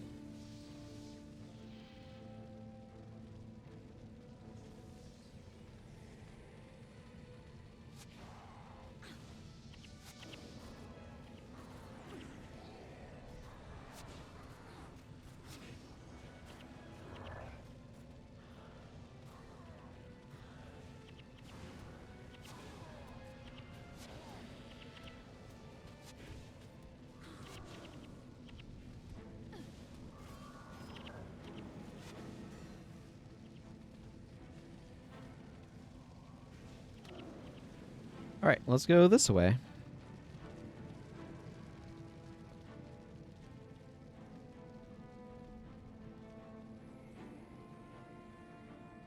We will have to trust them in the middle to kind of hold a little bit.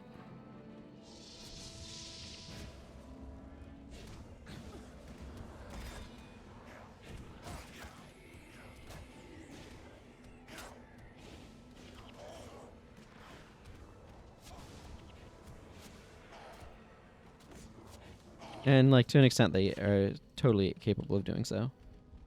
So.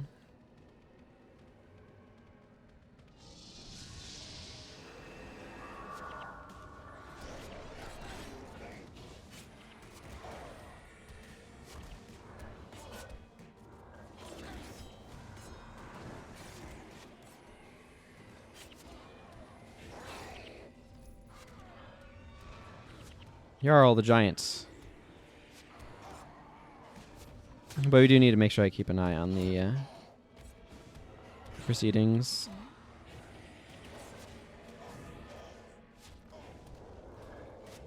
I ran out of minion.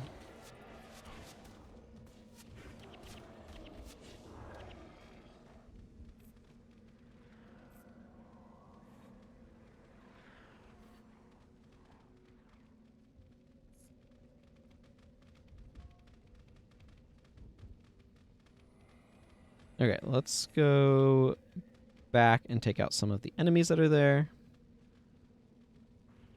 Because there's too many enemies over this way. This is quite a repeatable thing, by the way.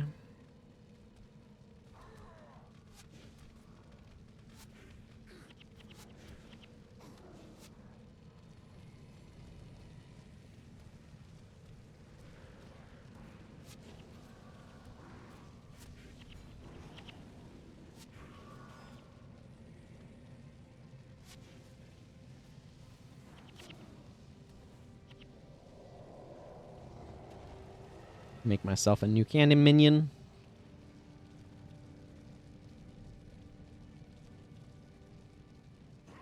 I plan to open my trick-or-treats on a different character, by the way, that actually wants to make use of the consumables, so...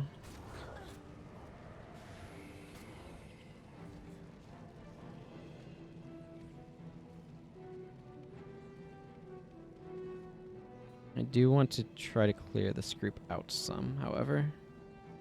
Over here on this side.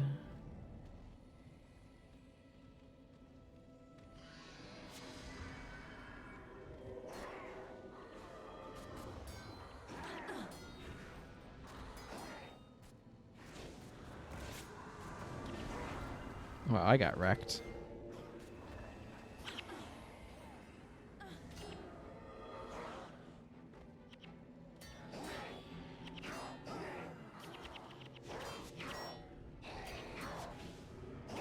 Okay, Canicorn Infantry is holding strong. That's what we like to see.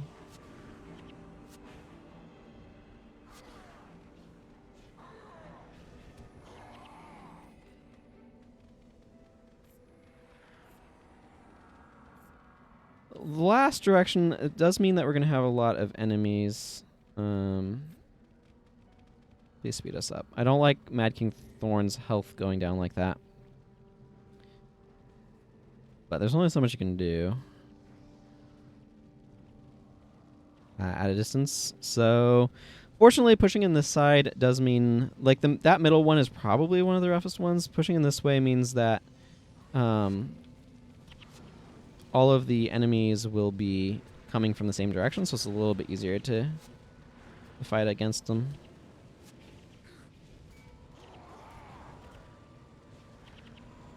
But it's also larger, more continuous groups, so...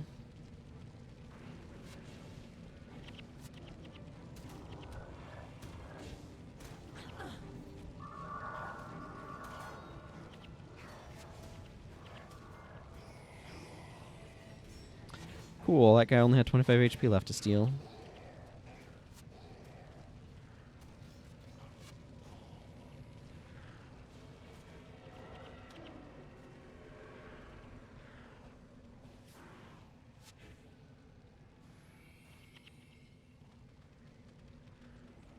Okay. What I want to do is intercept this side.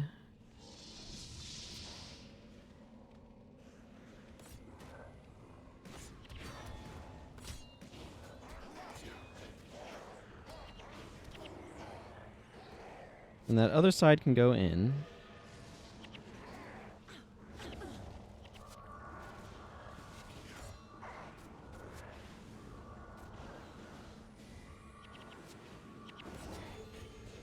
There we go. Got the recharge.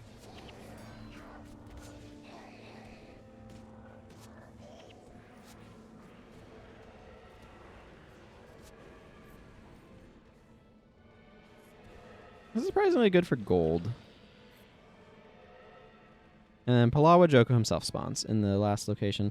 I do want to go towards the middle and make sure I'm fighting off...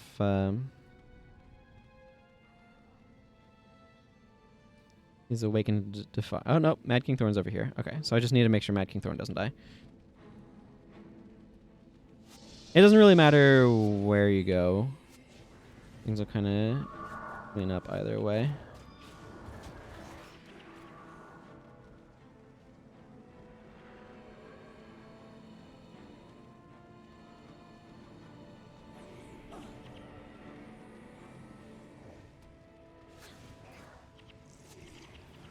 Yeah, I should make sure I'm making candy golems. Candy golem's a useful skill, and I have a tendency to forget about it.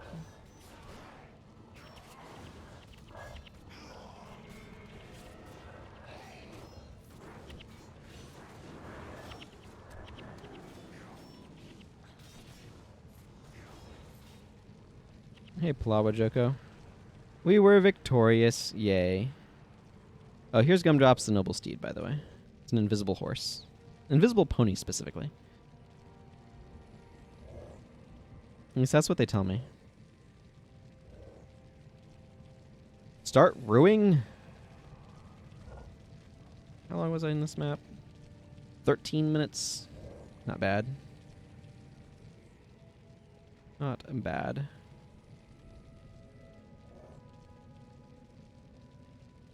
You've played this character for 83 hours and 52 minutes over the past 5 months. Across all characters, you have played almost 7,500 hours over the past 192 months. Yay.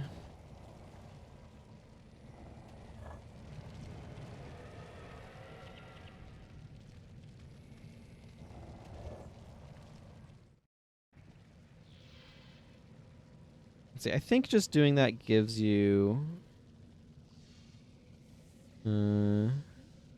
15 gamer points, and I got 31 trick-or-treat pags from that, as well as 714 gold, which is not bad, combined with all of the other loot drops in there. Some of that is quest rewards. But anyway.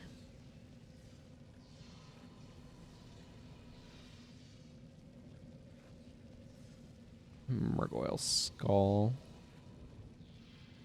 Yeah, granite.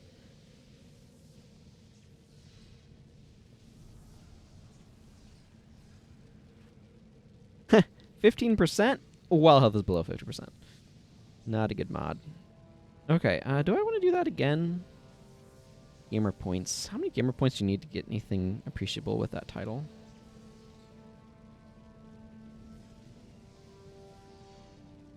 Apparently I have...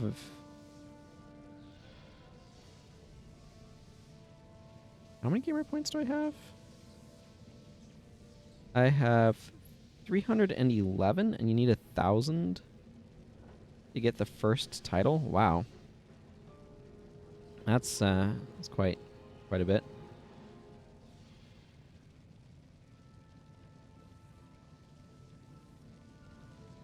I think I might just go do the other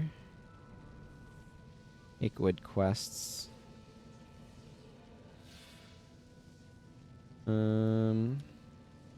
Hello, Colonel.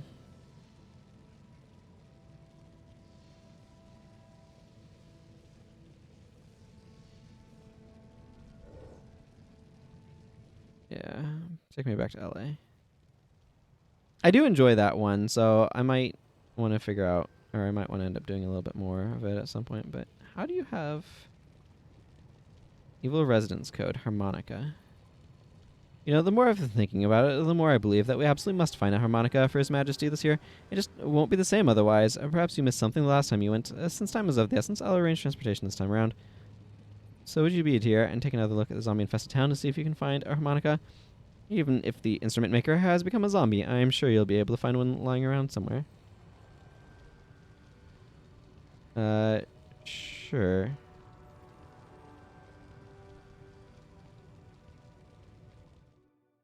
What does this do? Is this just a repeat? Oh, yeah, no. No, we're not. We're not. Let's go do the Roskale quest.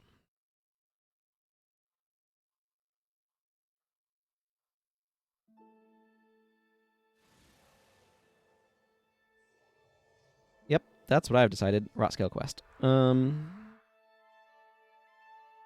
I would like Ogden Stone Healer. So we can stone heal.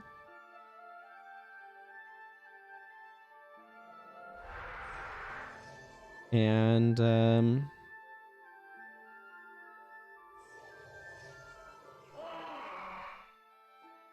kind of want Serenia here, honestly. But rather than Splinter Weapon, I want her to be on some Fire Magic.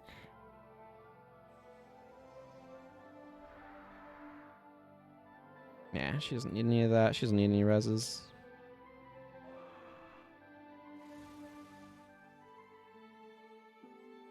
I want Elemental Flame, Elemental Attunement, and good old Blurred Vision, too, while we're at it. This seems good.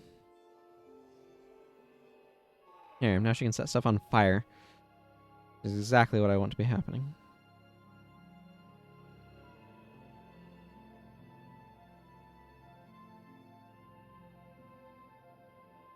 Good old Ray of Judgment as well. For bonus being on fire. Oh, he has that for his res, yeah. I could drop some points from Divine Favor in order to get myself a Gift of Health, but...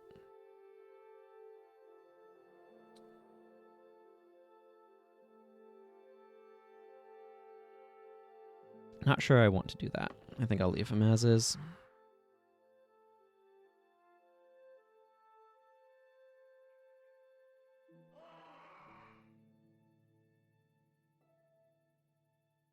Yeah, seems fine. Okay, let's go. And clear out my inventory. That's what we're going to go do. Yes. My inventory is a wee bit full.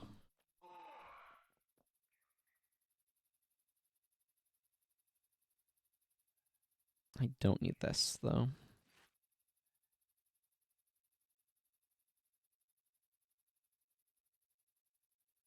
Okay. I just wanted to double check because sometimes I end up with random weapons in my equipment pack, and I wanted to make sure I didn't have any random weapons in my equipment pack.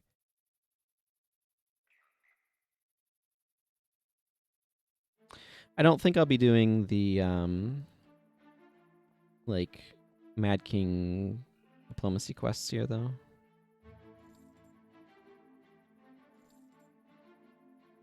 Not at this time, anyway.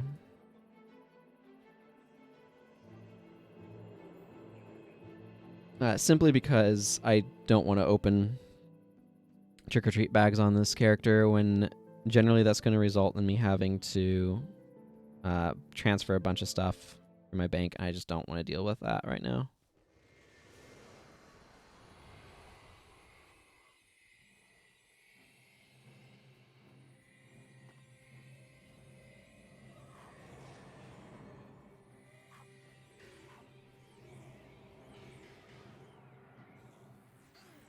I really don't want to deal with these random enemies, so let's not. I like the part where I went to Temple of Ages from Fisherman's Haven, so I don't have any of those zones uncovered. I think it's kind of interesting. Okay, you know what? I'll just Drunken Master to get there faster. Mer.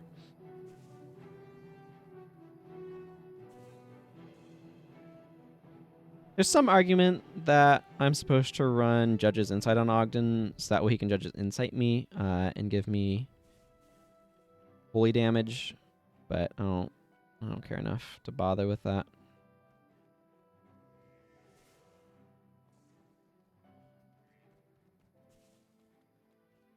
Ada still hasn't been given a secondary profession.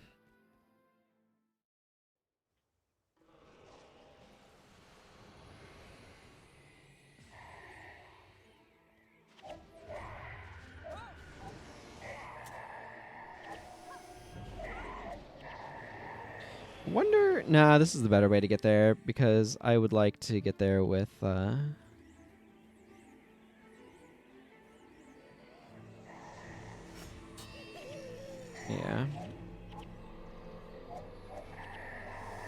With an 8-person party rather than a 6-person party. Yeah, I think it would probably be a little bit quicker to get here from Fisherman's Haven rather than Temple of Ages. It's hard to say. It'd certainly be a slightly different route.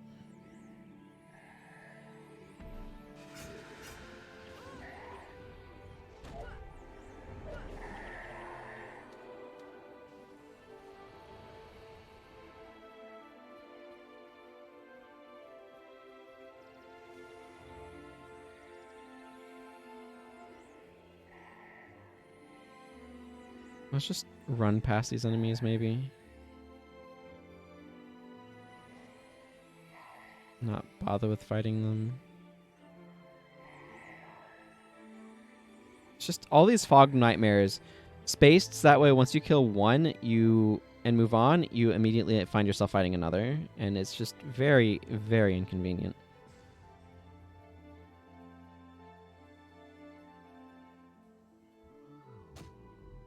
There's some parts, like some assets in here and in parts of the Crystal Desert that feel like they're beta assets that were never replaced.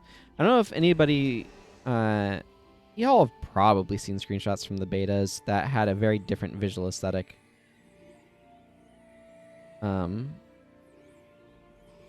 Like, look at this weird, whatever this is. I don't know what's going on. There's definitely some areas in the Crystal Desert that look like they might be beta assets, though. I'm specifically thinking of. That, not as much, but... Dakudu Village is south. That is where Horncry stuff happened. We're going to go fight ourselves a Rot Scale. It might be a little inelegant. Rot Scale is a bit of a tough one.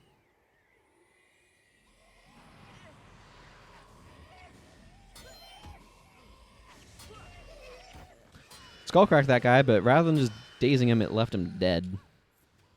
I don't think I have to worry about him casting his spells. The healing on my team is a little bit suspect, I will admit. We only have one guy that kind of is playing at healing, and then we've got a couple of Gift of Healths. And, like, Ogden does a little bit of healing with Smiter's Boon. And there's some healing from Swirling Aura. But what I'm saying is that we don't have, like, the strongest healing going on. Oh, but we do get some bonus Mad King's Guards, so that's nice. They're going to help us kill a Rot Scale.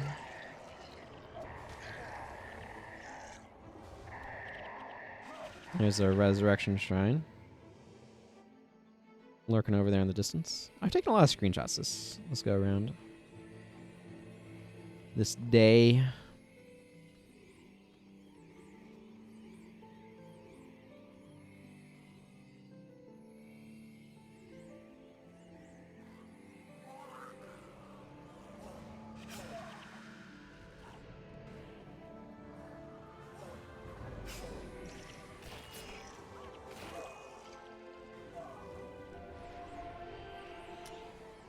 Gotta say, not a big fan of, let's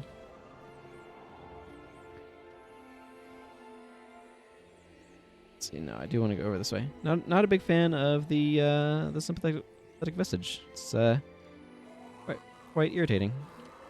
I do want to clear out these Reed Stalkers. If I die, I'm going to have to run through here again, and I'd rather not have these guys here popping up on me. Or intercepting me, or whatever words I'm looking for. There's some really high grass over here. I don't know why it ended up on that wall.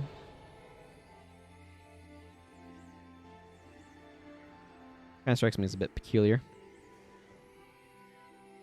There's Enter the Mausoleum, which we do need to do.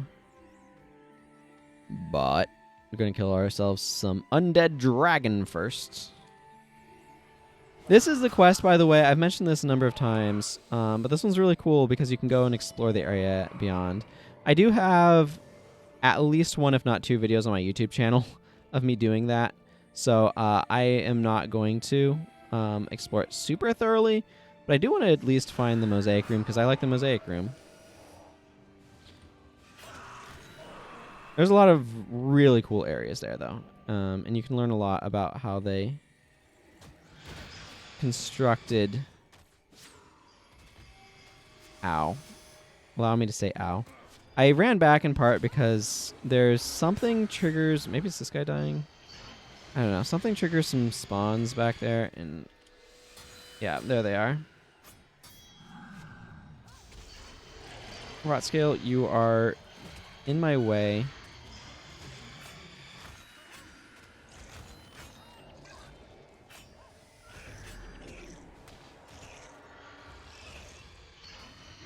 Can I get past Giant Dragon? The answer is no. Okay. That is an acceptable result when you're dealt that much damage.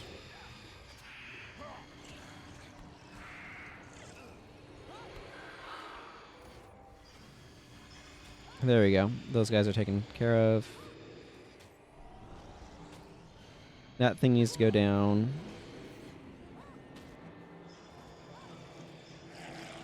This would be a really good time for Mirian to keep her spiteful spirits going. Olivia is a little bit dead. But we have frozen soil down. That means Razahs can start happening. Like, we shall return. Yes, excellent.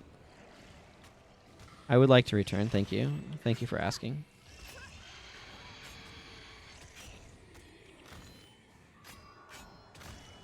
I missed my skull crack. That is not ideal. There we go.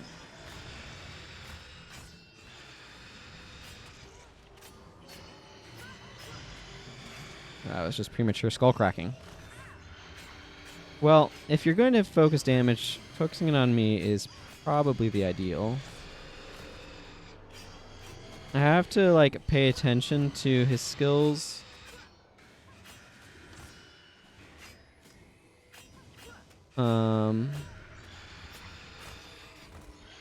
But also when my skull crack is full.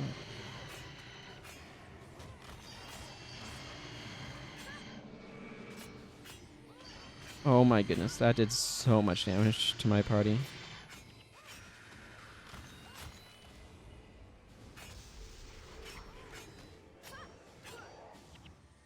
There we go. Skull crack down. Unfortunately, he didn't drop me his bow, which I would have been happy to receive. Not like, I don't know. It's a fine bow. It was really cool for playing crippling shot back in the day. Crip shot, as we called it. Because everybody needs to abbreviate everything all the time, forever. And I am getting hung up on some geometry here. It's under the mausoleum. Enter the mausoleum. I believe it's a +5 energy fortitude poisonous bow, if I remember offhand.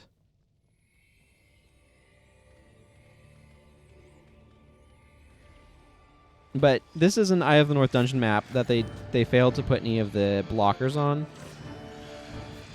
So you can come down here and explore real far. And for some reason, Olivia ended up real dead, and I'm not sure what that reason is. I'm going to wait for our energy to recover a little bit. Like, we have a BIP. Olivia's... Oh, she's at 60% death penalty. That's why. That explains much. Preemptive. This, please.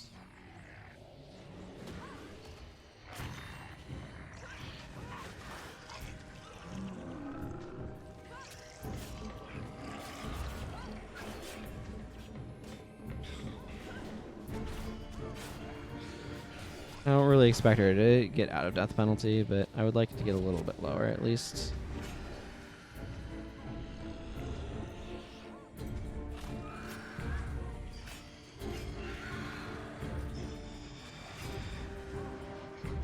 I don't like Spiteful Spirit damaging myself, but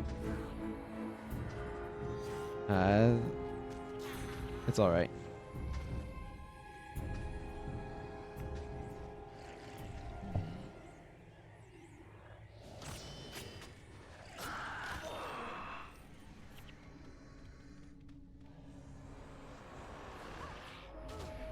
Good old Iway.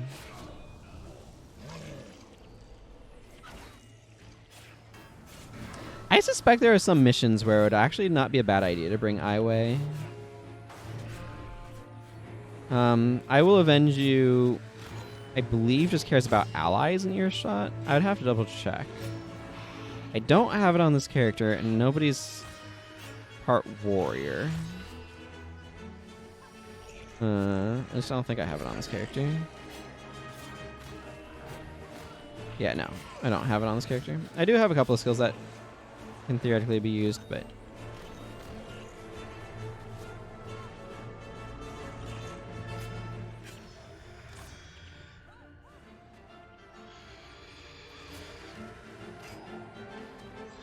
I can just check it on the wiki, but I'm not going to do that mid-combat.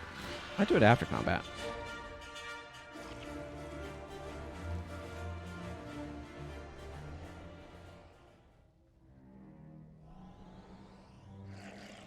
Yeah, for each dead ally. So it triggers off of dead allies new compass.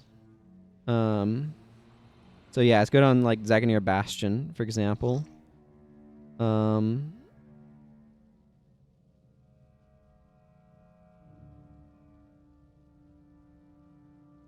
Let's see. They're all dead PvE foes in the compass range as allies of the PvE foe using the skill. Yeah. A PvP team based on this skill started the -way suffixes in metagame. Yeah. Good old Iway teams. We need to interact with some of these sarcophagi.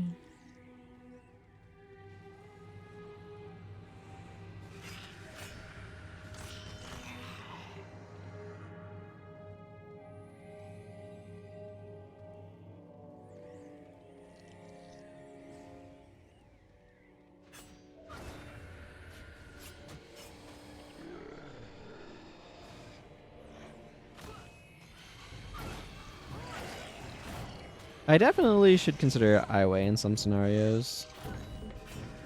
Skullcrack is so good on Assassin compared to...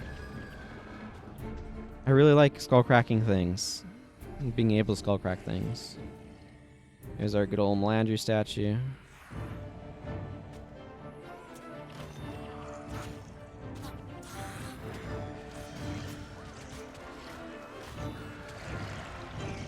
Soothing images, eh? Well, that's somewhat annoying.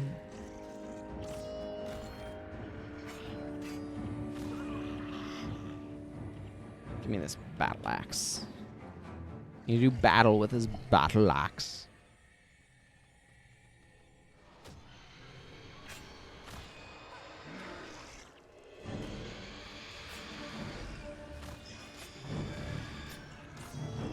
Well, don't need to interrupt anything if he's dead.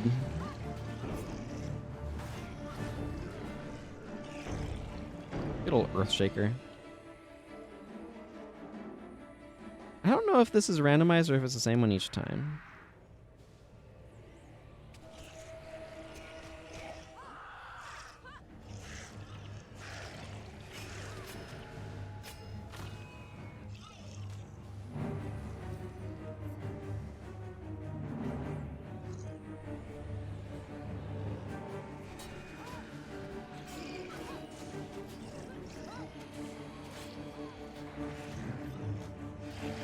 There's a lot of undead here.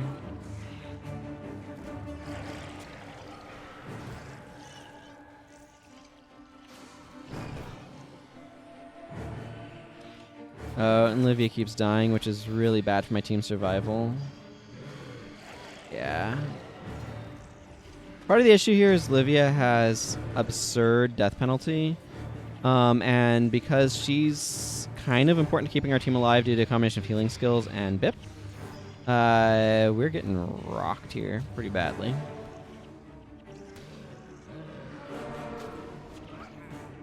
She just got absolutely destroyed by Rot Scale. And like we have the Prot Spirit to help her stay alive. It's just remembering to apply it. I'm gonna go ahead and use a Summoning Stone here.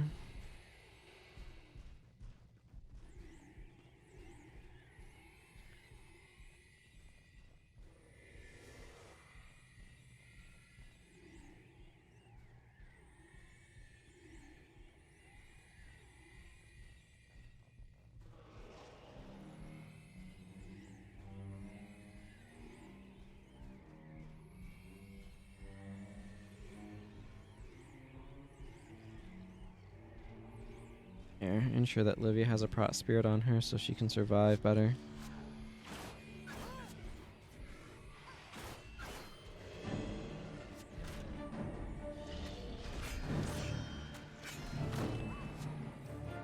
Because the problem that happens is the bars that I've made for my party are balanced around having... I am getting ended by empathy. Are balanced around having BIP up. So when Livia dies and takes our BIP with her, it's really bad for us. It's a lot of bone horrors we have here. I mean, we are making progress. The Mad King's Guard will do stuff. This is a suboptimal situation, to put it mildly. Also, my golem's dead, so you know that's a little sad, but it is what it is. I'm not planning on using this. I'm planning on selling it. Cannot use this because I'm summoning sick, and I would like to be through here before that recharge clears out.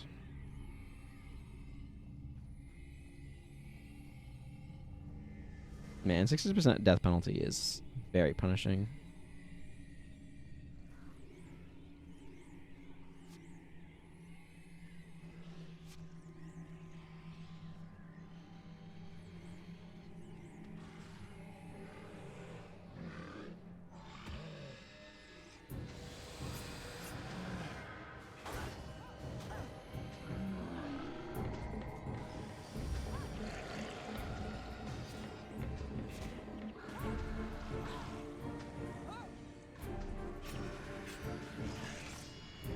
It's a little bit like we're glass cannons right now. We have the damage capability. But our sustain is really bad.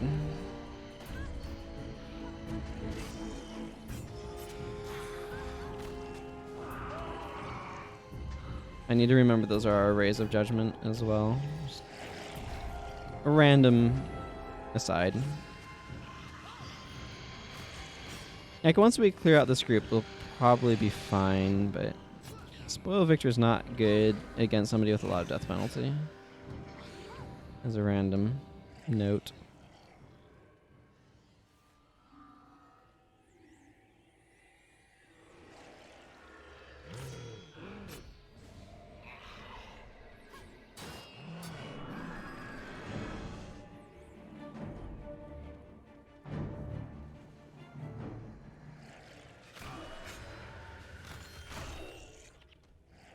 Oh, okay. I already got what I needed for the reward. Cool. Is this the path that you run through? You come up here. Right? Yeah. Because this area is only used in the path to the Eye of the North, right? But it's part of this larger dungeon map. So they could have put it somewhere else too. It's a really neat area, and there's a lot more to explore here. Like, I feel like there's a lot of detail to the Eye of the North dungeon maps that just never goes used. I think it's a real shame. And this particular quest letting you explore this one is really, really cool. So I highly recommend coming down here and exploring yourself on this one, if it's something that you're all interested in. Again, I do have old Halloween videos on my YouTube channel going in and exploring these areas, so you can... Yeah, this doesn't actually go anywhere here. So you're absolutely welcome to check those out as well if you are interested. But since this is an opportunity to do it, it's specifically with this quest right here from the Countess of Hakewood. What is this? Commandeering a mortal vessel. Like, it gives you the opportunity to do it. And I think it's really neat to be able to go in and explore this area. Yeah, see, that's where we warp out with Vac and he destroys that and all of that. Not that that does anything right now. But, like, all of this stuff normally gets blocked off, right? And this is an opportunity to go in here and explore when it isn't. And it's really neat to be able to do so. Right now, what I'm looking for... And I think it might be this way, but I'm not sure. Yep, it is. So there's this chamber here. If you remember in Gandhara, there's a bunch of different And I have a ton of screenshots of this. There's a bunch of mosaics of the various gods that end up getting destroyed. And so you can't really see them. They only show up in a cutscene. But they are viewable here in this this particular map. So you can come find them. That's obviously Balthazar. This is Melandru. This is the only one that doesn't get destroyed. This is the Abaddon one that persists. And then obviously we have Dwayna and Alyssa. But these are really cool mosaics, and it's kind of a pity that you can't normally see them. Normally this chamber is not accessible in game anywhere at any point either. It's only during this quest. So I don't know why it specifically is available now. But these are really cool. I don't think they're viewable anywhere else anyway. But yeah, I just wanted to come to this chamber briefly. I'm going to go ahead and return. Actually, no, I'm going to go take out the Ingenious Ettins. This is in Perdition Rock. Let's go do that. I have explored that area extremely thoroughly previously. So if you're at all interested, again, you can just do it yourself, but this one. They have Backbreaker. Okay.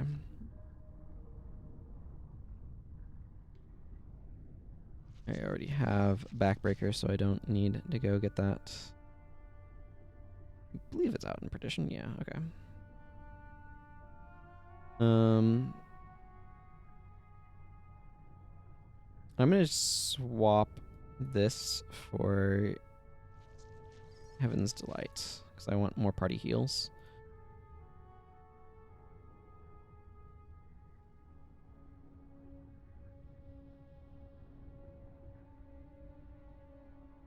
I don't think this is a Chillblade zone.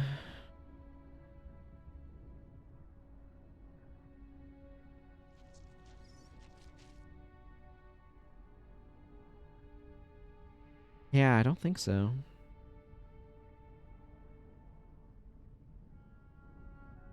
You know, I think I'm just going to slot into File. Just do those two.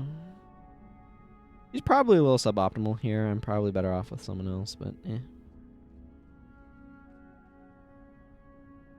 I'm going to roll that for now. I probably should clear out my inventory. I'll probably regret not having done so, but I'm not going to. I kind of want... Instead of Light of Deldrimor, I kind of want another Interrupt. Disrupting Dagger. There we go. Imlad would also probably be good here, but I don't want to worry about trying to slot that in. I believe these guys are... Oh, they're just kind of scattered around the area. Okay, cool. Probably share spawns with Rule. Or, like, use the same sort of spawn areas.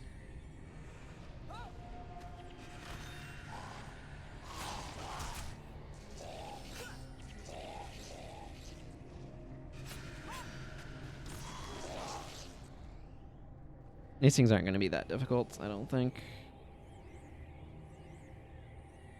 Yeah, you can see some Ingenious Ettins over there. Ether Seal's probably going to knock me down, or try to. You know, it succeeded. It mind shocked me.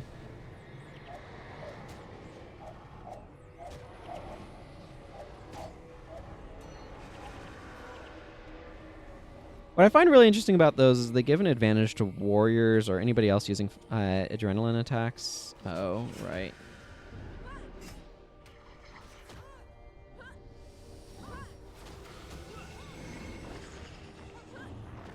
Most of my stuff is infused at this point.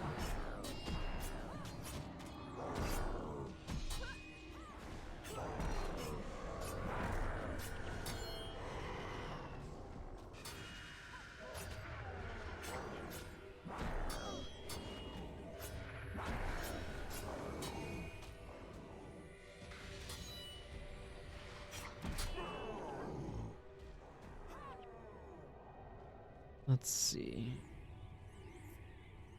I don't know. I'm just gonna wander here a little bit. Avoid those jade bows because they're annoying, I guess. There's an Etten over there. There's Gekaru Earthwind over there, which has always been kind of an oddly named boss.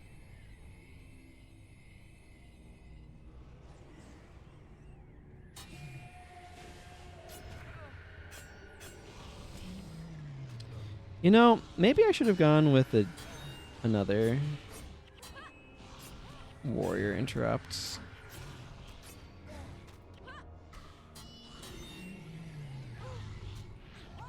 I like the idea of one that's slightly ranged, but I could have gone with Distracting Blow, which is AoE.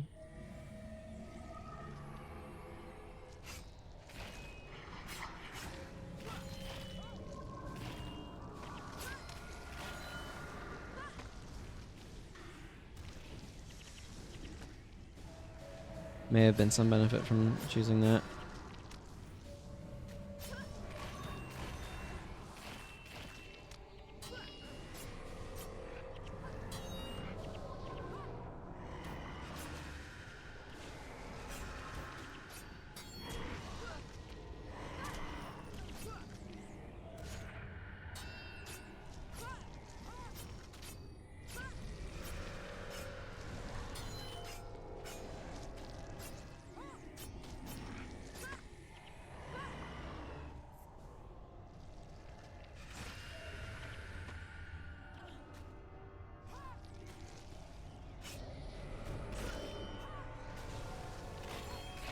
Power Spike A. This is a spell, right? Yeah. Okay, Ingenious Etten, I'm here to take you down. Remember, they're Ingenious, not Igneous, which I think is a play on mispronunciations that people did for them back in the day, if I had to guess. Igneous, not a super common word.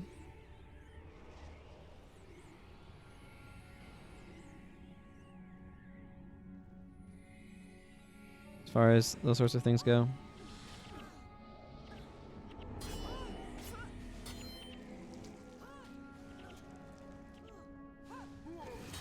Man, phantoms are annoying. We're not a fan of them. But seriously, they are super annoying.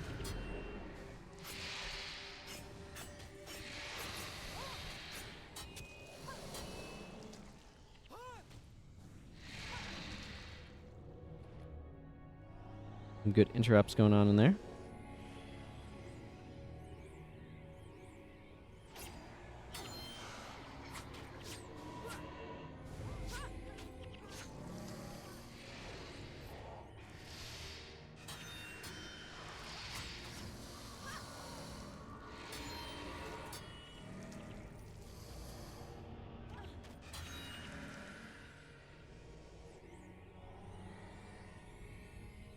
More phantoms and their Cry of Frustration spam. They're not like super durable, but between Cry of Frustration, Drain Enchantment, and Signet of Midnight, which is kind of their whole bar as far as I can tell, they are deeply, deeply irritating.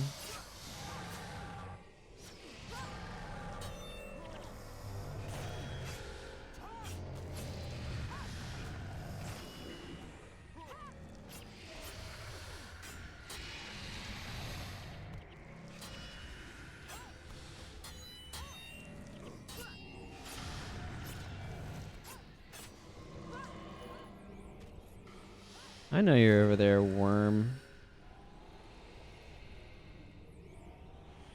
I don't see a worm corpse.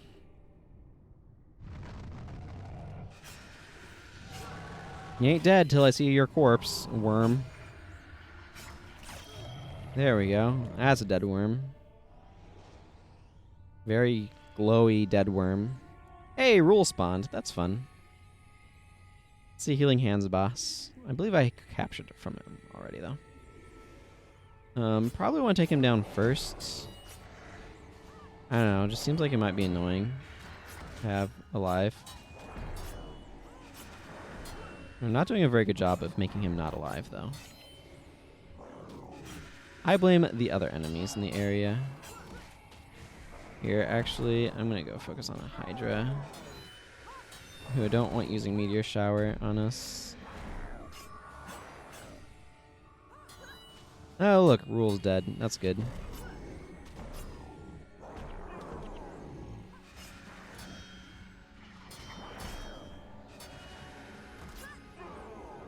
Excellent. I think there's one more. Or there's not. No, there's one more. All the way over there, of course. I don't know why it would be closer. We're kind of out of closer locations to put a boss, so... Take that, faint-heartedness. Should have cast that first.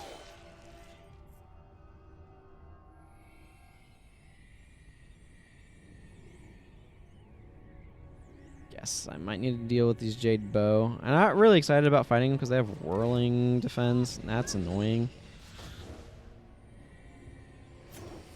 I don't have very good expertise, though, so it doesn't last super long, thankfully.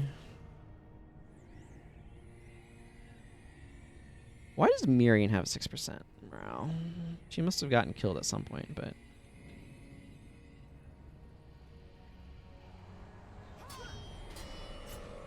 Glyph of Renewal is not the right thing to... Whoops. Let's not stand there. To Skullcrack because it's a glyph and not a spell, or go no days. Guess I might as well go down this way. It's a lot of Mago Hydra. That could be bad.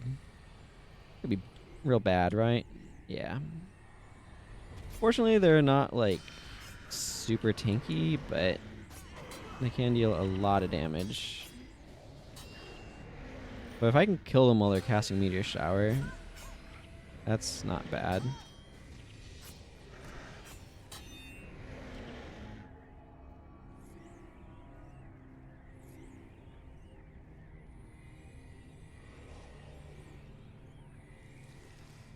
Yeah, you know what? I could have gone for the dual attack interrupt as well. Now that I think about it. I had a couple of options for that slot. My main goal was just bring an interrupt, but...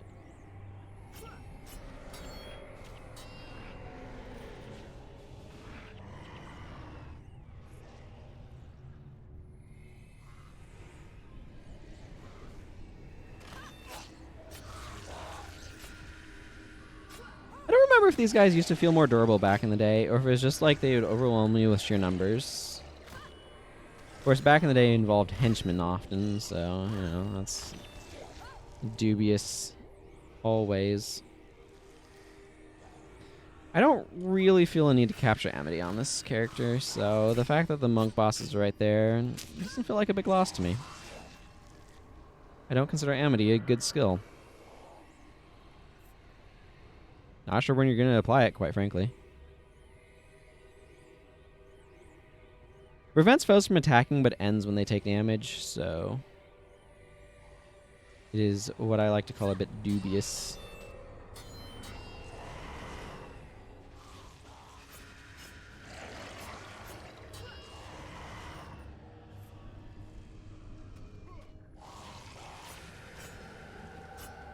Weird protection prayer is elite, though.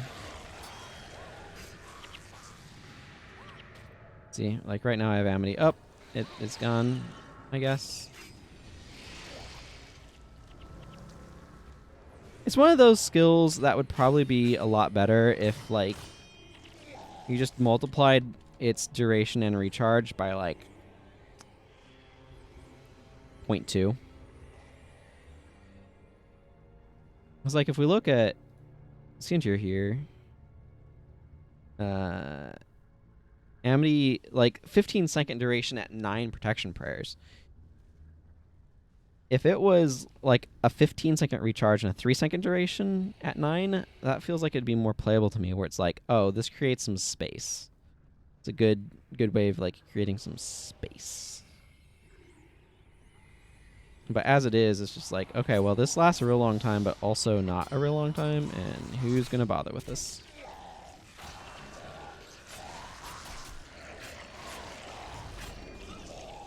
Whew. Now, that was a good whirlwind attack.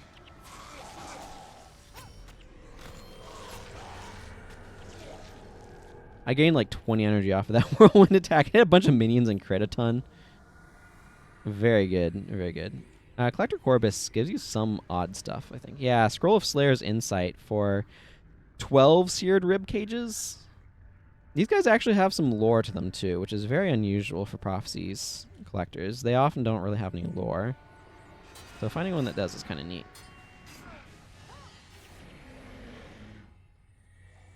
And there's Balthazar's Curse I already have charged. Also, that one's misspelled. I don't know why. But Balthazar doesn't ordinarily have quite that many A's in his name. I believe Balthazar is supposed to be the name of one of the 3 wise men that visited Jesus when he was like 2 or something.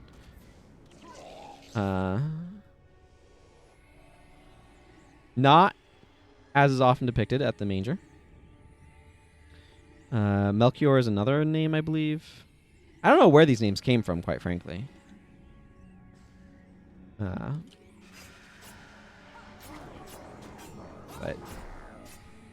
it's not my department. I got backbreakered.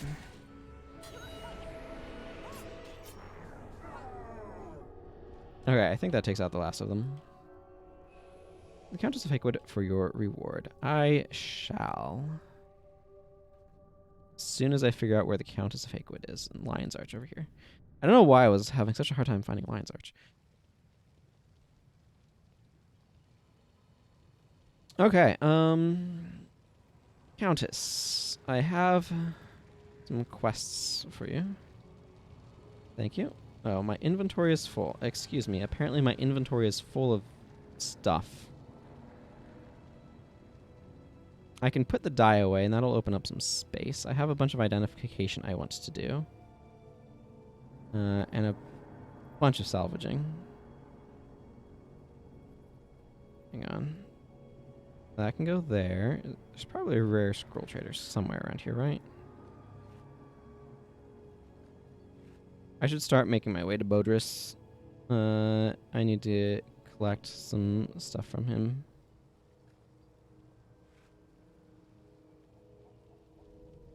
Dump that over there for the moment. Okay, well, I can at least pick up my rewards from the Countess of Hakewood.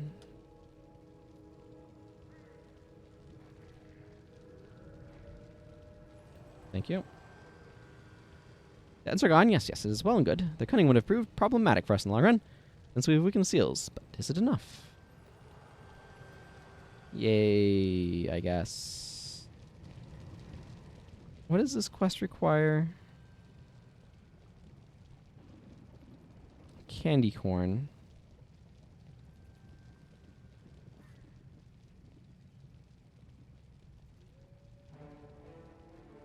One of the other fun things that they did is they gave all of these guys different appearances. Like, Bodris is an undead dude. It's kind of a fun, special thing that they did for these.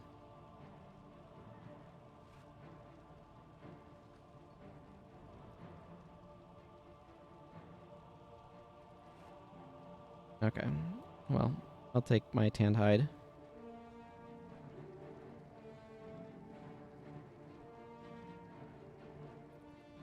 Wow, I've almost used that up.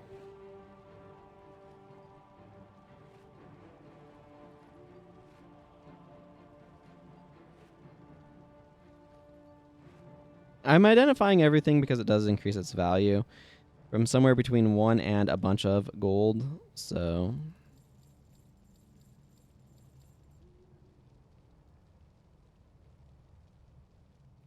I like to do that.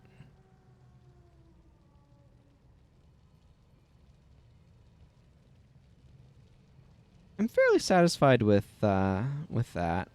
Mad King's Steward has a bunch of quests for me. Sorceress of Kessex just takes me back to the one area. Maybe I should do one more run of that to wrap things up. I think though I may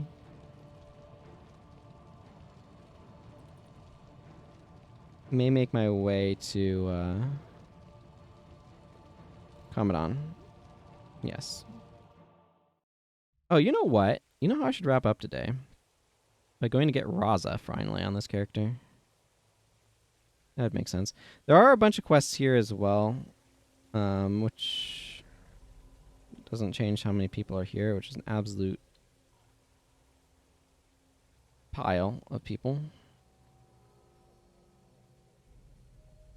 Okay, this is the battle.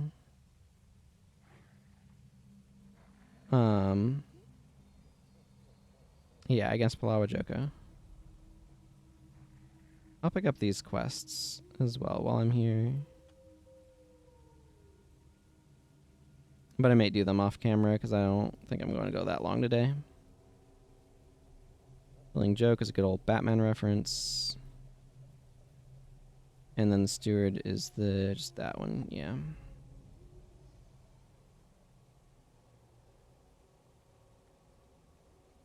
Okay, cool. How am I doing on skill points? I'm up to 5 now. Cool. Let's go wrap up today by getting... Or let's go get Razah, see how long that takes, and then maybe that'll be wrapping up. I'm not quite sure. We shall see.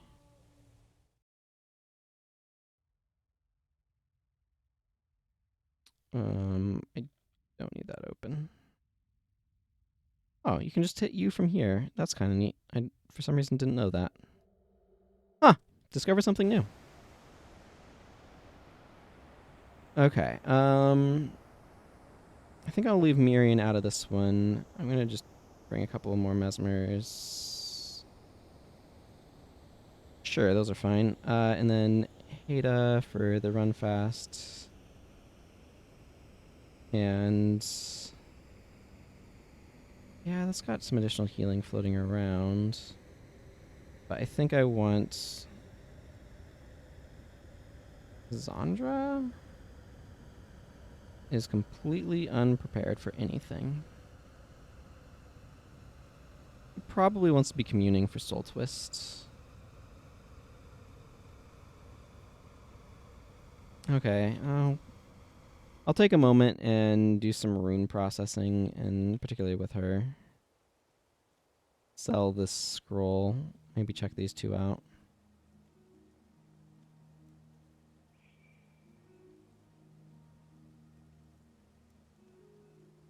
She wants to be, like, superior communing, minor spawning?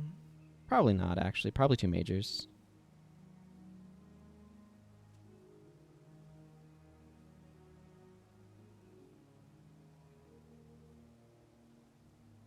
Ritualists. Yeah, I think I'll probably do major. 2 majors here. Wow, restoration miners are very expensive.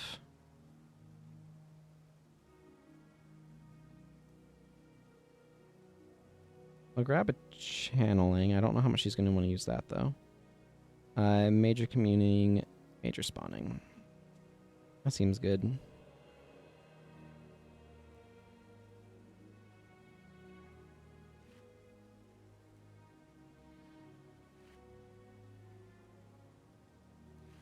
I would theoretically like a resto rune on her, but as you saw, those are very expensive.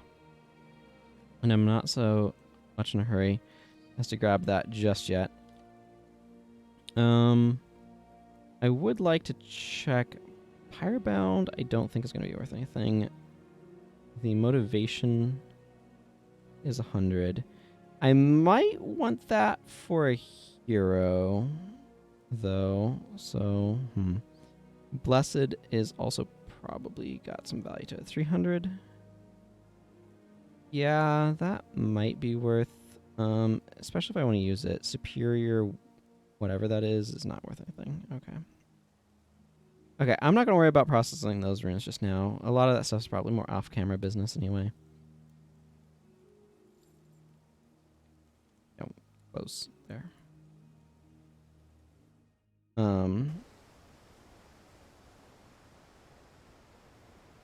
Okay.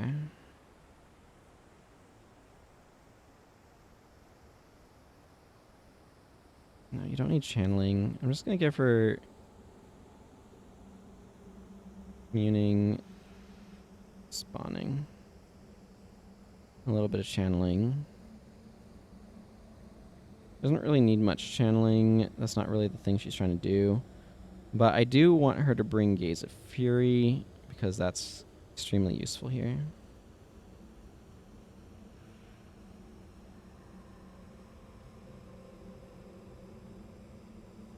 Soul Twist, Boon of Creation, Union, Shelter, and Displacement.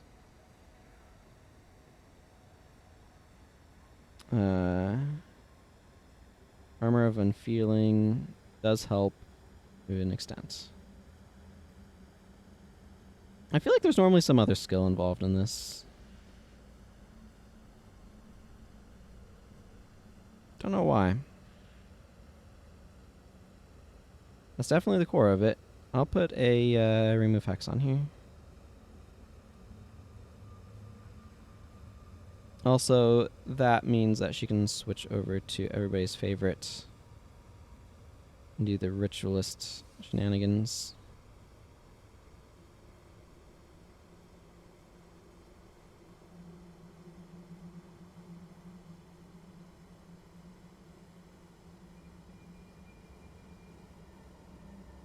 Yeah, that's fine.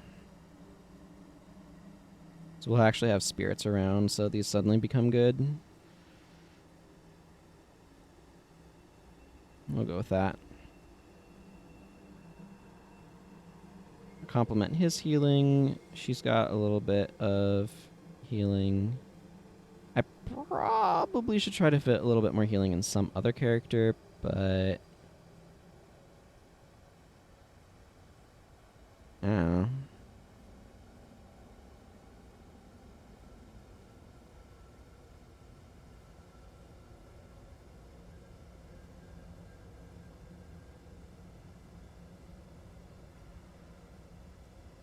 Yeah, I'm kind of content with where things are at, I think. It might be a little fragile, we'll find out, but I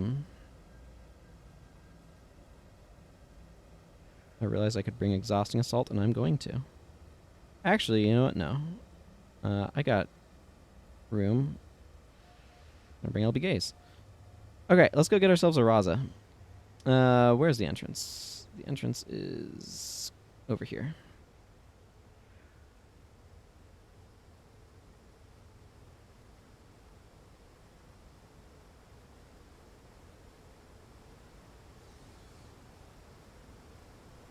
I need to remember to turn in Villainy of Galrath.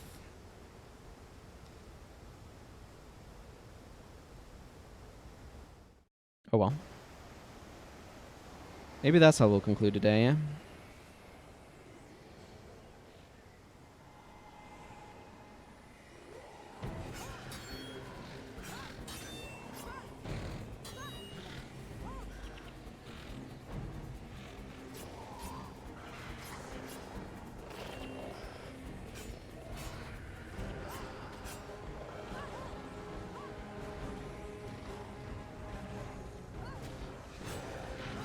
These arms of insanity are really annoying.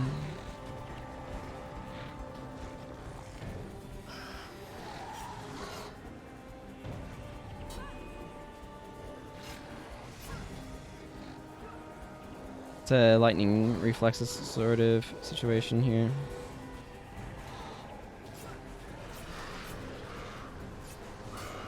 But they also use Quickening Zephyr, which is terrible for my team's energy.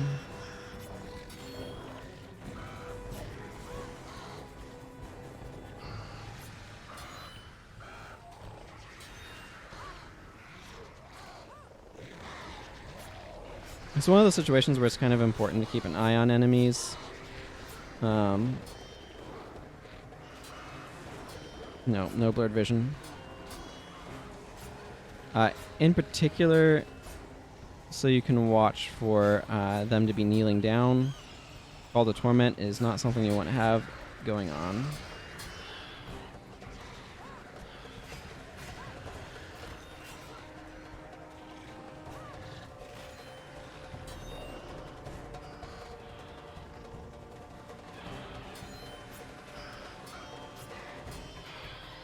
There we go.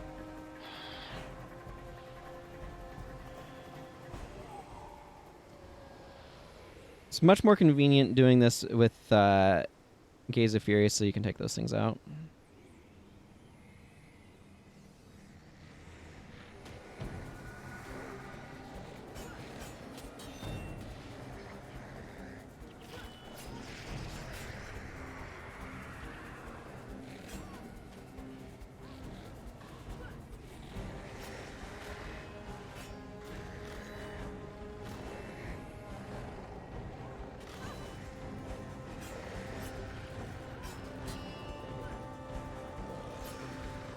Yeah, like that right there. It's when they're gearing up to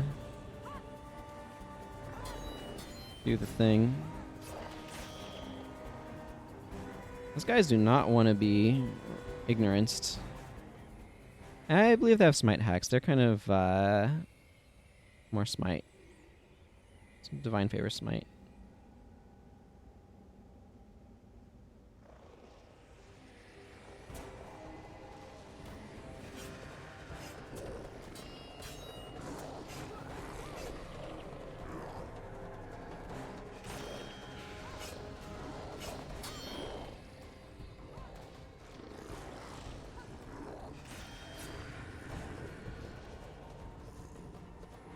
Okay, our next two Binding Guardians are over here, so... If you don't take them out this way, then you have to come back and get them, and it's a whole thing, and it's just way more efficient to just come in here and Gaze of Fury them. So that's what I'm doing. I'm here and Gaze of Furying them.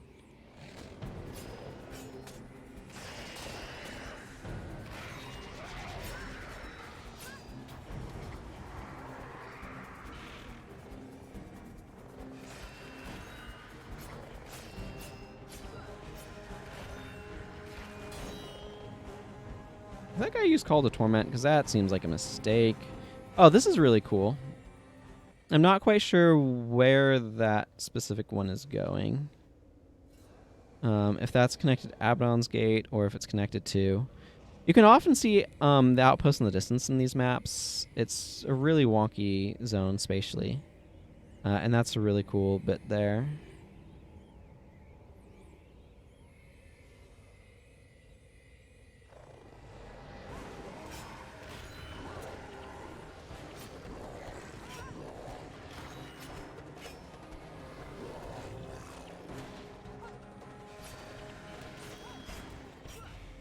Well, I can always interrupt Signet of Devotion, even if it's not 100% ideal. There we go. I can just talk to Razah now. Again, because I brought Gaze of Fury, normally you'd talk to Razah and he'd tell you to go back and do everything all over, like go through all those areas and open the barriers, but because I already destroyed them with Gaze of Fury, I don't have to do that. So nice and convenient. All right. Captain Ferratus. Give me Razah. Yay, Razah's unlocked. Huzzah.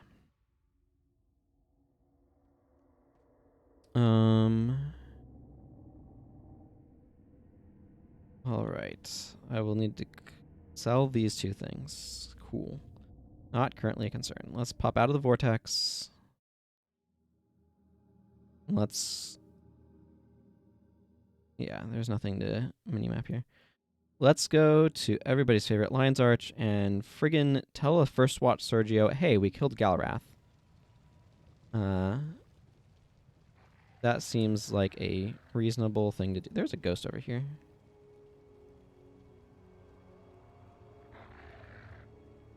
Hey, Sergio. The people of Krita may finally sleep easy, knowing Galrath will never return to do them harm again. Yay. Now you can give me the hard mode version. Which is worth a lot more experience and is apparently a lot more challenging. Hi, random ghost.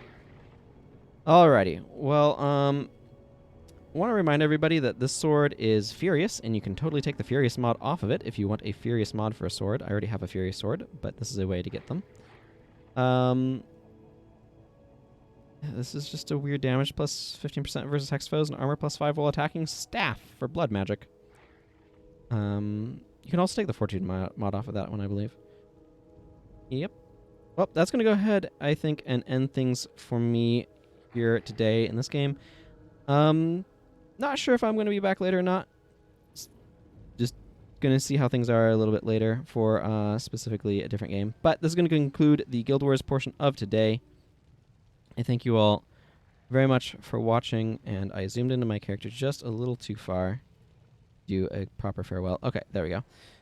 All right, everyone. Until next time, I should be back next week. And until then, everyone, take care. Type wave correctly.